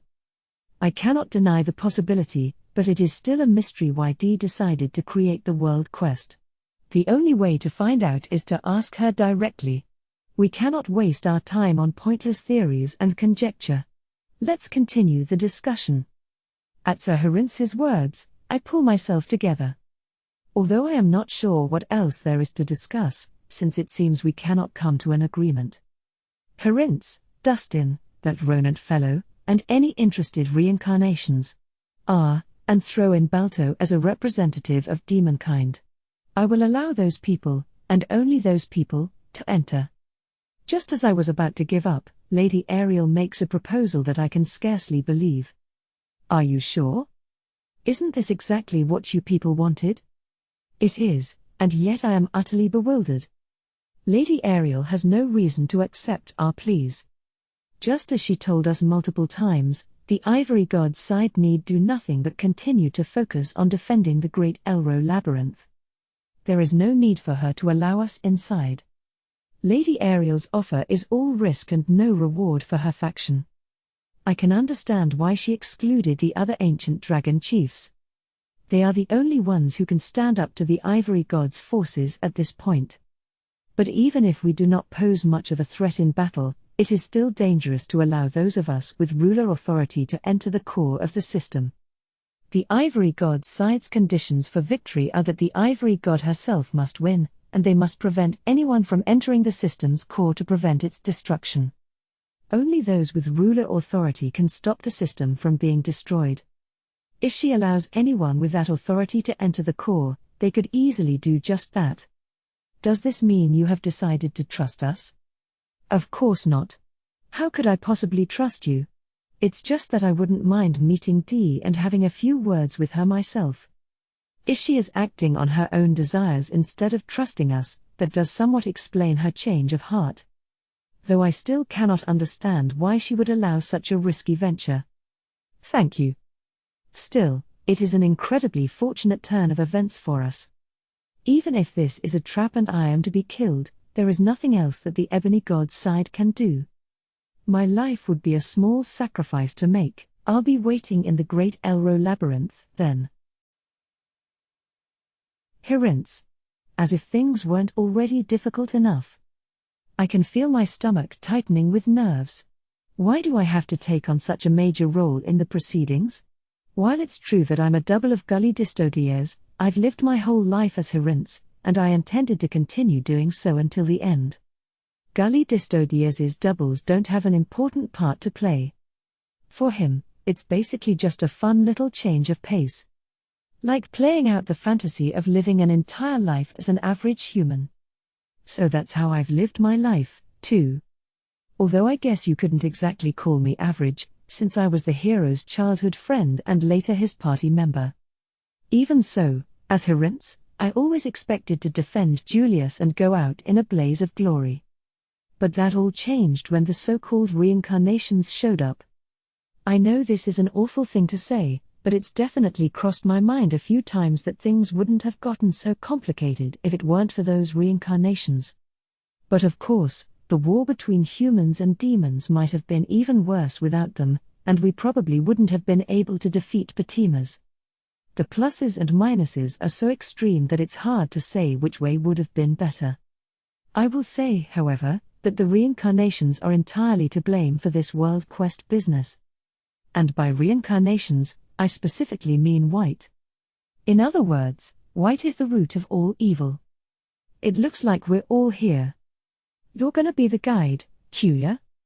All internal monologuing aside, I'm currently in front of the Great Elro Labyrinth. Roth, one of the members of the Ivory God's side, stands waiting for us. He's a reincarnation, too, isn't he? In fact, there are more reincarnations here than not, even though this is about the fate of our world. Seems wrong, doesn't it? There are 4 people here native to this world. The Pontiff, Elder Ronant, Balto representing the demons, and me.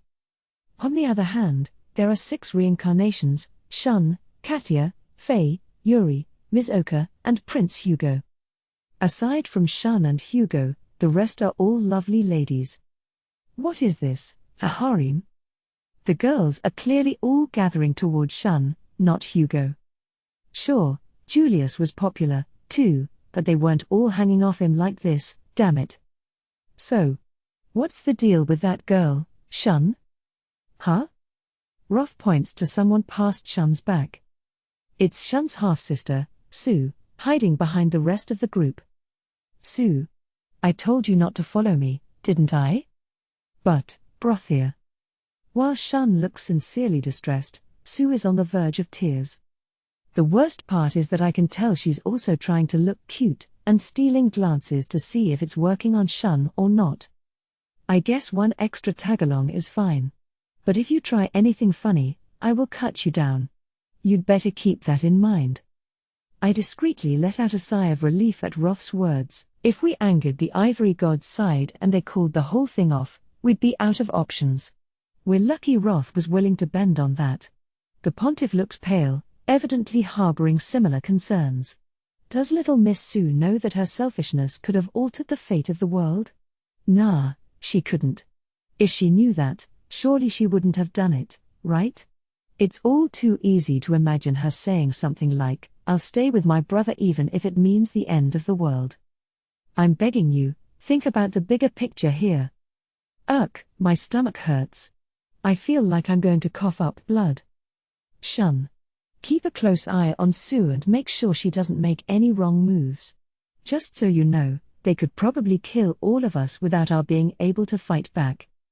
My stats are still well within the range of human capability. Since I trained and fought with Julius, I imagine I'm on the strong side for a human, but that doesn't make a bit of difference in this battle. Here, you would have to be far beyond the realm of human strength to even be considered a part of the fight. Even Elder Ronant, who seems more powerful than any human should be, isn't exponentially stronger than the limit, by any means. He would probably struggle against even a lesser dragon, never mind an ancient one. Every major player in this battle is at least as strong as an ancient dragon, so those of us whose strength is firmly in the human category would just get blown away as soon as we set foot on the battlefield. Although I am a double of Gully Disto Diaz, I don't have any special abilities of my own. I'd be blown away with the rest of them. So why am I stuck marching right into the middle of enemy territory as some kind of representative of the Ebony God's side? Ugh. Give me a break. Kuya. Don't look at me like that. I'm not going to hurt anyone as long as you don't do anything to force my hand. He's right. The Ivory Army doesn't need to let us in, so we know this isn't a trap. Since they're doing this on good faith, we've got to make sure we show them the same. Don't be nervous. I pat Shun's shoulder as I comfort him, though I'm mostly saying it to reassure myself. It's not that I'm afraid to die here. I should have lost my life along with Julius and the rest of our party long ago. But the thought that we're carrying the fate of humanity on our shoulders makes me feel like I'm going to cave under the pressure. We step into the Great Elro Labyrinth. Immediately, several giant spider monsters called Greater Taratects stand in our way. I would barely be able to beat a single one by myself, and there are so many of them. Resisting the urge to turn around and leave, I force myself to stay put. Please, climb aboard. On these things? Roth nods. It certainly would take a long time to traverse the Great Elro Labyrinth on foot, but still. Using powerful monsters like Greater Taratects as taxis seems a little excessive. The journey might be difficult for some of our elderly companions otherwise. Roth glances at the Pontiff. As a non-combatant, his stats are low. And given his age, it would be hard on him to walk through the labyrinth for so long. I guess we'll take you up on that, then. Taking the initiative, I hop aboard one of the Greater Taratects. It's actually a surprisingly comfy ride. The 8 legs give a certain sense of stability. This should be a lot easier on the Pontiff, too. Ms. Oka is next to climb onto a Greater Taratect. She's got guts, that one. I don't see any hint of the fear of creepy-crawly creatures like spiders that more delicate ladies might possess. Even Shun and Balto look a little dismayed, making her bravery even more impressive. Still, I can't blame them for being nervous. It's probably the intimidating power of these monsters that has them on edge, not just their creepy appearance. Even I have to fight to keep my knees from knocking. I'm just putting on a brave front so that I don't look cowardly in front of Shun, who's like a little brother to me. Honestly, why do I have to go through this? Shouldn't the real Gully Disto Diaz handle this sort of thing himself? But I've got to suck it up and carry on, or his determination will be for nothing. I wouldn't stand a chance in that fight, anyway. Better to be daring and keep moving forward. If I die, then so be it. I feel like I'm being more desperate than daring, but let's not examine that too closely. Just get on. Don't worry. If they wanted to kill us, we'd be long dead already. The fact that we're alive means they're not trying to kill us, at least not yet. That really doesn't make me feel any better. Smiling stiffly, Shun cautiously climbs aboard the Greater Taratect. Sue steps forward to get on the same Greater Taratect as Shun, only for Katia to grab her by the scruff of the neck and force her to get on a different one. Sparks crackle between the pair. Please save that sort of thing for after this emergency is over. Eventually, everyone makes it onto their own Greater Taratect, and we begin moving. The Greater Taratects sprint through the Great Elro Labyrinth at an incredible speed that must come with being a highly evolved monster. But what's even more alarming is Roth, who's leading the way. He's running on his own 2 feet, not riding a Greater Taratect. He matches their speed, sometimes even slowing his pace. Which means that if he ran at his full speed, he would outmatch even the Greater Taratects. If he got serious, Roth could probably kill everyone here entirely on his own. It's not like we didn't know that going in, though. There's no point worrying about it now. Why are there so many frozen spots around, though? Since when was the Great Elro Labyrinth an ice cavern? I mean, it must be the result of a battle or something. But doesn't that mean two combatants capable of changing their surroundings like this were going at it in here? Our odds of survival are looking worse by the damn second. It's bad for the heart to feel like you might be struck dead at any moment. And if I'm feeling like this, how is everyone else managing? I glance around at the others riding the greater Taratects, and, yeah, sure enough, they don't look so hot. Excuse me, Mr. Roth. Could we take a little break at some point? Roth turns around, slowing his speed to run alongside my greater Taratect. Look at everyone's faces. See how pale they are? I think it's more of an emotional strain than a physical one, but if we don't take a break, somebody might faint. Good point. All right, there's a slightly more open area not far from here. We'll stop there for a break. Thanks. Before long, we reach the area in question and take a break, although I'm still not sure if everyone will be able to recover. Shun, are you all right? Yes, well, no, not really. I'm sorry. I guess there's no point in being stubborn about it. Honestly, I'm having a hard time. Shun takes a seat on the ground, still looking pale. The others all look just as bad. If anything, Shun's complexion is on the better side. The Pontiff and Mr. Balto have gone past pale to the point of completely ashen.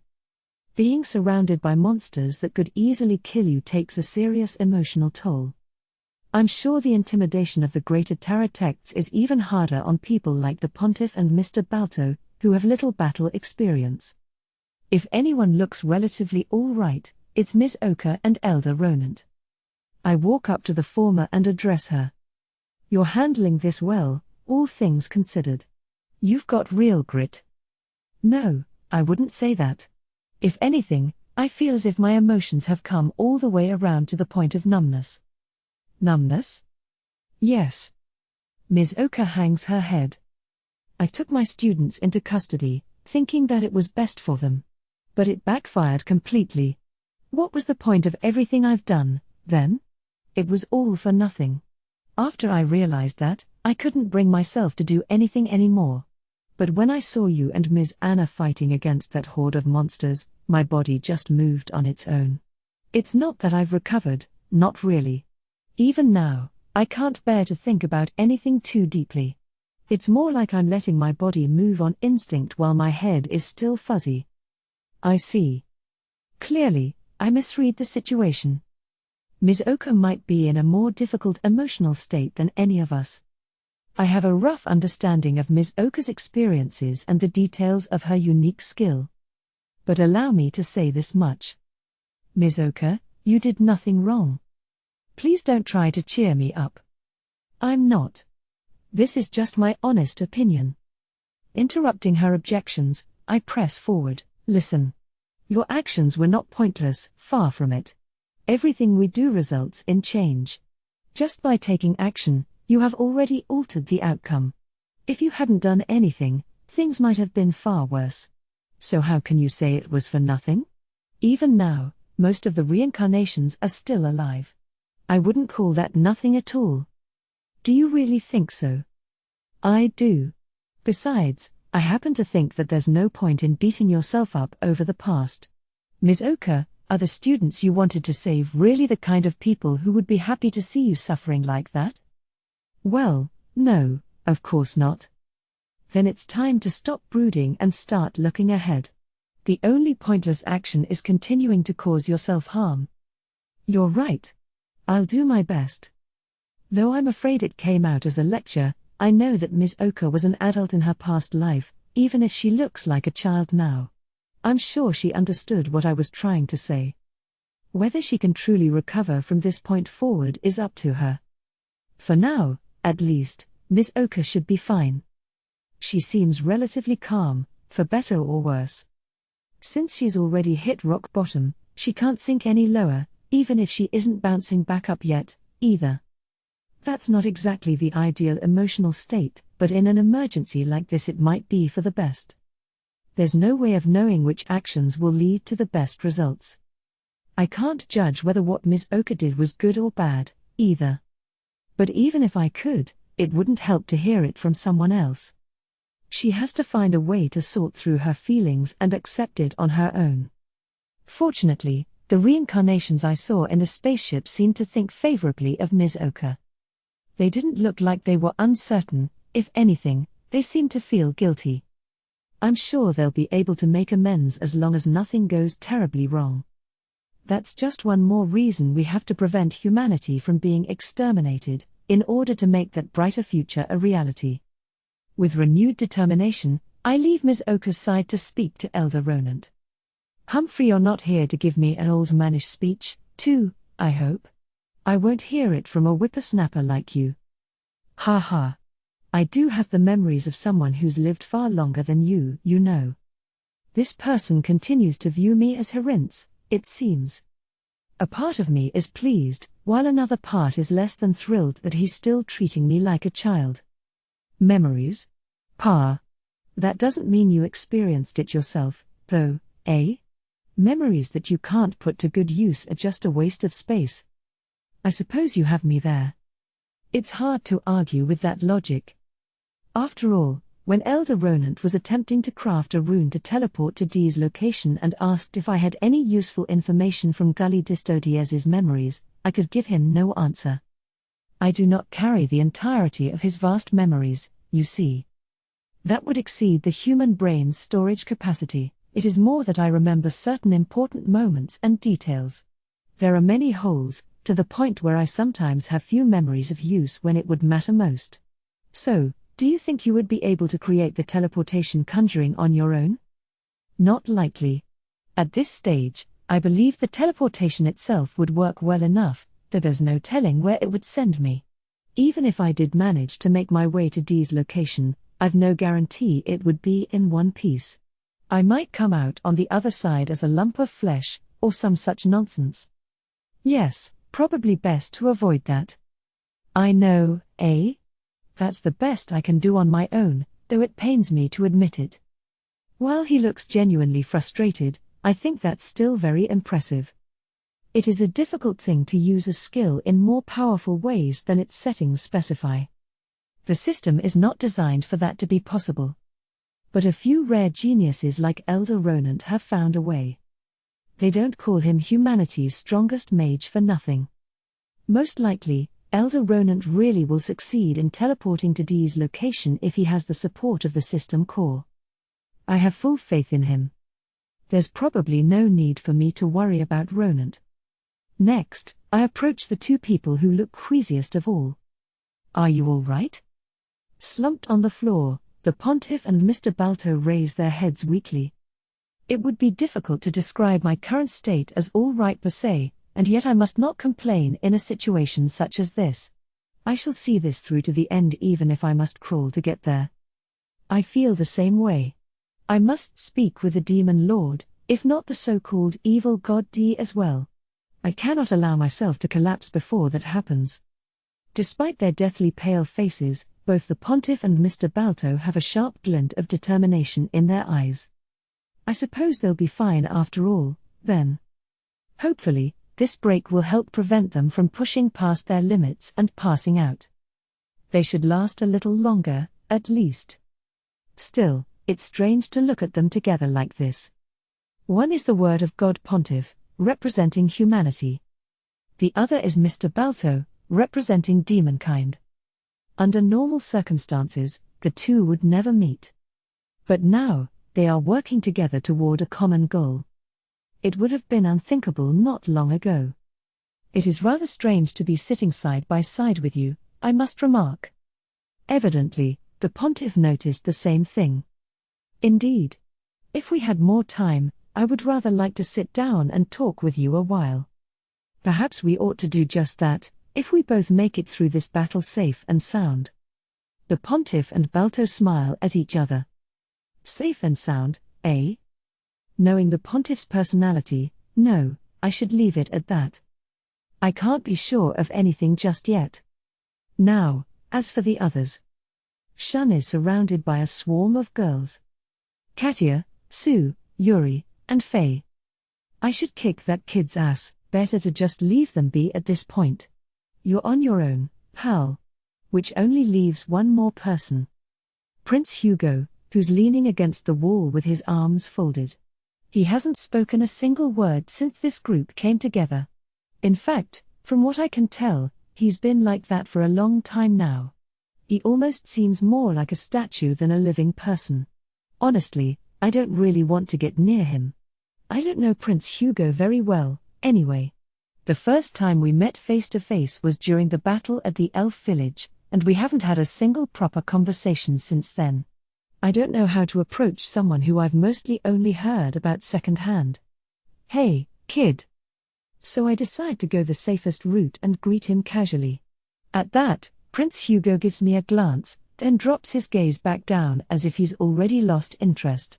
He doesn't even say a word. Oof, he's really going to ignore me like that? I've had people ignore me out of envy before, but his attitude is as if he sincerely has no interest in me whatsoever. The person who ignored me out of envy still paid attention to what I was doing, at least. Prince Hugo doesn't seem to care what I do.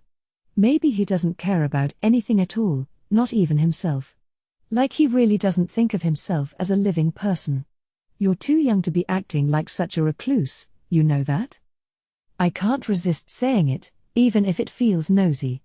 Though I expected he might ignore me again, Prince Hugo turns his gaze back toward me.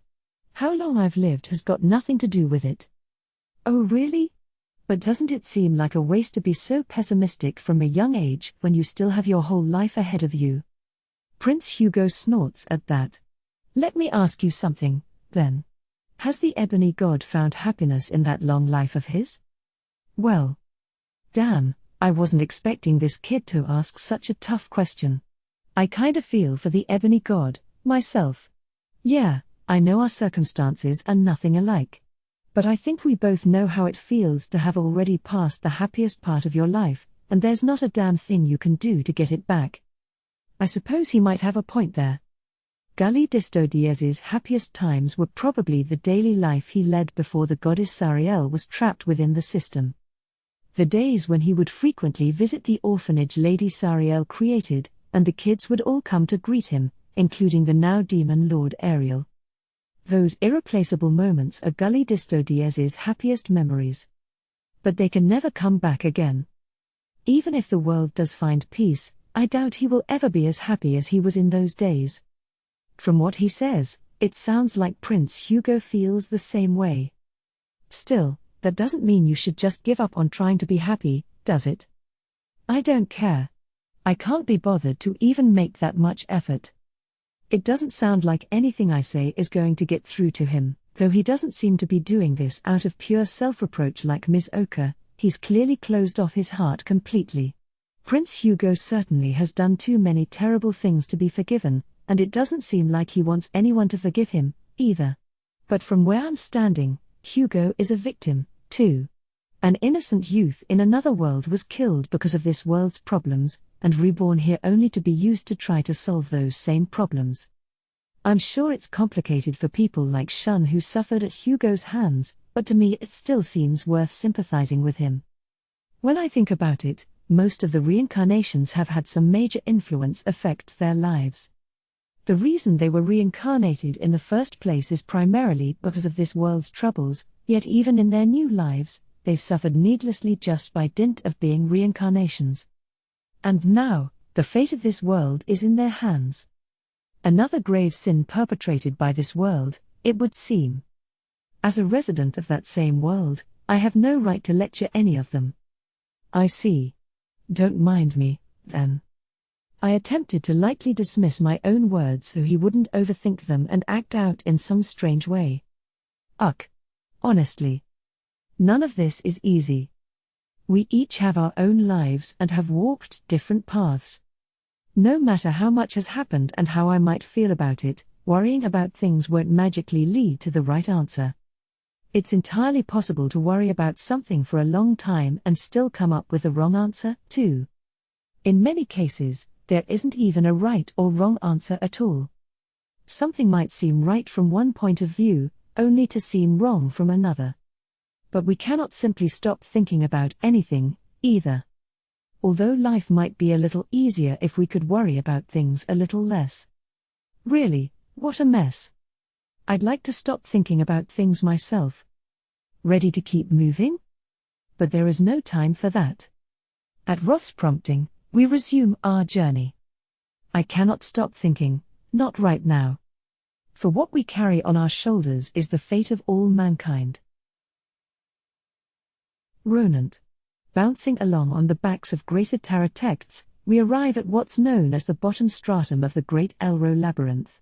I myself have once been to the lower stratum of the labyrinth, and that in itself was already a hellscape of dreadful monsters into which no man could ever tread. The bottom stratum must be truly beyond human comprehension. In other words, we may very well be the first humanoids to ever set foot here. 'Tis a shame we have no time to relish such a remarkable feeling. Hey, you made it! Demon Lord Ariel herself was waiting for us when we arrived. She sits in a white chair that is probably made out of hardened spider thread. Behind her stands Sophia and, I believe his name was Mirazopis. With demon commanders on either side, she truly cuts the dignified figure of a true demon lord. There are 4 small spiders at the corners of her chair, and for some reason, one of them is frantically flailing its legs at me specifically. What in the world? Intrigued, I appraise the spider despite myself. The result shows that it is a monster called a puppet Taratect with the name of Fiel. HRMMM? Fiel? Fiel? That tiny spider is the little girl who was hanging all over me in the elf village. So this is that girl's true form? Now that is a surprise. Curious about my kids? I suppose you could say that. I'm just surprised to see this little one looking so different from the last time we met. Yeah, no kidding. Her favorite outfit got burned up in battle earlier. Demon Lord Ariel addresses me amiably. Outfit, would you really call that an outfit? Well, no matter. Clearly she is still the same on the inside, no matter how she looks. That much is obvious from the fact that Fiel has now hopped onto my head, and is poking and prodding my cheeks. Arg. Get off me, missy. Fiel, behave yourself. Scolded by the demon lord, Fiel skitters away. That rascal. Where is her sense of seriousness in this dire situation? Now she's gone and ruined the whole mood. Elder Ronant. Young Herince is staring at me in exasperation. But that wasn't my fault, I tell you. Now then, shall we get started? May I have a moment to speak with you first? Demon Lord Ariel attempts to get right down to business, only to be interrupted by the representative of the demons, Mr. Balto. I've got nothing to say to you, but sure, I guess. Go ahead. Thank you.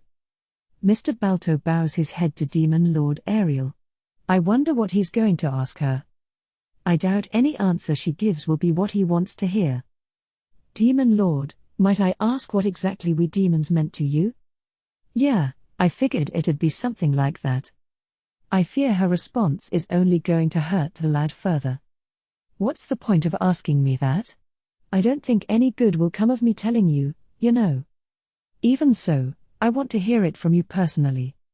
The Demon Lord shakes her head and sighs, then I'll give it to you straight, okay. I don't have any strong feelings at all about demonkind. That's the honest truth. In a way, that's harsher than saying that she hated them or some such thing.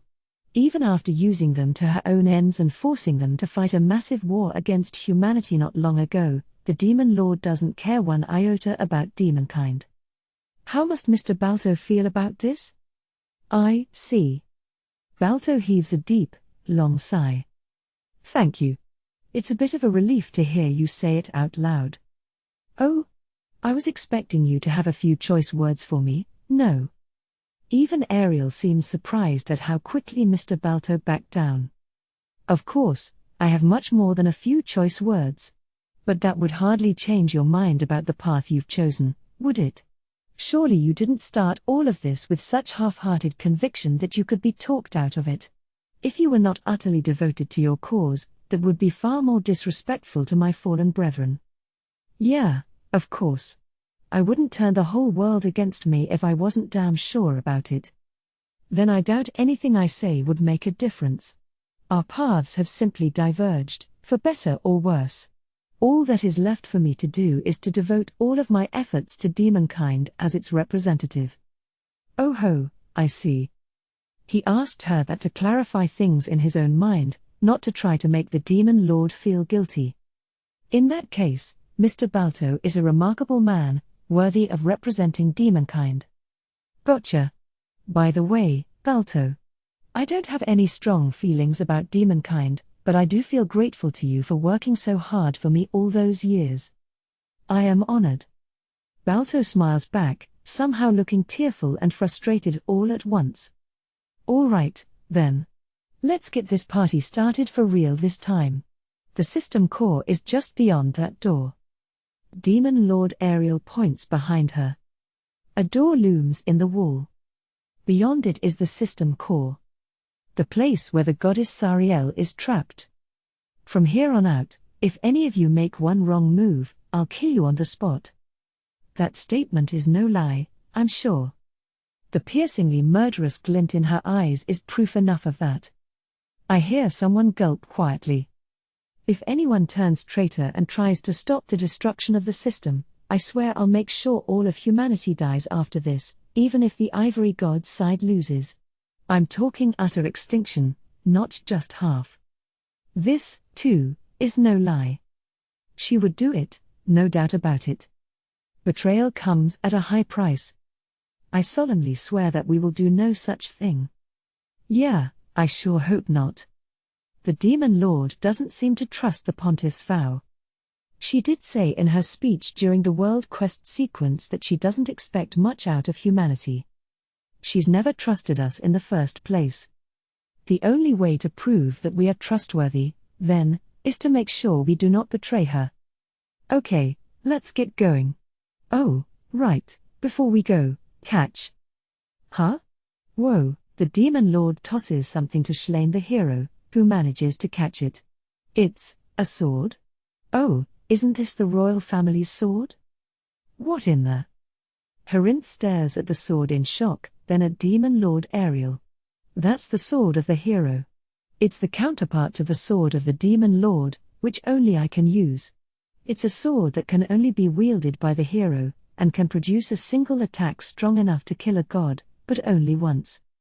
Schlein looks back and forth between the Demon Lord and the sword. And also, hey, wake up. I know you're in there, Byaku. Leave me alone. What? A voice responds to Demon Lord Ariel's call. Then a small white dragon slithers out of the sword in Schlein's hands. Took you long enough, sleepyhead. Let me guess, you've been sulking because your favorite hero got killed? Humph. Byaku, who is presumably a light dragon, lets out a huff. It appears that the Demon Lord hit the nail on the head. Well, I don't really care why you were sleeping. Just protect the current hero there, will ya? As if I need you to tell me that. Whoa. You hello. Byaku twines around Schlein the hero's arm. That's Byaku the light dragon. He's an ancient dragon chief who's been guarding the sword of the hero. Better keep him with you just in case. Humph. The light dragon huffs again, while Schlein looks bewildered. Are you sure about this? Putting a powerful weapon in the hands of the enemy? Fine by me. Even with the sword of the hero and Byaku both, we could still kill you all easily. The Demon Lord responds to Harinth's question with unshakable confidence. As if she could kill us all with one hand tied behind her back. What a frightening little lady. All you guys have to do is not double-cross me. Easy, right? That's rich coming from someone who clearly doesn't trust us as far as she can throw us. I certainly have no intention of betraying anyone, though I can't speak for the others. It seems prudent to refrain from such foolishness, but I suppose we'll see what happens, eh? Come on, let's go for real this time. Still seated, the demon lord gives the signal, and Fiel and the other small spiders lift her chair and carry her forward. Those must be the 4 little girls I saw in the elf village. I'm sure of it, though I only appraised Fiel. If so, those tiny creatures are actually legendary class monsters with stats in the 10,000s. Carrying a chair would be a simple matter for them. Still, I have to wonder why Demon Lord Ariel would go out of her way to have the little spiders cart her around like that. Judging by her complexion, I suspect she is in poor health. Her overall presence isn't as strong as I expected, either. It looks to me as if she's in a significantly weakened state. Not that I'm going to appraise her to confirm that theory, of course. The Demon Lord puts her hand on the door. It lights up and gradually opens. And beyond the door is... so this is what it means to be at a loss for words. The spectacle beyond the door is unlike anything I've ever seen. The floor, walls, and even the ceiling are covered in magic circles. They're so incredibly complex and artistically crafted that I cannot begin to read their meaning. But I can tell at a glance that this is a truly stupendous working. Incredible. Who knew such things could exist in this world? I am reminded yet again that my knowledge is still but a paltry sliver. Oh dear. Everyone went on ahead while I was standing here awestruck. I attempt to catch up to them quickly, yet with easy enough steps that I will not give away my flustered state. One gets better at such maneuvers with age. Then, when I catch up to where the others have stopped, I am struck breathless yet again. There is someone in the center of the room. Her lower body is gone, her upper body suspended in midair as if pinned to an invisible cross. This must be none other than Goddess Sariel, the savior of this world. The pontiff falls to his knees in front of her. Following suit, the rest of us kneel as well. Yes, I see now. Demon Lord Ariel's wrath seems all the more justified upon witnessing this painful sight. A few moments pass in that state. Not one of us says a word. Proficiency has reached the required level. Only the voice of the goddess Sariel echoes in the room. All right. Ronant, was it? Go ahead and start. Very well. When the Demon Lord finally breaks the silence, I obey and walk up to the goddess. Please pardon me for touching you, O goddess. After asking permission, I place my hands on goddess Sariel. Focusing, I close my eyes. You can do it, self. I know you can. Just remember how you used the master familiar connection to teleport to Schleyn's location. This is no different from that time. I must simply use the connection to the system to teleport to Dee's location. I will find where the evil god hides. And I will follow the path to reach her. I can sense it. 2 powerful presences connected to the system. But one of them is overwhelmingly larger than the other. It's so unknowably vast that it fills me with fear. This must be the evil god's presence. The other one is likely the ebony god. All I must do, then, is use this connection to teleport to the evil god. I focus all my energy on constructing the spell. HRRGH. It's consuming my MP so fast. Teleportation always requires a lot of MP, but in this case, my entire stores might not even be enough. NNG. But I cannot fail. I boasted to everyone that they could count on me. I will succeed no matter what. Gritting my teeth, I form the teleportation spell. Stop screaming, brain. Surely humanity's strongest mage can handle this much. I'm going to activate it. Prepare yourselves. This teleportation will take us beyond our world. We must expect the unexpected. That is why I shouted a warning before activating the spell, though I do not know if it made a difference in the end. The teleportation spell activates, sure and true. I did it, even if my MP is empty. I quickly gulp down an MP recovery potion. Though it's far from a complete recovery, at least I've gotten a little MP back. Only after that, and one deep breath, can I finally manage to look at my surroundings. Everyone who was by my side before the spell went off is standing there safe and sound. It appears I succeeded, eh? Yes, Very well done. It's clear at a glance that this is no ordinary place. In fact, I cannot see anything at all. There is only darkness as far as the eye can see. And yet I can see everyone around me clearly, even though there is no light source in sight. The people are visible, yet our surroundings seem empty. What a strange sight indeed. And in the midst of it all sits something stranger still. A lone young lady, disturbingly beautiful. I am certain as soon as I lay eyes upon her. This must be the evil god D.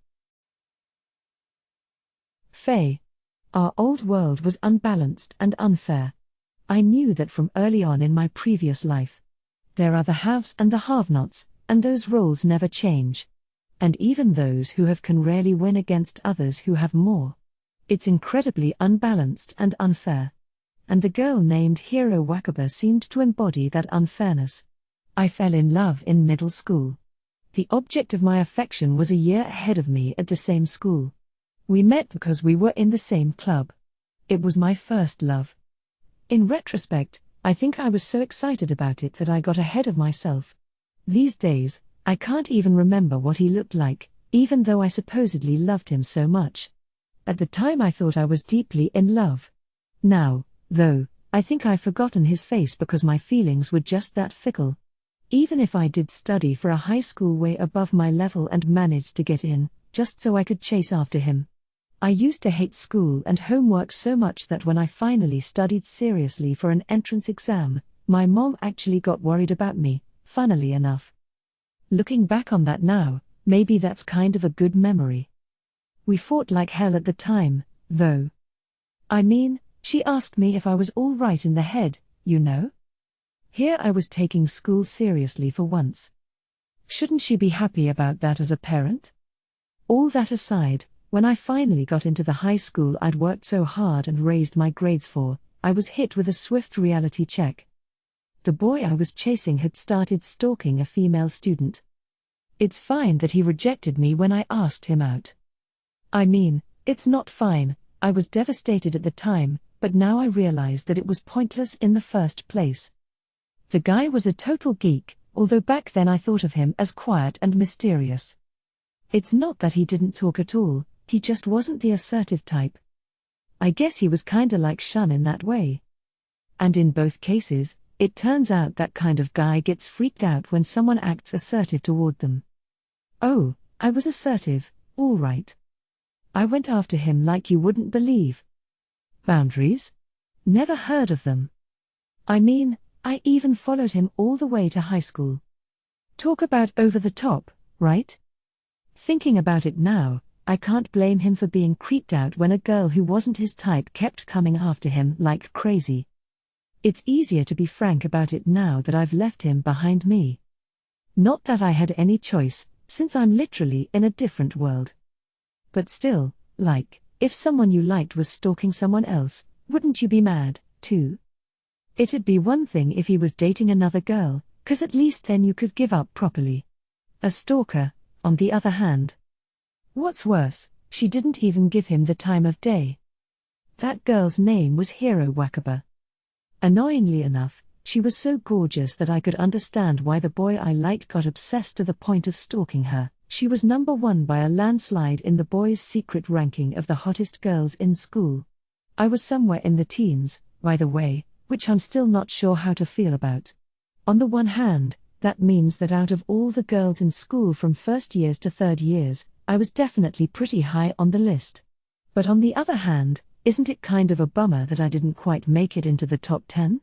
P.S. It was some second-year boys who made that ranking, and the girls in their class are the ones who put it up for all to see.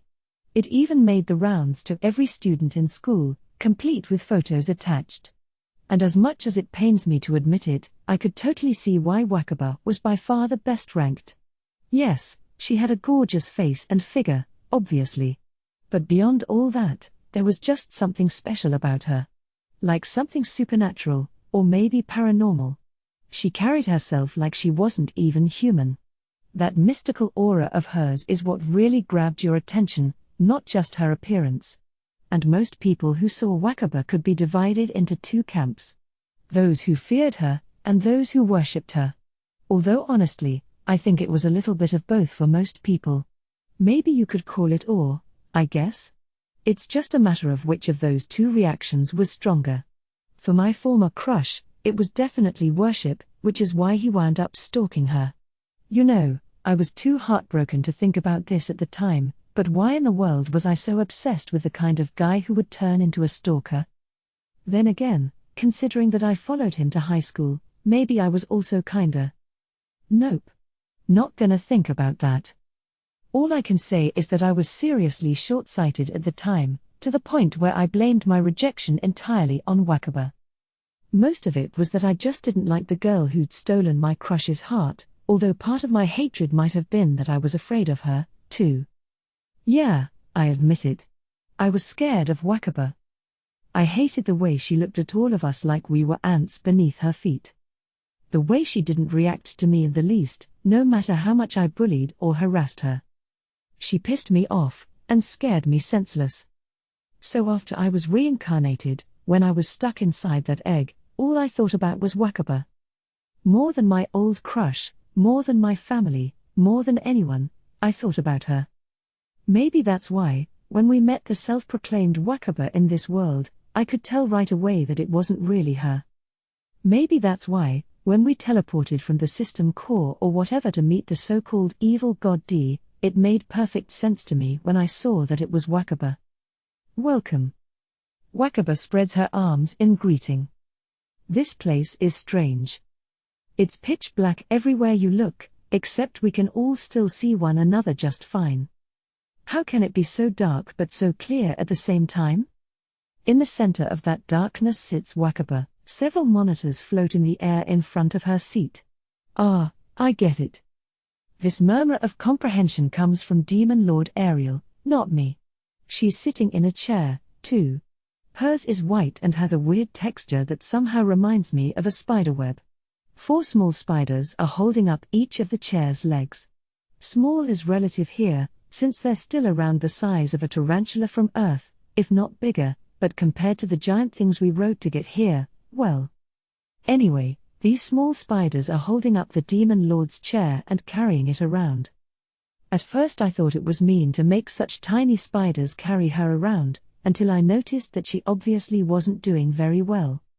For real, she looks like she'd barely even be able to stand without fainting dead away. Is she sick or something? Either way, that definitely caught all of us by surprise.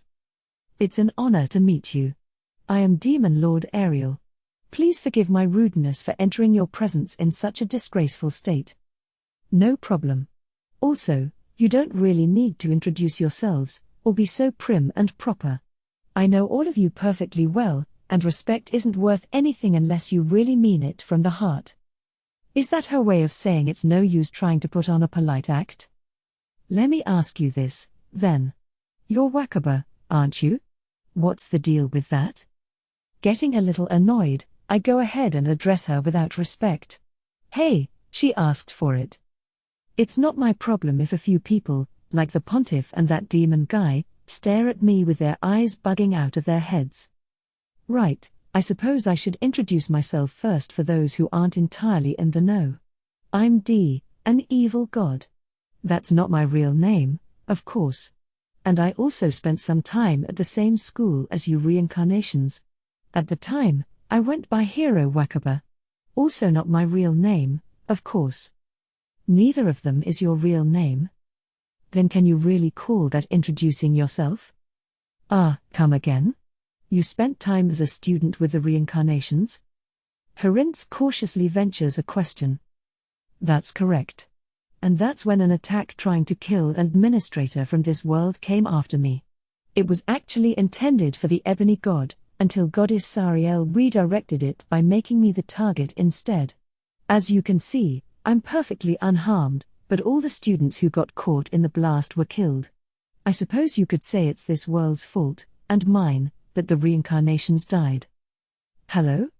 It's a little late for that big reveal. Are you kidding me? Seriously? Excuse me? Are you joking? Can I punch this chick? Faye. Cut it out. Shun hurriedly stops me when those words come tumbling out of my mouth. Come on, I wasn't really going to punch her, I swear.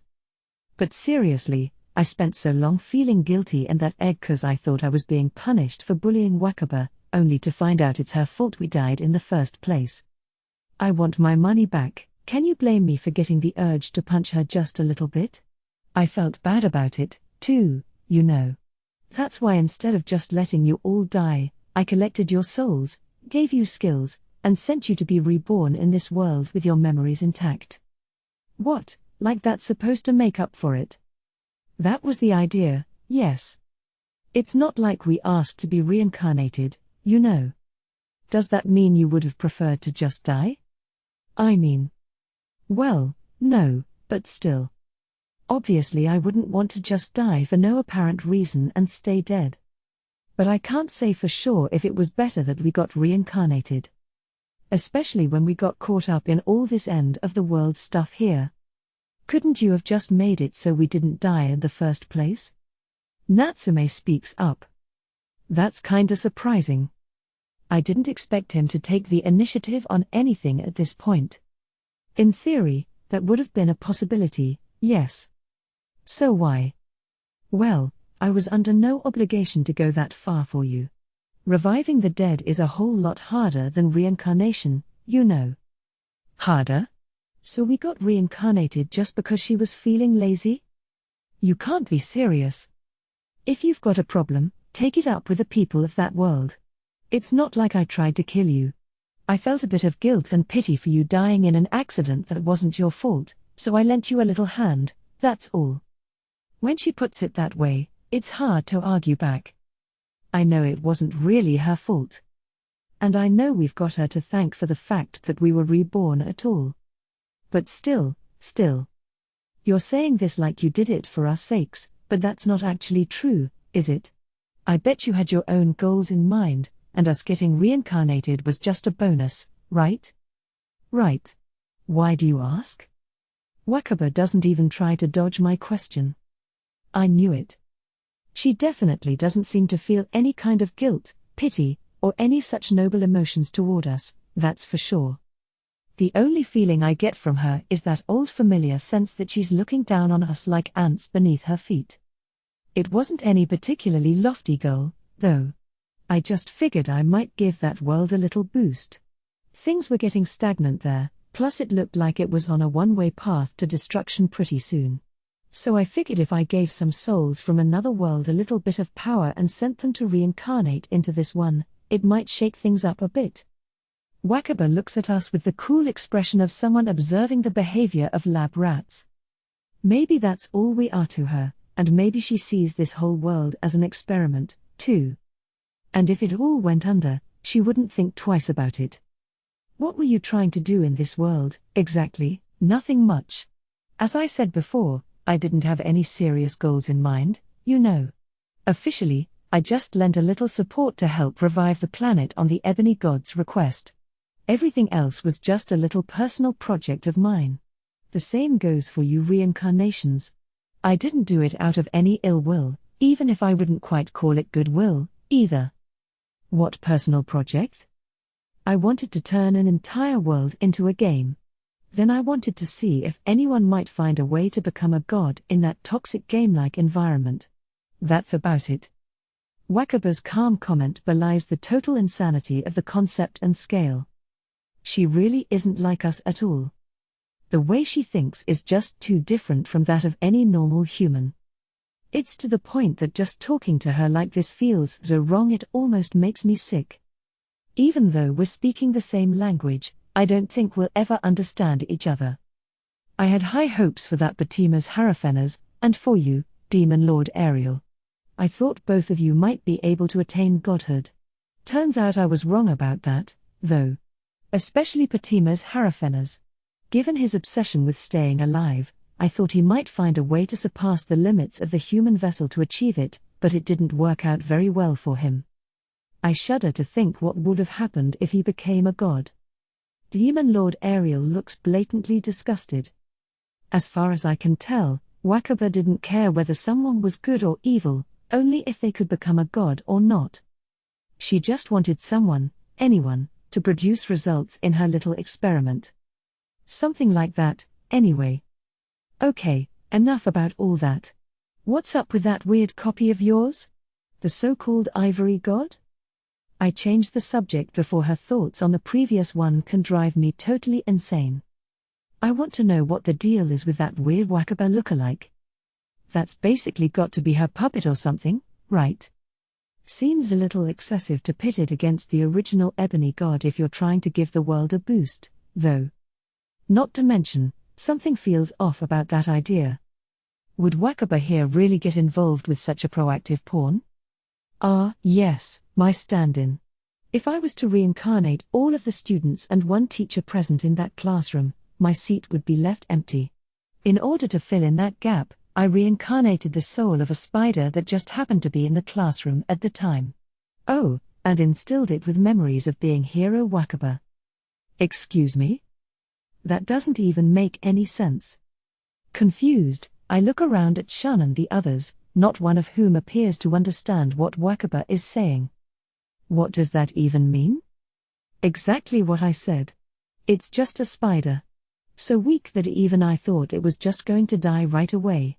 It only existed to prove that Hero Wakaba also got reincarnated. At first, anyway. I still don't get it, or maybe it's just not possible to understand at all. That fake Wakaba wasn't working for this one? So she's not your pawn? Oh no. That thing does whatever it wants. Amusing, isn't it?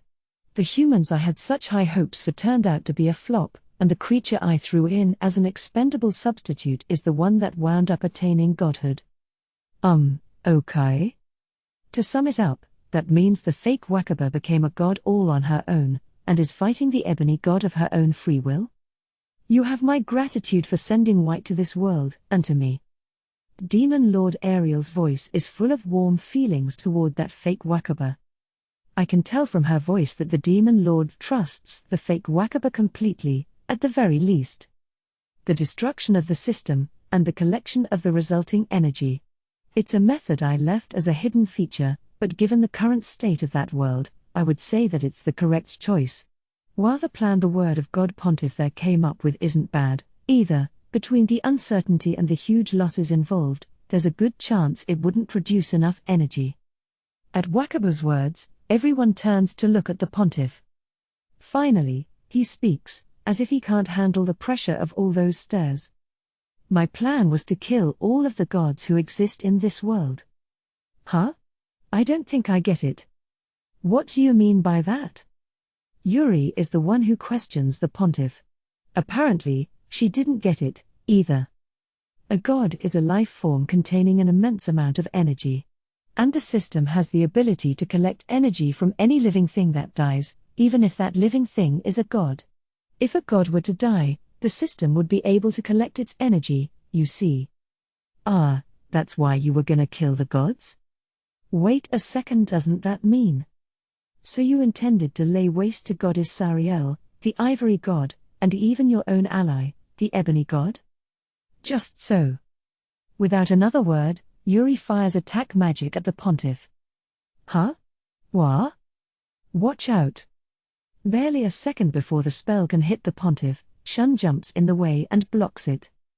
If he hadn't made it in time, wouldn't that have killed the old Pontiff? Yuri, what do you think you're doing? I could ask you the same question. Get out of the way so I can kill him, Shun. What? Are you hearing yourself right now, young lady?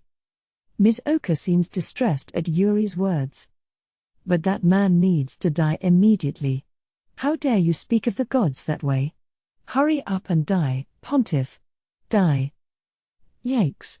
When did Yuri get so scary? Yuri. I can understand where you're coming from, but please restrain yourself for now. This is no time for us humans to be fighting among ourselves. Oh, all right. Shun manages to get Yuri to reluctantly back down. Is it just me, or does it seem like the Pontiff is gonna end up dead no matter how things shake out? It is pretty awful that he was gonna kill the ebony god, his own ally. Even if it's for the greater good, you've gotta draw the line somewhere, you know? Nobody likes a backstabber for a leader. Well, that's just one more reason that I intended to destroy around half of humanity, to make up for the lack of energy. Right. That's what we came to talk to you about. We got off topic when we realized the evil god was really Wakaba. I almost forgot that the real reason we're here is to do something about her stupid plan to destroy half of humanity. It's as I just said. The Ebony God's side's methods wouldn't create enough energy. The only way to complete the revival of this planet with the system still running would be to sacrifice approximately half of mankind. Which is why I intended to supply the remaining energy in the event of the Ebony God's victory.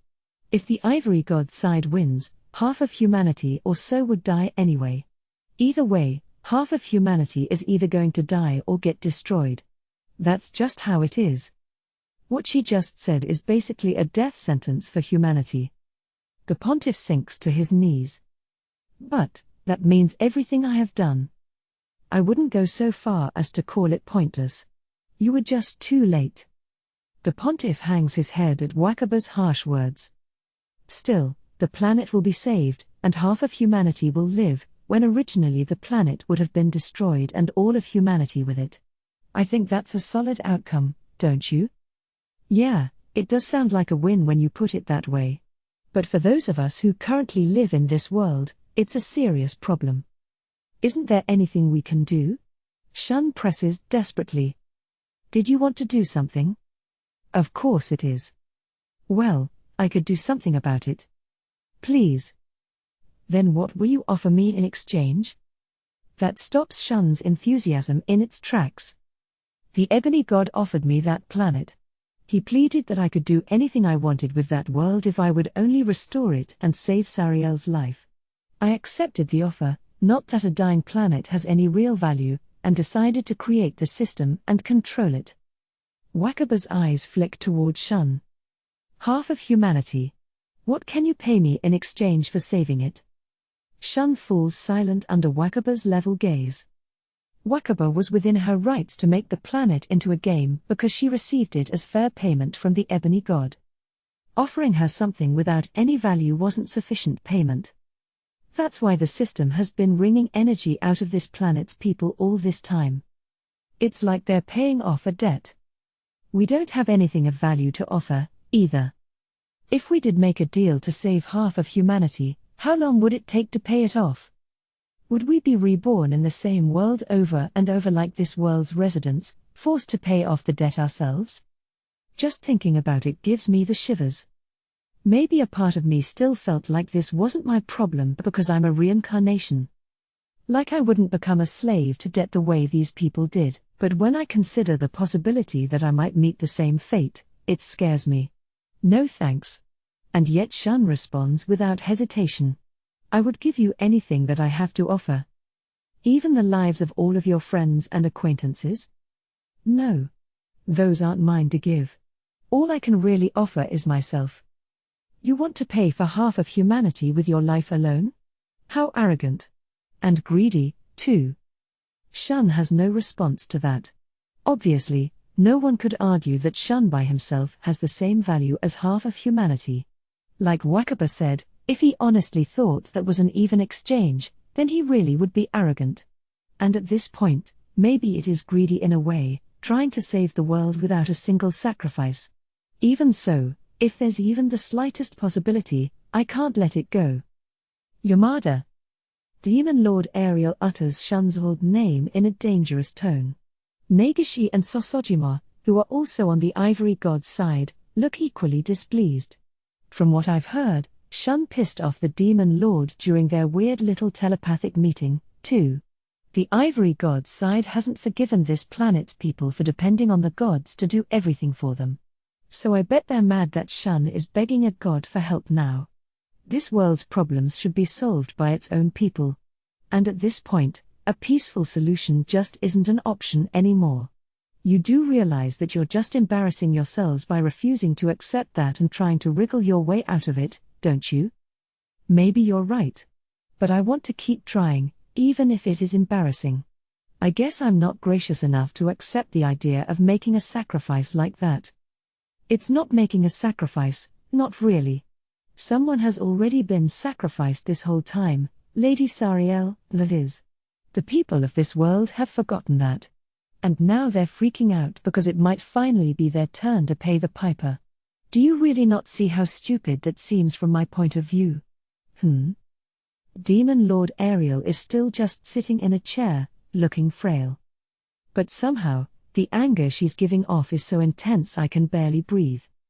I told you before, didn't I? If you're going to get involved in this battle, you'd better be seriously prepared. And you told me that you are, because it involves you, too.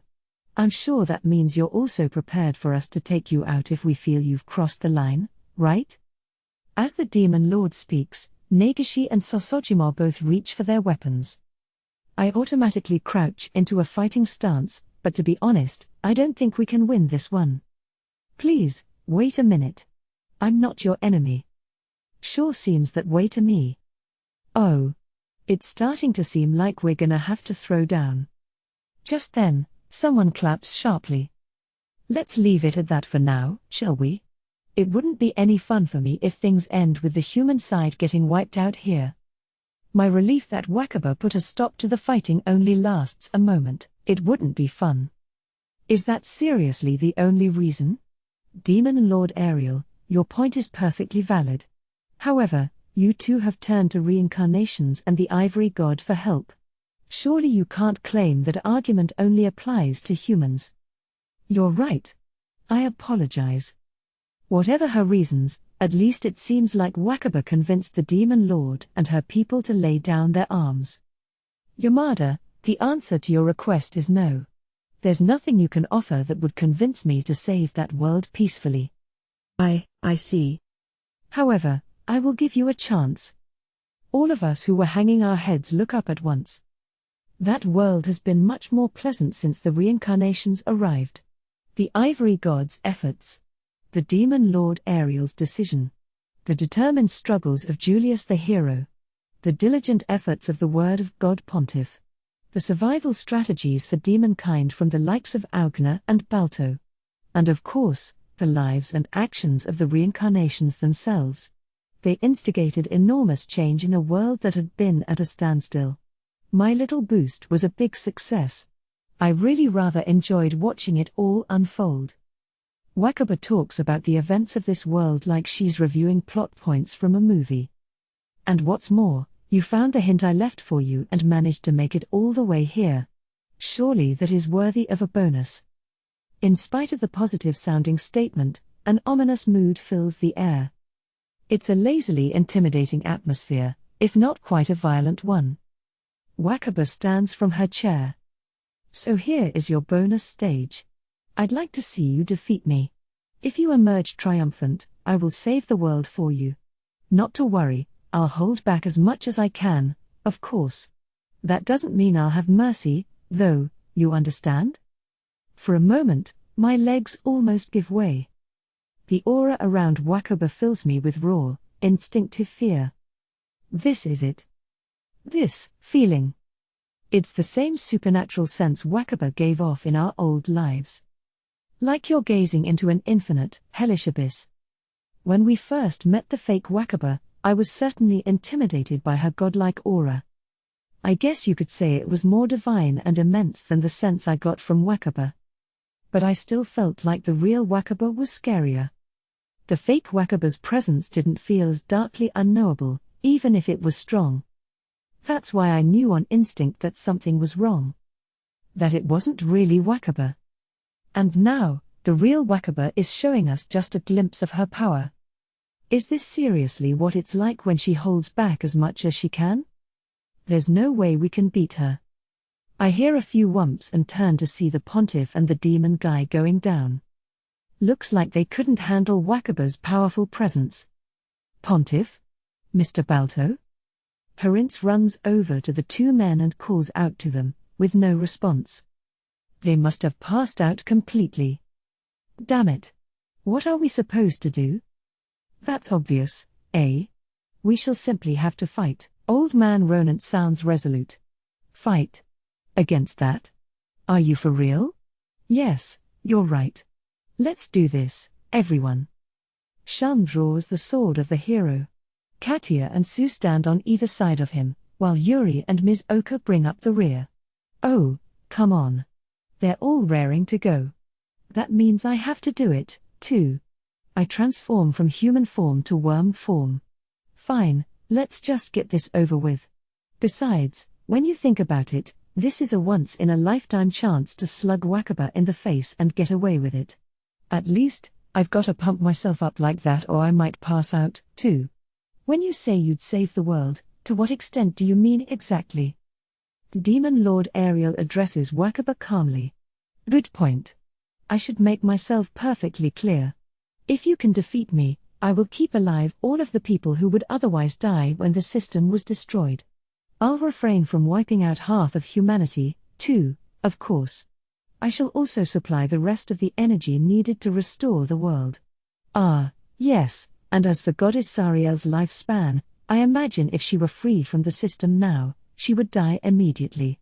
Instead, I will ensure that she stays alive for around the same amount of time as your remaining lifespan, Demon Lord Ariel. That sounds like more than anyone could have hoped for. The Demon Lord's eyes widen in surprise. Then I suppose we have no choice but to fight, too. With that, she rises from her chair. So she can stand. But it's clear at a glance that she's pushing herself already. Still, with super scary allies like Nagashi and Sosojima, it's deeply reassuring to have her on our side. Let's begin, then, shall we? For a moment, I don't understand what's happening. All I know is that Shun goes from standing in front of me to getting tackled aside, and Herince, who tackled him, crashes backward. Huh? I barely recognize the idiotic-sounding voice as my own. Looking down at Herince, I see him crumpled on the ground with a giant hole in his chest. Clearly, he must have died instantly. I told you, didn't I? I'll hold back, but I won't have mercy. Wakaba shakes out her right hand, scattering blood everywhere. It's only then that I finally understand that her right hand must have pierced Herince's heart. By the way, if you were to convert my current strength into stats, I'd say they're around 150,000 each. See? Very generous of me to hold back so much, isn't it? That's easily 100 times stronger than the average human. We don't stand a chance in hell. My heart was already broken before the battle even began. Shun 3. The evil god D was really Wakaba. That was a shock, of course. I think all the other reincarnations must have been just as surprised as I was. Except for Faye, who somehow accepted it right away. But after the initial shock, it started to make sense to me as we spoke. It was as if I finally had an explanation for why something about the Ivory God seemed off. The Ivory God definitely looked and seemed like Wakaba, but there was always a strange disconnect that I couldn't quite explain. Faye must have sensed it even more strongly than I did. As I thought back to the elf village, I remembered that she was staring intensely at the Ivory God the whole time. She must have been suspicious of her even then. Still, I don't know what to make of the claim that the Ivory God's true identity is a spider. That must be Wakaba's idea of a joke, I guess. Then, next thing you know, we wind up having to fight her. Mr. Herince? Right away, Herince jumps out and takes a hit that was aimed at me. By the time he hits the ground, there's a huge hole in his chest, gushing an endless stream of blood. It's a fatal wound. No, he must be dead already. You should really pay better attention. A voice next to my ear sends a shiver down my spine. Ah, I'm dead. That's my first and only thought. But I didn't die. Quit spacing out, will you? Something sends me spinning away through the air. For a moment, I don't know what happened, until I catch sight of Wakaba and Sophia clashing in my whirling vision. The shock waves of their impact with each other must have sent me flying. Is this fight really so intense that just being near it could knock you out? Ugh. I managed to right myself before I hit the ground, landing on my feet. But that's the most I can do. It doesn't seem like I could set foot anywhere near that fight. Sophia attacks with her giant broadsword, while Wakaba deflects it with twin blades that I didn't see her holding before. As the broadsword swings down, her attack also freezes their surroundings, except for Wakaba herself, who stays unaffected with a cool expression. Then a barrage of swords rains down on Wakaba. Just as Sophia jumps away, the swords hit their target and explode. I can feel the blast of heat on my face. It's like a volley of missiles. That was an attack from Kuya's exploding magic swords. Each of them packs unbelievable explosive power, and he's raining them down on Wakaba without holding anything back. Even from this far away, it feels like the fiery heat might burn my skin. I'm sure even Wakaba won't be able to stand up to such a strong attack. But a moment later, Wakaba calmly strolls out from the heart of the blaze. Monster. Faye stares at Wakaba, looking shaken. How can she seriously say that this is her holding back as much as she can? I don't see how we can possibly beat her. At the very least, I doubt any of my attacks would lay a scratch on her. In fact, I can't keep up with her movements at all. I probably wouldn't even be able to hit her with an attack, never mind dodge any of hers. If I tried to jump in, I'd only get in Kuya's and Sophia's way. It's no use. Clearly, I'm not fit to be an attacker in this fight. So instead, I race over to where Herinz is lying on the ground. His eyes are unseeing, and his chest has already stopped moving. He's dead. But I have a skill that can change that. My mercy skill, which allows me to bring the dead back to life. I activate the skill and begin reviving Herinz. Little by little, the hole in his chest begins to close. But it's happening too slowly. While the mercy skill can bring the dead back to life, such an extraordinary power comes with plenty of restrictions. It won't work on a body that's too damaged, and there's a time limit, too. You can only revive someone right after they've been killed. Please. Let this work. As time creeps by slowly, the hole finally closes up completely, and Herinz's body convulses at once. NNG? Huh? Am I? Mr. Herinz? Are you all right? Shun? What happened? Ah, that's right. Something pierced my chest? Herinz quickly sits up and puts a hand to his chest. There's no wound? Was I dreaming or something? No, I used my mercy skill to bring you back. Mr. Herinz gives me a look of surprise. Really? Then you saved my life. Thank you. Not at all. I don't think there's anything else I can do in this fight. I glance toward the battle unfolding a short distance away. Sophia and Kuya are working together to attack Wakaba. Sophia's broadsword, red liquid, and ice bear down on Wakaba mercilessly, along with Kuya's magic swords, fire, and lightning. Yet Wakaba still appears to be fending them off unharmed. Even though all those attacks look strong enough to obliterate me without a trace. I don't think I can jump into that fray, either. Yeah. Mr. Herinz and I nod at each other. So I'm going to try to support them as a combat medic. You know, with my mercy skill. No, wait. You can't do that. For some reason, Herinz forcefully objects. But using the mercy skill is the best I can do right now. The mercy skill comes at an enormous cost. Yes, I know. It raises your taboo skill level, right? But mine is already maxed out, so it doesn't matter anymore. No. There's another, much bigger price. So there's an additional cost I don't know about besides the no longer relevant taboo skill? Judging by Herinz's intense expression, it must be something fairly serious. But I haven't felt any symptoms yet. Listen carefully, you hear me? Every time the mercy skill is used, it erodes the user's soul. That's how difficult it is to revive the dead. In other words, the more you use it, the more your soul is worn away. If you reach your limit, your soul could be destroyed forever. What? You're kidding, right? It's true, the cost is so severe that I blurt out a doubtful question in a near hysterical voice, only for Herinz to respond with a dead serious look in his eyes. He's clearly not joking about this. So that means every time I use my mercy skill, my soul gets closer to destruction? I don't know how much of your soul has been eroded now. But if you use it too much, it'll definitely have a negative effect on your next life. Hell, it could even affect your current one. The blood drains from my face. So all this time, Whenever I've used this mercy skill to save other people's lives, I've been shortening my own. Isn't that a small price to pay, then? Mr. Hirintz, even so, I'll keep using the mercy skill. Shun?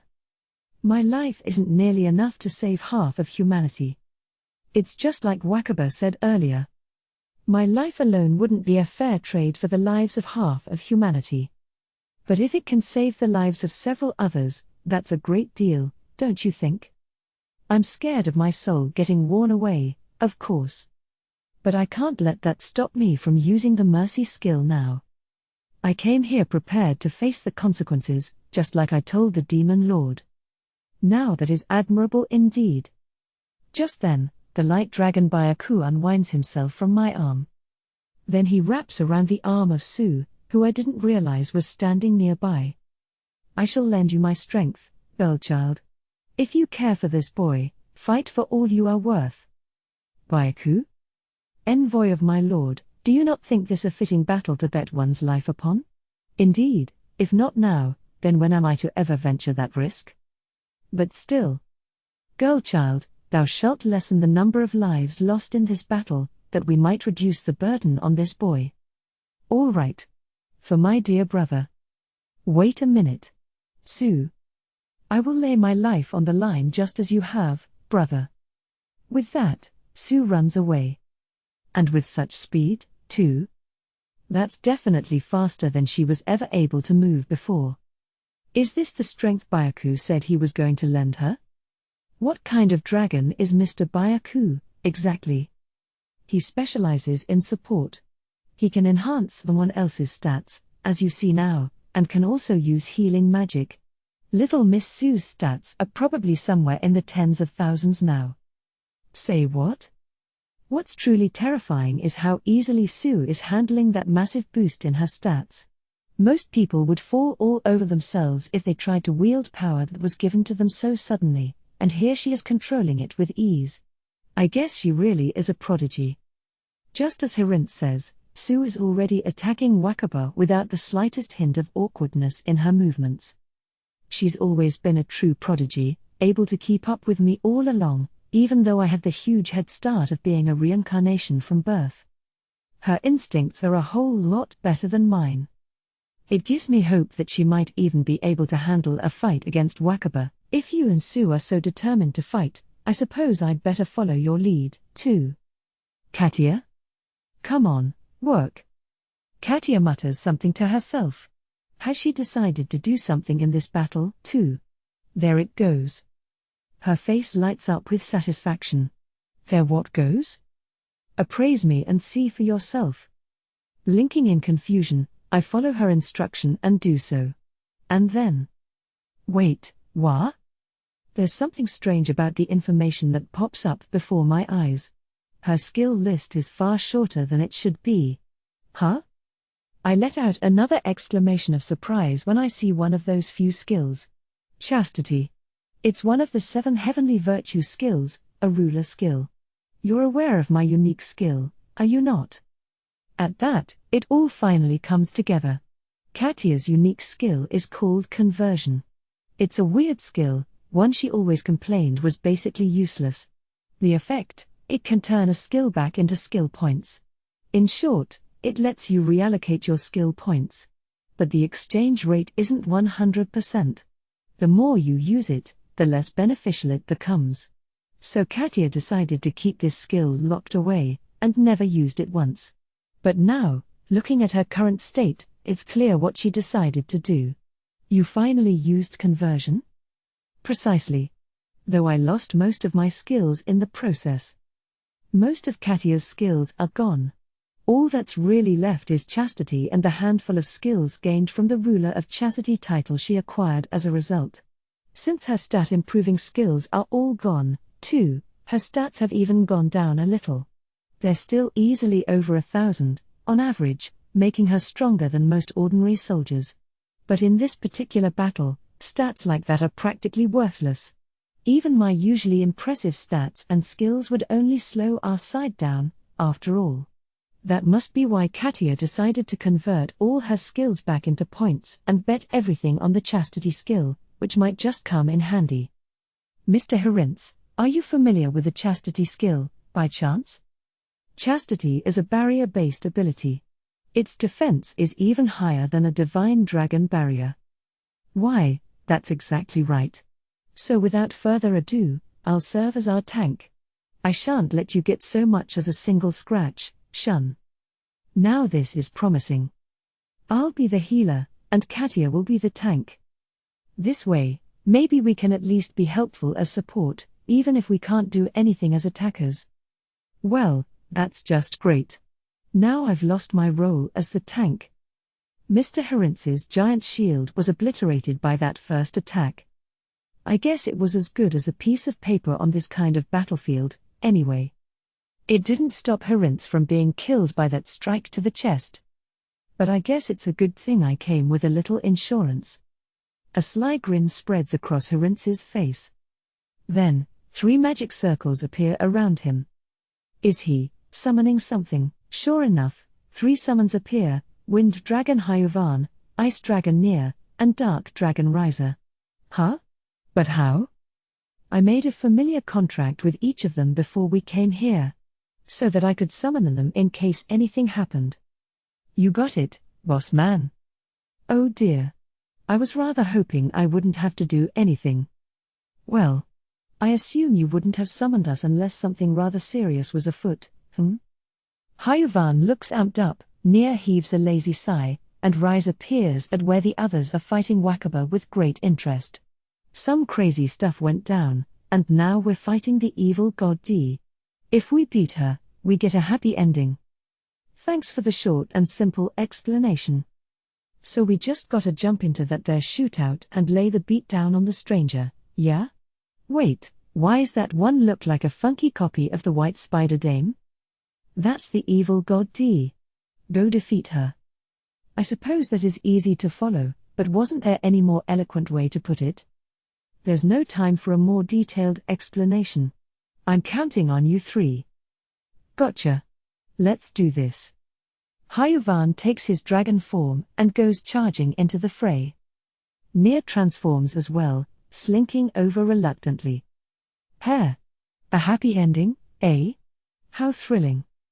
Reise's tone changes partway through the statement. Looking over, I see something like a half-human, half-dragon. Is that their dragon form? We watch as Reise leaps after the others. Well, that summoning used up all my MP. There's nothing else I can do now. Pretty useless, huh? Despite his self-abasing words, Mr. Herinz looks satisfied. I was able to summon those 3, thanks to you reviving me, Shun. But I'm of no further use now. So if I die again from here on out, you don't need to revive me. I wouldn't be any use to you anyway. Herinz's broad smile is at odds with his absurd request. I can't do that. I decided to win this fight without losing anyone, remember? So I won't let anyone die. If you do, I'll bring you back. Saying it aloud reminds me of what I have to do. So please do your best not to die, all right? Honestly, my adoptive little brother has turned out to be awfully greedy. And unreasonably demanding, to boot. Herinz chuckles and shakes his head. But then his expression turns serious, and he starts issuing orders. Shun, you'll use your mercy skill to bring back anyone who dies. Miss Yuri and Ms. Oka will be in charge of healing otherwise. Ms. Oka, you have the charity skill, correct? Yes, that's right. Ms. Oka nods at Herinz's question. That means you can use miracle magic, yes? So you should handle the seriously wounded, while Miss Yuri can deal with lighter wounds. But your roles should be flexible, depending on the situation, of course. Miracle magic is the advanced version of healing magic, able to heal wounds that the unevolved version can't handle. This magic comes with acquiring the ruler of charity skill. Ms. Oka's charity skill has the effect of improving the regenerative abilities of anyone it deems to be her allies. Wounds that aren't instantly fatal should be fairly manageable. If someone does get instantly killed, that's where you come in, Shun. Charity is one of the 7 heavenly virtue skills, which apparently gives any of the users' allies the equivalent of HP ultrafast recovery LV1. As long as they don't die, they should recover from wounds at a remarkable rate. I've never experienced the effects for myself before, probably because I didn't usually get wounded when we were working alongside Ms. Oka. At least, I hope it wasn't because she didn't consider us allies at the time. Ms. Oka, please think of everyone here as allies except for D, as strongly as you can. If you aren't confident enough, the skill might not register them as allies. Understood. Wait, does that mean maybe we really weren't registered as allies before? No, I'm sure it's just that I never got injured in front of her. That's got to be it. Miss Katia, you protect the rest of us with your barrier. Miss Faye, you'll be our transport. But of course. Right. Not like there's much else I can do anyway. Katia responds with enthusiasm, while Faye sounds a little relieved. I don't know how powerful Katia's barrier is exactly, but with our stats, a single hit from Wakaba would be enough to kill any of us. Katia's barrier has to be able to ward off Wakaba's attacks or it'll all be over. And Faye will use her size and speed to bring us to the dead or wounded. It's a role only she can manage. So there's nothing for me to do, huh? As we all figure out our roles, Natsume is just standing there. With his abilities, honestly, I'm not sure there's much he can contribute. Natsume's brainwashing with his lust skill, while powerful, is more useful for long-term strategies than head-on battles like this one. It was the same way when I fought him. He needs to use it on someone repeatedly over a long period of time to successfully brainwash them. And his other ruler skill, greed, has the incredible effect of absorbing the abilities of any enemies he defeats, which still hasn't been enough to make him stronger than I am. And if I'm not any use on this battlefield, Natsume must be even less so. Guess you and me will be a burden together, brother. Harint slings an arm around Natsume's shoulder. Don't ever call me that again. Natsume cringes away from Harint's, scowling. Well, let's just try and do whatever we can, anyway. Undeterred, Harint claps Natsume on the back reassuringly. Just then, two giant creatures appear. No way. Queen Taratexts. Two imposing legendary-class monsters tower over us. Demon Lord Ariel must have summoned them. On top of that, more summoning circles appear all around the Queen Taratexts. Soon, an entire swarm of spider monsters is being summoned. Wow. They're terrifying as an enemy, but it sure is reassuring to see them on our side. Harint whistles as he watches the spiders continue to multiply. Looks like they're going all out, too. Agreed. The Demon Lord must be just as determined as we are to beat Wakaba. Then we'd better make sure we give it our all, too. So we can win it all and finally give this world a happy ending. But despite my hopes, even as Sophia, Kuya, Sue, and the ancient dragon chiefs all attack fiercely, Wakaba still stands there unharmed. Dark Dragon Reise. I've been waiting oh so long for the chance to put my power to good use. And for a place to die after finally fighting to my fullest. We creatures called the ancient dragon chiefs are still only a pathetic imitation of true dragons. In truth, we are chimeras born of Patimus's experiments.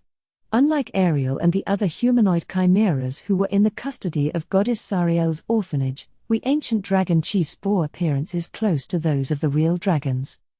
As such, we were treated not as children to be protected, but as beasts. Perhaps we had other brethren who were experimented upon and died without my knowledge. In fact, I do not doubt it is so. It was Lord Gully Disto who protected us all the same. That is why we feel such respect for our Lord. No doubt Ariel feels similarly toward goddess Sariel. Unlike her, however, we were designated as monsters by the system. Yes, even the gods saw us as beasts. So we chose to pursue the path of being our Lord's kin and underlings. We gave up on blending in with humans, yet refused to be reduced to mere monsters, and obtained the position of an administrator's loyal retainers.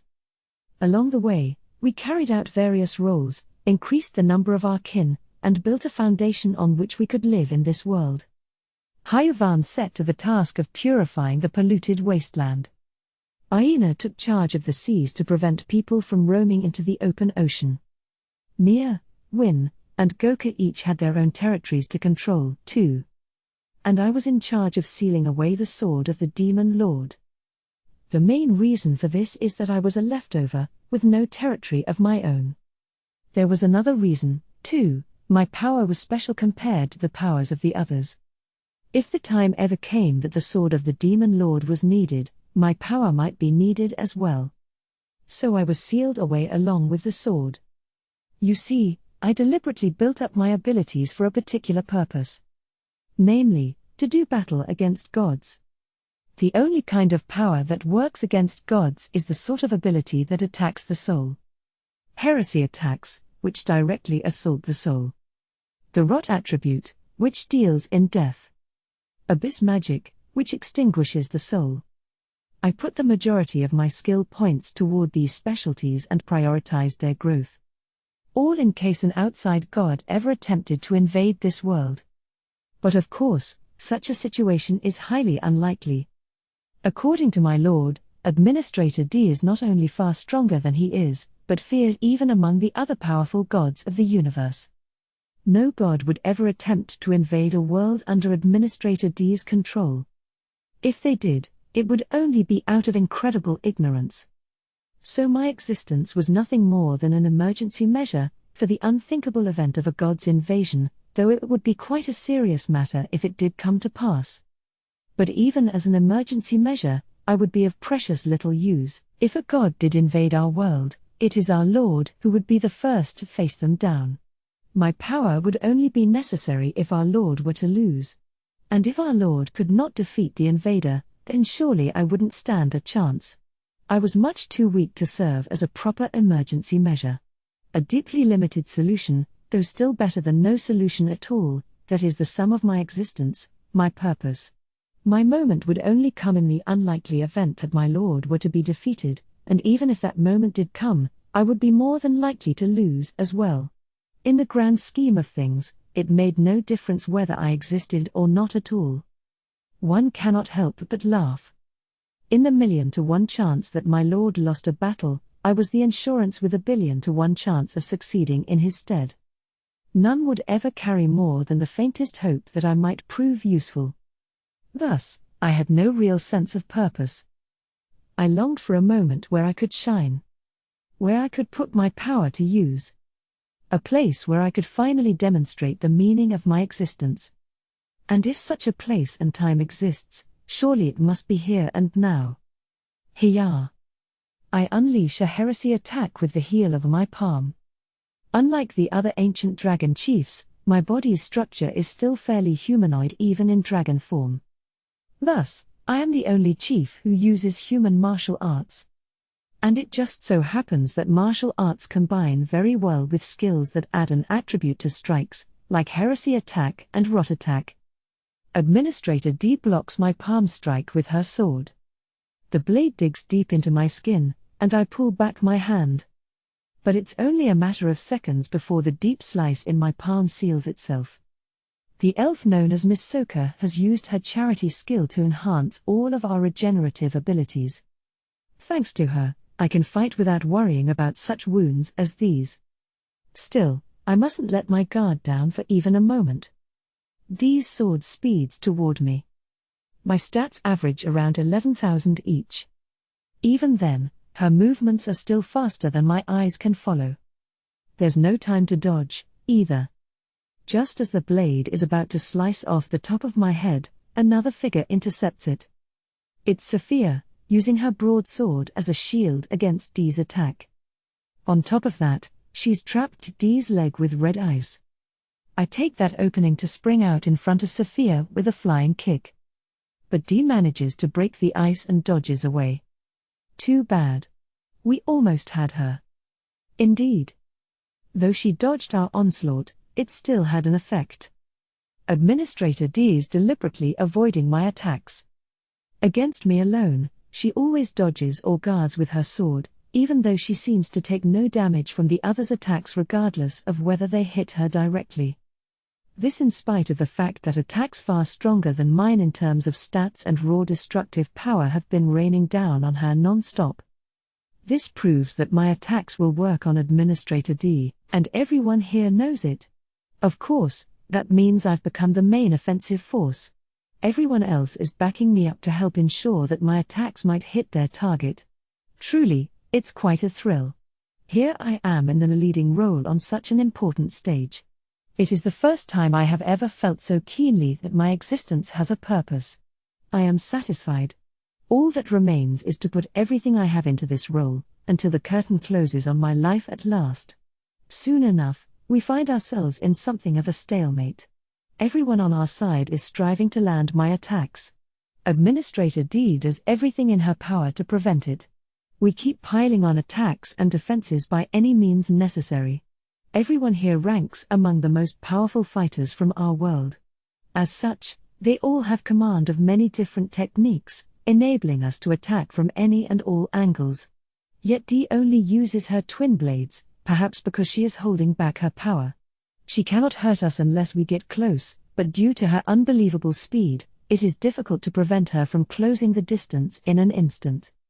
What's more, a good offense is indeed the best defense. Since our side does not let up on attacking for a moment, there are thus few opportunities for D to go on the attack. Yet, despite our onslaught, we have yet to break through D's defenses. I doubt this is due to any special skill. If her words are to be believed, she is simply enduring thanks to her approximate stats supposedly being in the range of 150,000. And because it is so simple, it is difficult to circumvent. The only way to deal with such high defenses would be to break through with an even more powerful attack. But the maximum value of any stat is 99,999. It is impossible to reach a value like 150,000 within the constraints of the system. In other words, the only way we can damage D is to either escape the limitations of the system, or to use a special skill like mine to deal damage that disregards the target's defenses. Desperation is slowly starting to settle in. My stamina and MP are limited, you know. If we keep fighting like this, my attacks are inevitably going to slow down. And if that happens, we're out of options. We've got to break through D's defenses before then somehow, or... No. I let my impatience cause a lapse in judgment. Just as the Queen Taratect's twin breath attacks hit D, I jumped in while everyone else was at a standstill. The Queen's attacks didn't do any damage to D. And if she doesn't have to worry about being hurt, she doesn't need to think about defense. That means that for a moment, she has the option of going on the offensive. D's eyes meet mine as she turns in my direction. Her gaze, with pupils so dark it's like I'm being pulled into an abyss, is fixed on me. Then her swords slash toward me. Harmony. Just then, all the attacks stop. The sword passes right through my body without hurting me, as if it has no substance at all. I don't know what's happening, but now's my chance. Yeah! I unleash all my might in a single punch. For this first time in this fight, I finally feel a clear impact.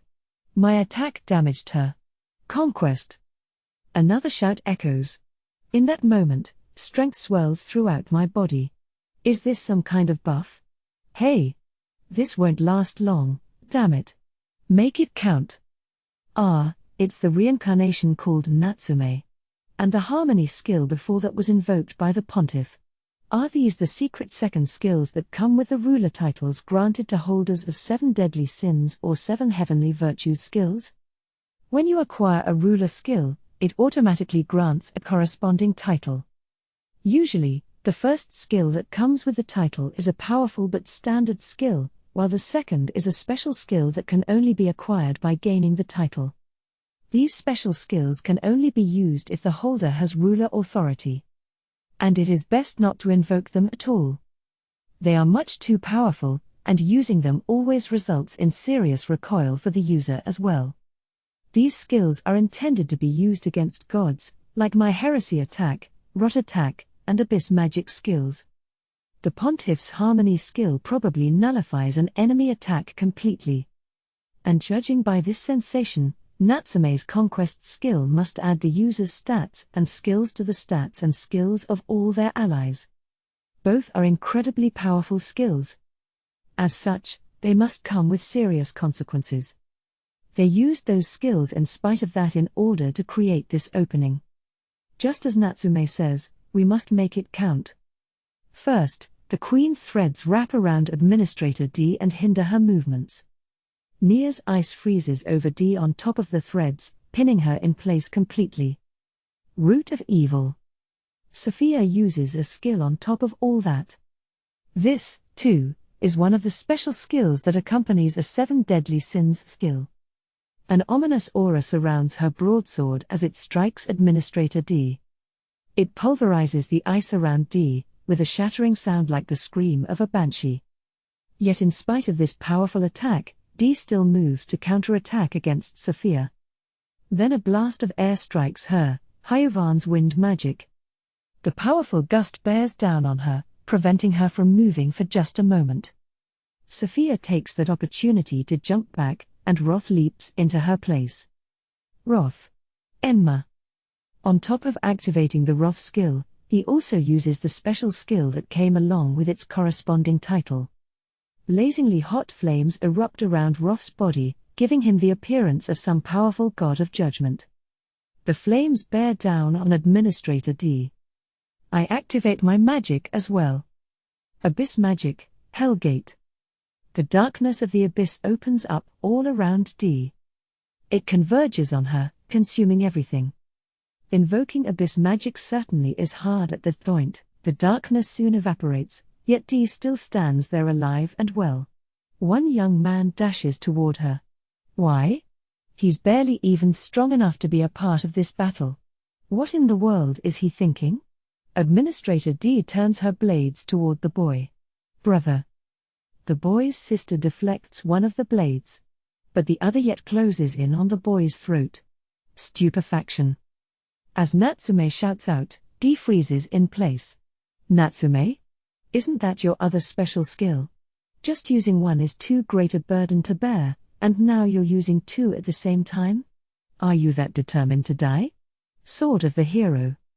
But in the opening Natsume created at risk of his life, he bought enough time for an attack from the boy, slain the hero, to reach its mark. Dazzling light fills the entire area. The Sword of the Hero is a weapon that can invoke enough power to kill a god, though it can only be used once. And he hit D directly with that power. We've won. Very impressive. Just as our victory seems certain, Administrator D's voice echoes. But I'm afraid that still isn't enough. Then Slain the hero collapses in a pool of blood. Giving it everything you've got is only the bare minimum. You will have to find a way to surpass that limit, or I'm afraid I can't possibly grant you the bonus of saving the world. There stands Administrator D, without a single scratch on her. Ariel 3. Pontiff Dustin, who no one was paying any attention to, since he was the weakest person here, or more accurately, since he fainted right at the beginning of the fight, just changed the entire course of the battle. His attack nullifying skill created an opening for Reise to successfully land an attack, followed by a chain of even more attacks. I wasn't expecting Natsume to be so reckless as to use 2 special skills in a row, and then Sophia and Wrath took that as a cue to reveal their own special skills for the first time. On top of that, Yamada used the Sword of the Hero. He'd been working on the back lines as a combat medic, so I wasn't expecting him to suddenly jump into the fray like that. We basically hit D with all our trump cards. And yet she's still standing there, perfectly unharmed. That doesn't mean we didn't do any damage. It's just that her wounds were healed instantaneously. But I guess that's a minor difference, since it leads to the same result in the end. D being unscathed after that all-out barrage of attacks is more than enough to break everyone's hearts. D really is holding back for all she's worth. There's no doubt about that. If she wasn't, we would have all been killed on the spot no matter what we did. But even when she's holding back, I don't see any way we can win. Knowing D, there probably is some specific set of conditions we can meet to achieve victory. I'm sure she wouldn't just set it up so her wounds heal indefinitely. Most likely, there's a specific amount of damage that would count as defeating her. It's not her fault we weren't able to reach that amount. We had to give it everything we've got, of course. Only by surpassing that limit and mustering up even more strength would we stand any chance of defeating D. I'm sure she thinks that's the least we could do if we're trying to get her to save the world. It would be way too easy if she just agreed to do it for free. At this point, I have to wonder if the line she drew was actually one we could possibly have achieved or not. If Dee truly values fairness, she wouldn't save the world for such a cheap price. Where does she get off calling this a bonus stage? It's more of a boss stage, isn't it? Ugh. At this rate, I won't get the chance to say thank you. I said before that I would thank White again properly once it was all over. But it doesn't look like that's going to happen. I'll say a real, fiel, thanks for everything. After I die, I want you to keep living strong for me, okay? I give my thanks to the puppet Taratects instead, not that it makes up for not being able to say it to White. The puppet Taratects shake their heads furiously and cling to my legs. Are they telling me not to go? I appreciate the thought, but I have no choice. As it stands, I only had a year left to live at the most. So I won't have any regrets about laying it all down here and now, well, except my regrets about not getting to say thank you to White, I guess. I stand up from my chair again. Oof, that made me dizzy. Summoning 2 Queen Taratects was pretty rough on my body in its weakened state. That's why even though I was able to stand up at first, I sat right back down after summoning them and slouched in my chair, watching the battle. Still, I think that was probably the right call, since it's not like I could have contributed anything to the front lines the way I am now. I would have liked to keep sitting, to be honest, but I guess that's not an option. Instead, I wait for the dizziness to fade and for my vision to stop flickering before I begin to walk. The battlefield has clearly been busy while I was recovering from my dizzy spell. The hero's little sister is going after Dee in a wild rage with the sword of the hero, while Ms. Oka and Hasebe are healing the bloodied Yamada some distance away. Lying next to Yamada is Ronant, who's missing an arm. He probably used short-range teleport to retrieve Yamada, and lost an arm in the process. Still, it's impressive he was able to rescue Yamada from that situation at all. Dustin's bleeding all over his body. He must have used Harmony a second time. Maybe he timed it to match Ronant's retrieval of Yamada? No wonder they were able to save him from that obviously hopeless-looking situation. Both of those old men pushed themselves way too hard. So did Natsume, for that matter. He's bleeding all over, just like Dustin. Neither of them can use their special skills anymore, I bet. If they do, they'll die. Yamada is down for the count, too. Which means we can't depend on him to revive anyone. Ms. Oka and Hasebe are too busy helping him to heal anyone else, either. And Ushima has to stay put to protect the 2 healers. Harince and Shinahara are out, mostly because they're not strong enough to contribute. And Balto is still unconscious. Yeah, fair enough. That leaves our side with Sophia, Roth, Byaku, and the sword of the hero-wielding little sister, Riza, Hyuvan, Nia, and the 2 queens. Also, Mira's office has technically been throwing in long-distance attacks this whole time, not that he stands out much. With his stats, I don't think his attacks make any real difference, either. You guys stay here. You've gotta survive and thank White for me. I stopped the puppet Taratects from following me. They would be valuable allies on the battlefield, too. But for some reason, I don't want to let them join this fight. I want them to survive. All right. Guess I'll give it a go. I raise my arms in a stretch. Dee is the first to notice that I'm approaching. Are you done observing already? Dee easily fends off the little sister's bellowing attack as she looks at me. Yeah, I think so. Doesn't look like they can win this without me. You realize you're definitely going to die if you join in, right? In fact, your soul will probably be destroyed. You really want to fight anyway? Yeah, why not? I wasn't long for this world anyway. I see. Dee puts a hand to her forehead in an exaggerated thinking pose. Yeah. The little sister ignores our conversation and keeps charging at Dee, who basically ignores her. Now that its power has been used, the sword of the hero is just an ordinary sword, albeit a particularly solid one. Well, I guess the fact that it won't break is still a strength in itself, theoretically speaking. Miss Ariel? In the meantime, the other fighters besides the hero's sister gather around me. Roth, who speaks up first, has painful-looking burns on his skin. That must be the backlash from using his special skill. Sophia looks kind of emaciated, too, and is leaning on Mira's office for support.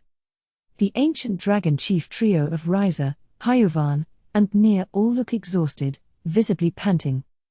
You guys are a mess. Forgive us. Roth looks ashamed as he responds, while Sophia silently bites her lip. Can you hang in there for one more push? Of course. Certainly. Yes, Mom. Good. Roth, Sophia, and Mira's office are still up for a fight. The problem is the ancient dragons. What's up, Reise? Don't tell me you've lost heart? Perhaps so. Don't be such a wimp. We get to die at this incredible battle. You could at least have the guts to give it your all till the very end and go out with a smile on your face, you know. You're right, of course. I was going to die here anyway. Let it be a glorious death. Woo. Now that's rock and roll, baby. Let's go out in a blaze of glory. I would really prefer not to, personally. One of those responses sounded less than enthused, but I'm just going to ignore it. As far as I'm concerned, our hearts are united as one. Let's go down fighting, then. If I use the humility skill again, I'm probably going to die. But I won't have any regrets as long as I've tried everything I could possibly have done. I'll burn up everything I've got left and give Dee one last run for her money. You never did manage to become a god, in the end. But I must say, your soul shone more valiantly and with more worth than any lesser god. Thanks, I'm honored. Now, let's finish this. Wait, what? Is it me, or are there a bunch of tiny white spiders around Dee's feet? The moment I notice the tiny spiders, space suddenly fractures around them. And a white silhouette comes flying out of the crack formed in midair. The bright shadow swoops directly at Dee. And then a tremendous impact shakes the entire battlefield. White 2. About halfway through my battle with Black, the advantage was beginning to shift to one side. Nearly half of the world Black created had been overtaken by white spiders. At that point, it was only a matter of time before the tide turned in my favor. Black was weaker than I expected, to be honest. Or I guess I should say he was weakened. He seems to have used up a lot of energy before the battle even started. I'm guessing he shoved all of it into the system. Which means while I was whining about how scary and impossible and stressful this fight was, he was practically running on fumes the whole time. Yikes, talk about embarrassing. Sure, Black is a more powerful god than I am, but obviously I can still beat him if he's got barely any energy left in the tank. In fact, he must not have been taking me very seriously if he thought he could fight me in that condition, huh? Wahaha. You'll pay for that insult with your life. But just as I was getting all excited by my imminent victory, I noticed some changes back on the ground. See, before I got tossed into this parallel dimension, I left myself a bit of a backup plan.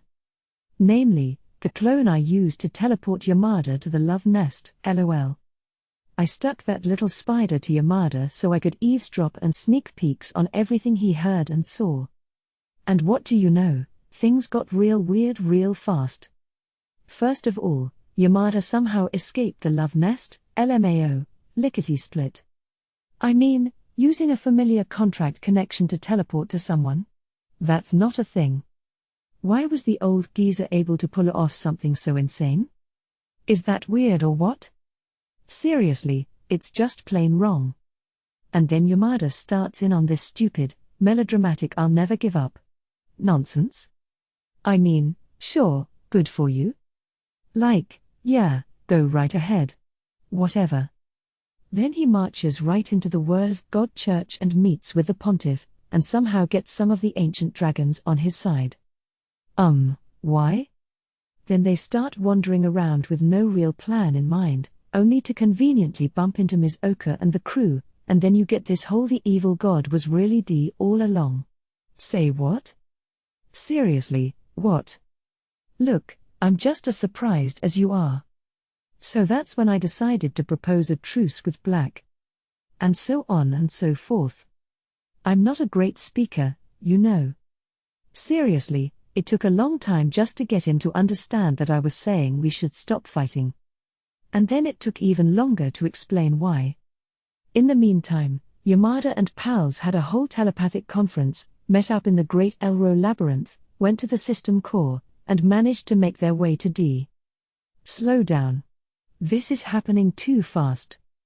Have a little consideration for my total inability to explain myself, please. Especially when I have to do it in the middle of a big epic battle? This is way too hard. Are you trying to make me cry? Not to mention, you realize I put a ton of work into preparing for this fight, right? Do you have any idea how it feels to have to drop all that and announce a truce when I barely even know what's going on? For real, do you want me to cry? Especially when I was all pumped up because I was just about to win? I could cry. You wanna see me cry? 'Cause I'm gonna cry. Which is why I'm gonna take all of that rage out on D now. Seems like justified retaliation to me. So yeah, hello again, time to die. I teleport right in front of Dee's face and hit her with the giant scythe, bam. Oh, I managed to summon my scythe right before I came here. If I'd gotten it a little sooner, that would have made my fight with Black a whole lot easier. But I guess we'll call it even, since I was able to summon it in time to lay the smackdown on Dee. I would have liked to wait for the perfect moment to show up all cool like and save everybody's butt at the last second, except it kinda looked like the Demon Lord was gonna use humility if I waited any longer. So I'm just gonna use my super speed to go bing, bang, boom. Sorry, Miss D, you don't even get to talk anymore. Your body regenerates super fast? Then I'll just have to keep going bam. Until you can't regenerate anymore, period. Hiya. The bam. Won't stop till I see you cry. Got it? This scythe is my ultimate weapon, you know. A single hit would probably be enough to deal some serious damage even to Black, and I'm smacking her with it over and over like it's nothing at all. Hell, even I would probably die without being able to regenerate or anything under this onslaught, but I'm not letting up. I doubt it'll be enough to finish off that darn D. So I'm gonna keep it up anyway just in case it works, camping her body and destroying it again every time she tries to regenerate. Mwahaha. Hope you like getting spawn killed, 'cause I'm keeping this up until the end of the world. I'd really rather you didn't take it that far, A voice speaks up behind me. Okay, let's put a hold on the bam. For now. Dee's body somehow disappeared while I was repeatedly turning her into mincemeat. Damn it, she's good. Well, I guess this is Dee's dimension, right? It's probably not hard to teleport herself around in it. It's still kinda crazy that she pulled it off without me even noticing, though. Also, is she casually reading my mind again or what? Oh, honestly. I wasn't expecting you to make it all the way here. This place is technically quite far away from that world, you know. Ah, that makes sense. It was kinda hard to teleport here. But I was able to use the little clone I stuck on Yamada as a guide to make my way here anyway. At least you're good for something, Yamada. I'm still mad at you for messing up my big once-in-a-lifetime battle, though. Hey, how was that geezer able to teleport all the way to this dimension anyway? Why, I made it easier to get here from the system core, of course, so you are reading my mind. Oh well. I suppose this means you've cleared the bonus stage. I received the minimum amount of damage required, after all. And I didn't specify who had to defeat me, so even an intruder like you gets the right to win the bonus. Congratulations. Looking less than amused, Dee produces a chair from out of nowhere and sits down. Wait a minute, that's a gaming chair. What? Okay. The Demon Lord is standing there awkwardly, like someone whose target disappeared while her fist was still raised in the air. I guess that is basically what happened. But look, you were totally dead set on dying if I didn't show up, weren't you? I can't be having that, Missy. Be a good girl and live out the rest of your lifespan, thank you very much. Look, your daughters are even hanging off your legs like please don't die, Mom wait, hello. I'll say real, fiel. Where the hell are your outer shells, huh? You girls are way too old to be out and about in your birthday suits. Have you no shame? I swear, I take my eyes off you people for 1 second, and suddenly everything gets weird. Could you not act like the sane one here when you're the weirdest of all? Is it just me, or are you being a little extra tetchy today, Miss D? Are you a little mad, by any chance? I'm not mad. Oh, she's totally mad. I said I'm not mad. Okay, I get it. You mad. You mad, bro. Book? That's enough of that, thank you. What the hell was that? Something just hit me and I don't even know what it was. While I'm doubled over in agony, someone quietly addresses D. It's Black. Yep, he teleported here along with me. Although he apparently transformed into a scarecrow in the process, since he was just standing there being useless while I laid the beat down on D. Could someone explain what's happening here? What, that thing didn't tell you? Great. Now I'm a thing. Only bits and pieces. This one refuses to speak to me normally. What, so you only got bits and pieces out of my desperate attempt to get through to you? I'm hurt, dude. Let me explain from the beginning, then. Dee proceeds to explain how she was planning to destroy half of humanity, how she offered to save the world if we could defeat her as a bonus for making it all the way here, and so on. Gotta say, I think saving the world as a bonus is a pretty major sign that your priorities are way out of whack. We've all been struggling like crazy to find a way to set the world straight somehow, and Dee just casually drops that she can fix everything if she feels like it, you know. See? Even Black is staring at her like she's got 3 heads. Well, I suppose I am fairly satisfied, even if I'm not thrilled with how sloppy things got at the end. Makes sense. It sure seems like she got her kicks, judging by how beat up Vampy, Mr. Oni, and the others all look. I mean, Yamada's practically on the verge of death. It must be that damn divine protection of his that made things go so smoothly in such a strange direction, right? I bet it nudged everything to go along with his stupid I'm not giving up move. Otherwise it never would have all worked out in such a convenient way. I guess I was right to be wary of Yamada. Well then, I will set the goddess Sariel free. As for the system, I'll pump energy into it until it reaches its natural end. Everyone's skills and stats should fade away gradually on their own. That ought to keep the negative effects of losing them to a minimum, I'm sure. Thank you. Black bows so deeply, his forehead practically hits the ground. Officially, I'll still be in charge of that world, but from this point on I will participate very little. Gully Distodiers, you will take the lead from this point on. I assume you're all right with that? Yes. And please don't come crying to me if anything else happens. I got what I wanted out of that world, so I've lost interest. You'll have to protect it on your own. Very well.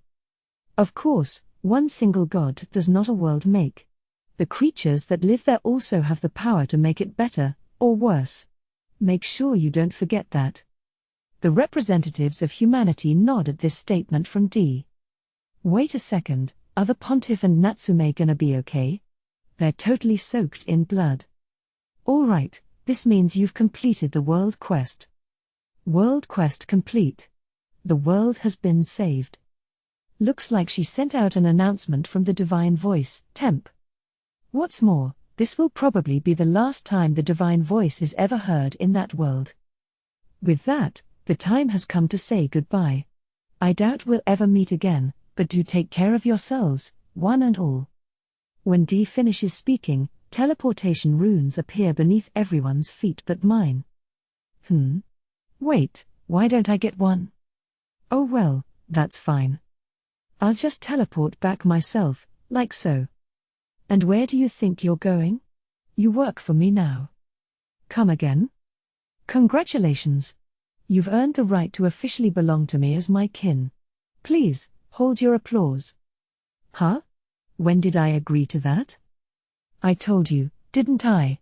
I have no intention of letting you go. She grabs my shoulder tightly. I don't think I can get out of this one. Wait a second. No one told me I'd be saying goodbye to the Demon Lord and everyone else right this second. No, wait. The teleportation runes are about to activate? Velp. Thanks for everything, White. Thank you. I shout my thanks at the top of my lungs, since this is apparently my last chance. And I wave like crazy, while I'm at it. The Demon Lord even waves back. Then the teleportation is complete, and everyone gets sent back to that world, leaving me alone with the evil god. Hello? How come I get stuck with the bad ending? Everyone's ever after. After the battle, she and her kin all disappeared without a trace. It's said that she spent the last of her days in peace with the goddess Sariel. Sophia. After the battle, she and her kin all disappeared without a trace. Even in the distant future, there are still stories of a vampire's castle in the frozen lands to the north. Mira's office disappeared along with Sophia. It is assumed that he continues to serve Sophia along with his junior, Wald. Roth. After the battle, he disappeared without a trace. There is no information whatsoever regarding his whereabouts. Shun. After the battle, he returned to the Ainoliate Kingdom and supported former Third Prince Leston, who became the king. His romantic life from that point on is a mystery, with no known records. Yuri. After the battle, she returned to the Holy Kingdom of Elias, brought about a revolution, and reformed the Word of God religion as the Church of Goddess Sariel. She was appointed the first pontiff of the Church of Goddess Sariel and devoted herself to its propagation. Katia. After the battle, she returned to the Ainoliate Kingdom and resumed her work as a duke's daughter and noblewoman. It's said she remained good friends as well as rivals with the likes of Princess Shazia and Pontiff Yuri. Sue. After the battle, she returned to the Ainoliate Kingdom and supported her brother Shlain. She is said to have remained unmarried all her life, though there are rumors she had a close relationship with a certain man. Faye. After the battle, she returned to the Ainoliate Kingdom and supported her master Shlain. She would later come to be revered as the guardian divine beast of the Ainoliate Kingdom. Hugo. After the battle, he disappeared without a trace. There is no information whatsoever regarding his whereabouts. Philomos. After the battle, she traveled from place to place, gathering persecuted people who inherited the blood of the elves. She would later construct a neo-elf village on the location of the old one. Anna. After the battle, she remained in the Ainoliate Kingdom and continued to serve Shlain. She later became the mediator between the Ainoliate Kingdom and the neo-elf village. Hirince. After the battle, he returned to the Ainoliate Kingdom and became a knight, working only as Hirince. He eventually became captain of the knights and devoted all his efforts to the kingdom. Dustin. After the battle, he returned to the Holy Kingdom of Elias, but never made a complete recovery from his wounds and soon breathed his last. It is said that the solemn tolling of bells to mourn the loss of a great hero were heard throughout the world that day. Kunayako. After the battle, he settled down in the small village of Uppenbebetinia, where he was resting. He and Asaka married and lived out a rather happy life together. Asaka. She settled down in the village of Uppenbebetinia with Kunayako. They made a modest living from farming and various side jobs, and she obtained quiet happiness. Shinobu Kusama. After the battle, he returned to the Holy Kingdom of Elias, where he was forced to become Yuri's underling. He ended up aiding the revolution, running errands for Yuri once he became the pontiff, and so on. Ronant. After the battle, he returned to the Rongzand Empire and continued to work as the head imperial mage. His research on continuing to use magic even after skills disappeared had an enormous impact on the cultural future of magic. RL. She carried on serving as an imperial mage of the Rongzand Empire without participating in the battle at all. However, she never married, and continued a life of being dragged into Ronant's ridiculous experiments. Balto. After the battle, he returned to the demon territory, and devoted his efforts to rebuilding their race as the leader of demonkind. His life's work of pursuing peace and reconciliation with humankind had a major influence on future generations. Sanatoria. She worked as Balto's right-hand woman for a long time, and later married him. They supported each other both as co-workers and as husband and wife for all their lives. Darad. He was appointed general commander of the reformed demon army and fought hard to reduce the harm caused by monsters and bandits. He supported Balto and Sanatoria in both official and personal capacities. Palmina. After the battle, she disappeared without a trace, along with the rest of the 10th Army. It's said they continued to work behind the scenes as the Demon Territory's Secret Service, but the truth of this is unknown. Other reincarnations. After the battle, they each walked their own paths through life. Some found humble happiness, while others later carved their names into history. Isle Sayer, Real, Fiel. After the battle, they disappeared without a trace, along with Ariel.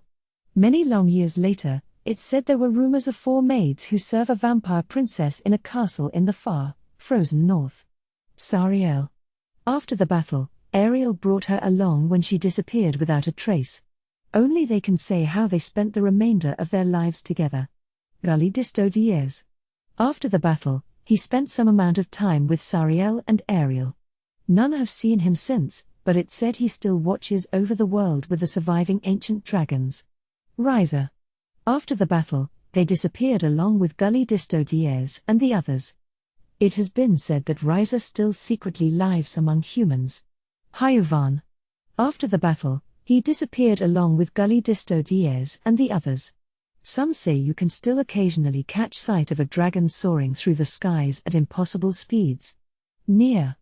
After the battle, she disappeared along with Gully Disto Diaz and the others. There may or may not be a dragon who sleeps the day away in a castle in the frozen lands to the north. Ryaku. After the battle, he disappeared along with Gully Disto Diaz and the others. Rumor has it that he still travels the world in search of a hero worthy of wielding the holy sword. The Nightmare's vestiges. They continued to build up a unique ecosystem as a monster species, and reign at the top of the Great Elro Labyrinth's food chain. They became established as their own line and continued to produce offspring for generations to come. Epilogue. Beautiful blossoms fill the garden with their enchanting presence. 2 women sit at a table in the center of the garden, enjoying an elegant tea time. One is D. The other is a woman wearing a maid outfit with the air of a classic Japanese beauty. I've started calling this mysterious person Ms. Mado. She's probably a super powerful god, too. So, I take it you went to the trouble of saving that world? I did. You do love to do things in the most roundabout way, don't you? Ms. Mado heaves a sigh of exasperation. Whatever is the point of providing so much energy to a world like that? You really are terribly wasteful, too. Oh, it wasn't wasteful.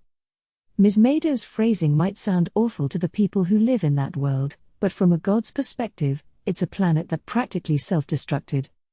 Only someone with extremely strange taste would bother trying to recycle a place like that. I barely provided any energy of my own, after all. Then where did all that energy come from? Isn't it obvious? From the dragons who tried to desert the planet, of course. You mean, you killed those dragons back then? Yes. Another shocking truth bomb. D killed all of Black's former brethren. So what does that mean? Was the system made using the energy those dragons tried to steal from the planet in the first place? Then she basically just put it back the way it was. Those dragons made for excellent energy, too. Correction. She put the dragons through the grinder and turned them into energy, too. It was even worse than I thought. That's all well and good for when you made that so-called system, I suppose. But where did you get the energy you provided them this time? Funny story, actually. It came from that world itself. Ms. Mado tilts her head uncertainly. That world had a surprising amount of energy stored up. And a whole lot more of it came gushing out of nowhere toward the end. Because of the world quest. Exactly. The fighting frenzy that the world quest brought on resulted in new energy being supplied at an unprecedented rate. Many lives were lost, and everyone was battling desperately, since the fate of the world was on the line, which all seems to have resulted in more energy being produced from their souls. So even though Dee held all the cards in the end, the battle over that world quest wasn't actually for nothing, I guess. Nothing shines brighter than a soul trying to accomplish something even if it means death. The fight against Dee, too, was full of such determination that everyone created a lot of energy in the process. Souls sure are mysterious, though. They can produce energy from nothing. Maybe if Patimas had researched the energy of souls instead of MA energy, it wouldn't have led to the planet's destruction. Then again, if he researched souls, he probably would have created freaky superorganisms or something. Either way, knowing Patimas, it wasn't gonna end well no matter what. That still wasn't enough, though, was it? Not quite. But it so happens that someone had the rest of the energy set aside. So I decided to step in and lend it on her behalf. At this, Ms. Mado's gaze turns toward me. In case you were wondering, I'm standing to the side behind Dee at the moment. Also, she has me wearing a maid outfit. A maid outfit. I said it twice 'cause it's a very important detail. Seriously, why a maid outfit? Between this and Ms. Mado, does Dee have a thing for maids or what? Then again, I guess maybe it makes sense, since I'm also being forced to do actual maid work by waiting on their little tea party. ARGH. You see, by this one's calculations, between the energy produced by her fight with Gully Disto Diaz being restored to the system, then squeezing out as much energy from Gully Disto Diaz as possible without killing him, and finally draining almost all of her own energy, she would have been able to restore the planet while still protecting humanity. Were those calculations correct? Yes, indeed. Oops, you got me. Yeah, okay, she's right. I wasn't planning on killing half of humanity in the first place. For one thing, who knows what Goddess Sariel would have done if I did that? Her thought process seems to be totally different from that of the rest of us, and I'm not a big fan of uncertain variables. If the Demon Lord did all that work for Goddess Sariel, only for the goddess to let it all go to waste or something, wouldn't that go straight past sad to super pissed off? I'm the one who'd be pissed, by the way. Not for humanity or Sariel or anything like that. I was just gonna go a little overboard to save humanity for the Demon Lord's sake, that's all. Phew, I gotta admit, I'm a little too attached to my grandmother, if you can call her that, for my own good. Incidentally, this one was also planning to play dead after doing all that. Oops, got me again. Play dead? Whatever for? To get away from me, of course. She'd make it look like she died so she could make a break for it. Is anyone else sweating? Just me? This little scamp was plotting to escape from my clutches even though she knew she'd be much weaker after losing most of her energy, if you can believe it. I can't let that slide, now, can I? Oh. You've got to keep such a badly behaved creature on a tight leash, you see? So that's why you're keeping her close at hand like this? Ms. Mado looks at me with an almost pitying expression. If you feel that bad for me, help me out here. Right now she's still the world's saddest little sea slug in terms of strength, just absolutely no use at all. But she managed to become a god in record time, so I'm sure she'll work her way up to the upper echelon in no time. Now there's a talent worth training, don't you think? I've already planned out a very special crash course so that I can see to her upbringing personally. No. That's gonna be the training from hell, isn't it? Are you trying to kill me or what? So I couldn't have her weakening herself like that. It would have hindered my special training plans. Yeah, I don't care. In fact, it would have been better that way. At any rate, that's why I decided to provide energy to that world as a sort of advance payment for this one's salary. I see. So you consider it the price of purchasing your new toy. So you view me as a toy, too, huh, Ms. Mado? I see how it is. But since she saw right through my plan to use up my energy and play dead, I doubt I'm gonna be able to get away from her now. Oh, what fate awaits our beloved heroine, aka me? You seem to have taken quite a liking her. Yes, you might say that. Speaking of which, I still haven't heard the sordid details of her history. Tell me, what is she exactly? Oh, come on Day, you really gotta ask? So I'm a spider, so what? Afterword. Hello, I'm Okina Baba, who created this series. Yes, the series has finally reached a conclusion of sorts. I might still write side stories and such, so I'll hold off on calling this the end. But it's definitely hit a major stopping point. The first volume came out in December 2015, meaning it's been about 6 years. 6 whole years? I'm surprised, too. Those 6 years flew by in the blink of an eye. But looking back, they were actually very eventful. Of course, there are major milestones like the manga adaptation, the spin-off manga, and the anime adaptation, but there were also so many smaller events that I can't list them all here. Then again, I guess the fact that they were so action-packed is probably why those years went by so fast. Yes, so fast that I seem to remember constantly wondering, am I going to finish this in time? As I wrote each volume. Which is why, rather than feeling like it's over, with a sense of accomplishment, or even it's over, with a certain sadness, I feel burned out to the point that my mind is a total blank. Now that this series is over, I'd better rest for a little while. But, well, if I rest for too long, I might get rusty, so once I've had enough of a break I'll get right back to writing. In fact, since I still have some other jobs to do, I won't really be taking a break from writing at all. Still, I'm sure I'll have a little bit of leeway soon. Definitely, probably, maybe. Now then, this So I'm a Spider, So What? Series originally started as a web novel. When I first started serializing it online, my one and only goal was to write it all the way to completion. I wasn't thinking about getting it published as a novel, or even paying much attention to the view counts, points, and all that. The most I ever dreamed of was that it might become a cult classic of sorts when it was finished, popular only among those in the know. Instead, I got a big positive reaction relatively soon after starting the series, and next thing you know, the novelization was set into motion. It was such a huge change that part of me couldn't even keep up. I mean, it's a story about getting reincarnated as a spider. We're talking about the already small niche of monster reincarnation, and this is even more niche than that. Since I went in assuming no one was even gonna read it, my expectations were totally upended in the best way possible. And then the novelization. What? Are you crazy?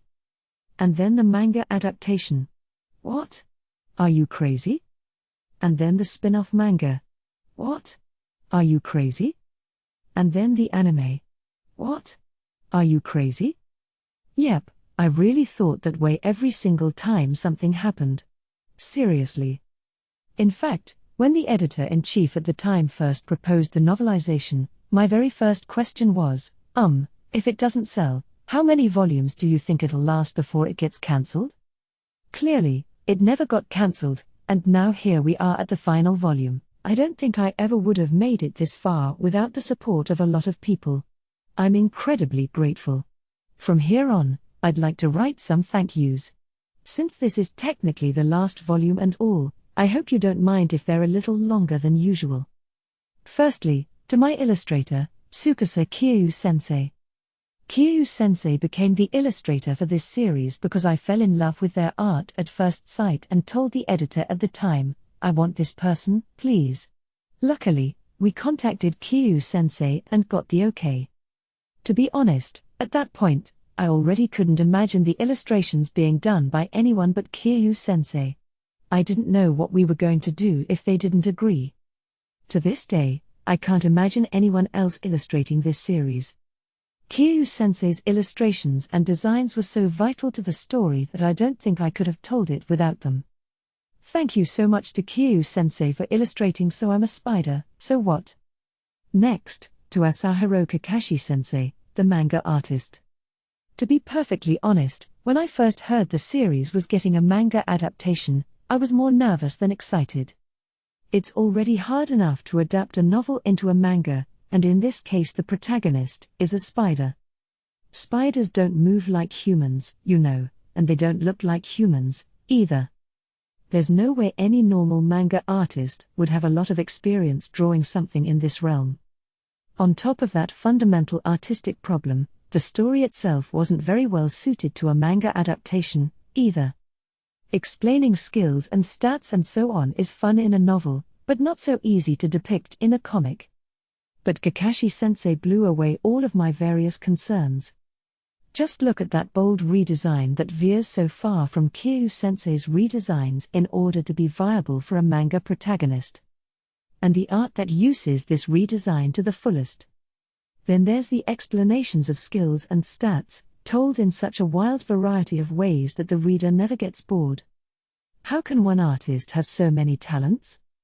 I'm so glad that Kakashi-sensei is the one in charge of the manga adaptation. Thank you so much. The manga will still continue, so please keep reading it, too. Speaking of manga, there's also the spin-off manga by Grattenberg-sensei.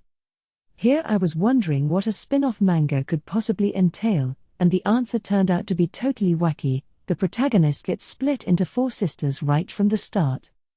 Then I wondered how the story could possibly stay fresh when chronologically it can only take place inside the Great Elro Labyrinth, only for things to get even crazier than the initial concept. How can another artist have so many talents? I know I said the same about Kakashi-sensei, but in Grattenberg's case, the story is self-sufficient, too. That makes it even more surprising. The surprises and laughs keep coming with every new chapter. Truly, thank you so much. Please continue to read the spin-off, too. Thank you to director Itagaki and everyone else who was involved in the anime adaptation. It's thanks to all of you that the anime made it to completion in spite of all the setbacks and such during the production. I'll never forget how emotional I felt when I saw Kamoko moving on the screen. Thank you very much. To my editor Ms. W, and my former editor Mr. K. Mr. K first picked up my story, and Ms. W saw it through to completion. I'm sure it was far from perfect in many ways, but it's thanks to the backup from both of you that I made it all this way. I can't thank you enough. And finally, to everyone who picked up this book, and this series. A novel lives only because of its readers. Thank you all so much for reading this series. I hope we meet again somewhere, in some way. Until then.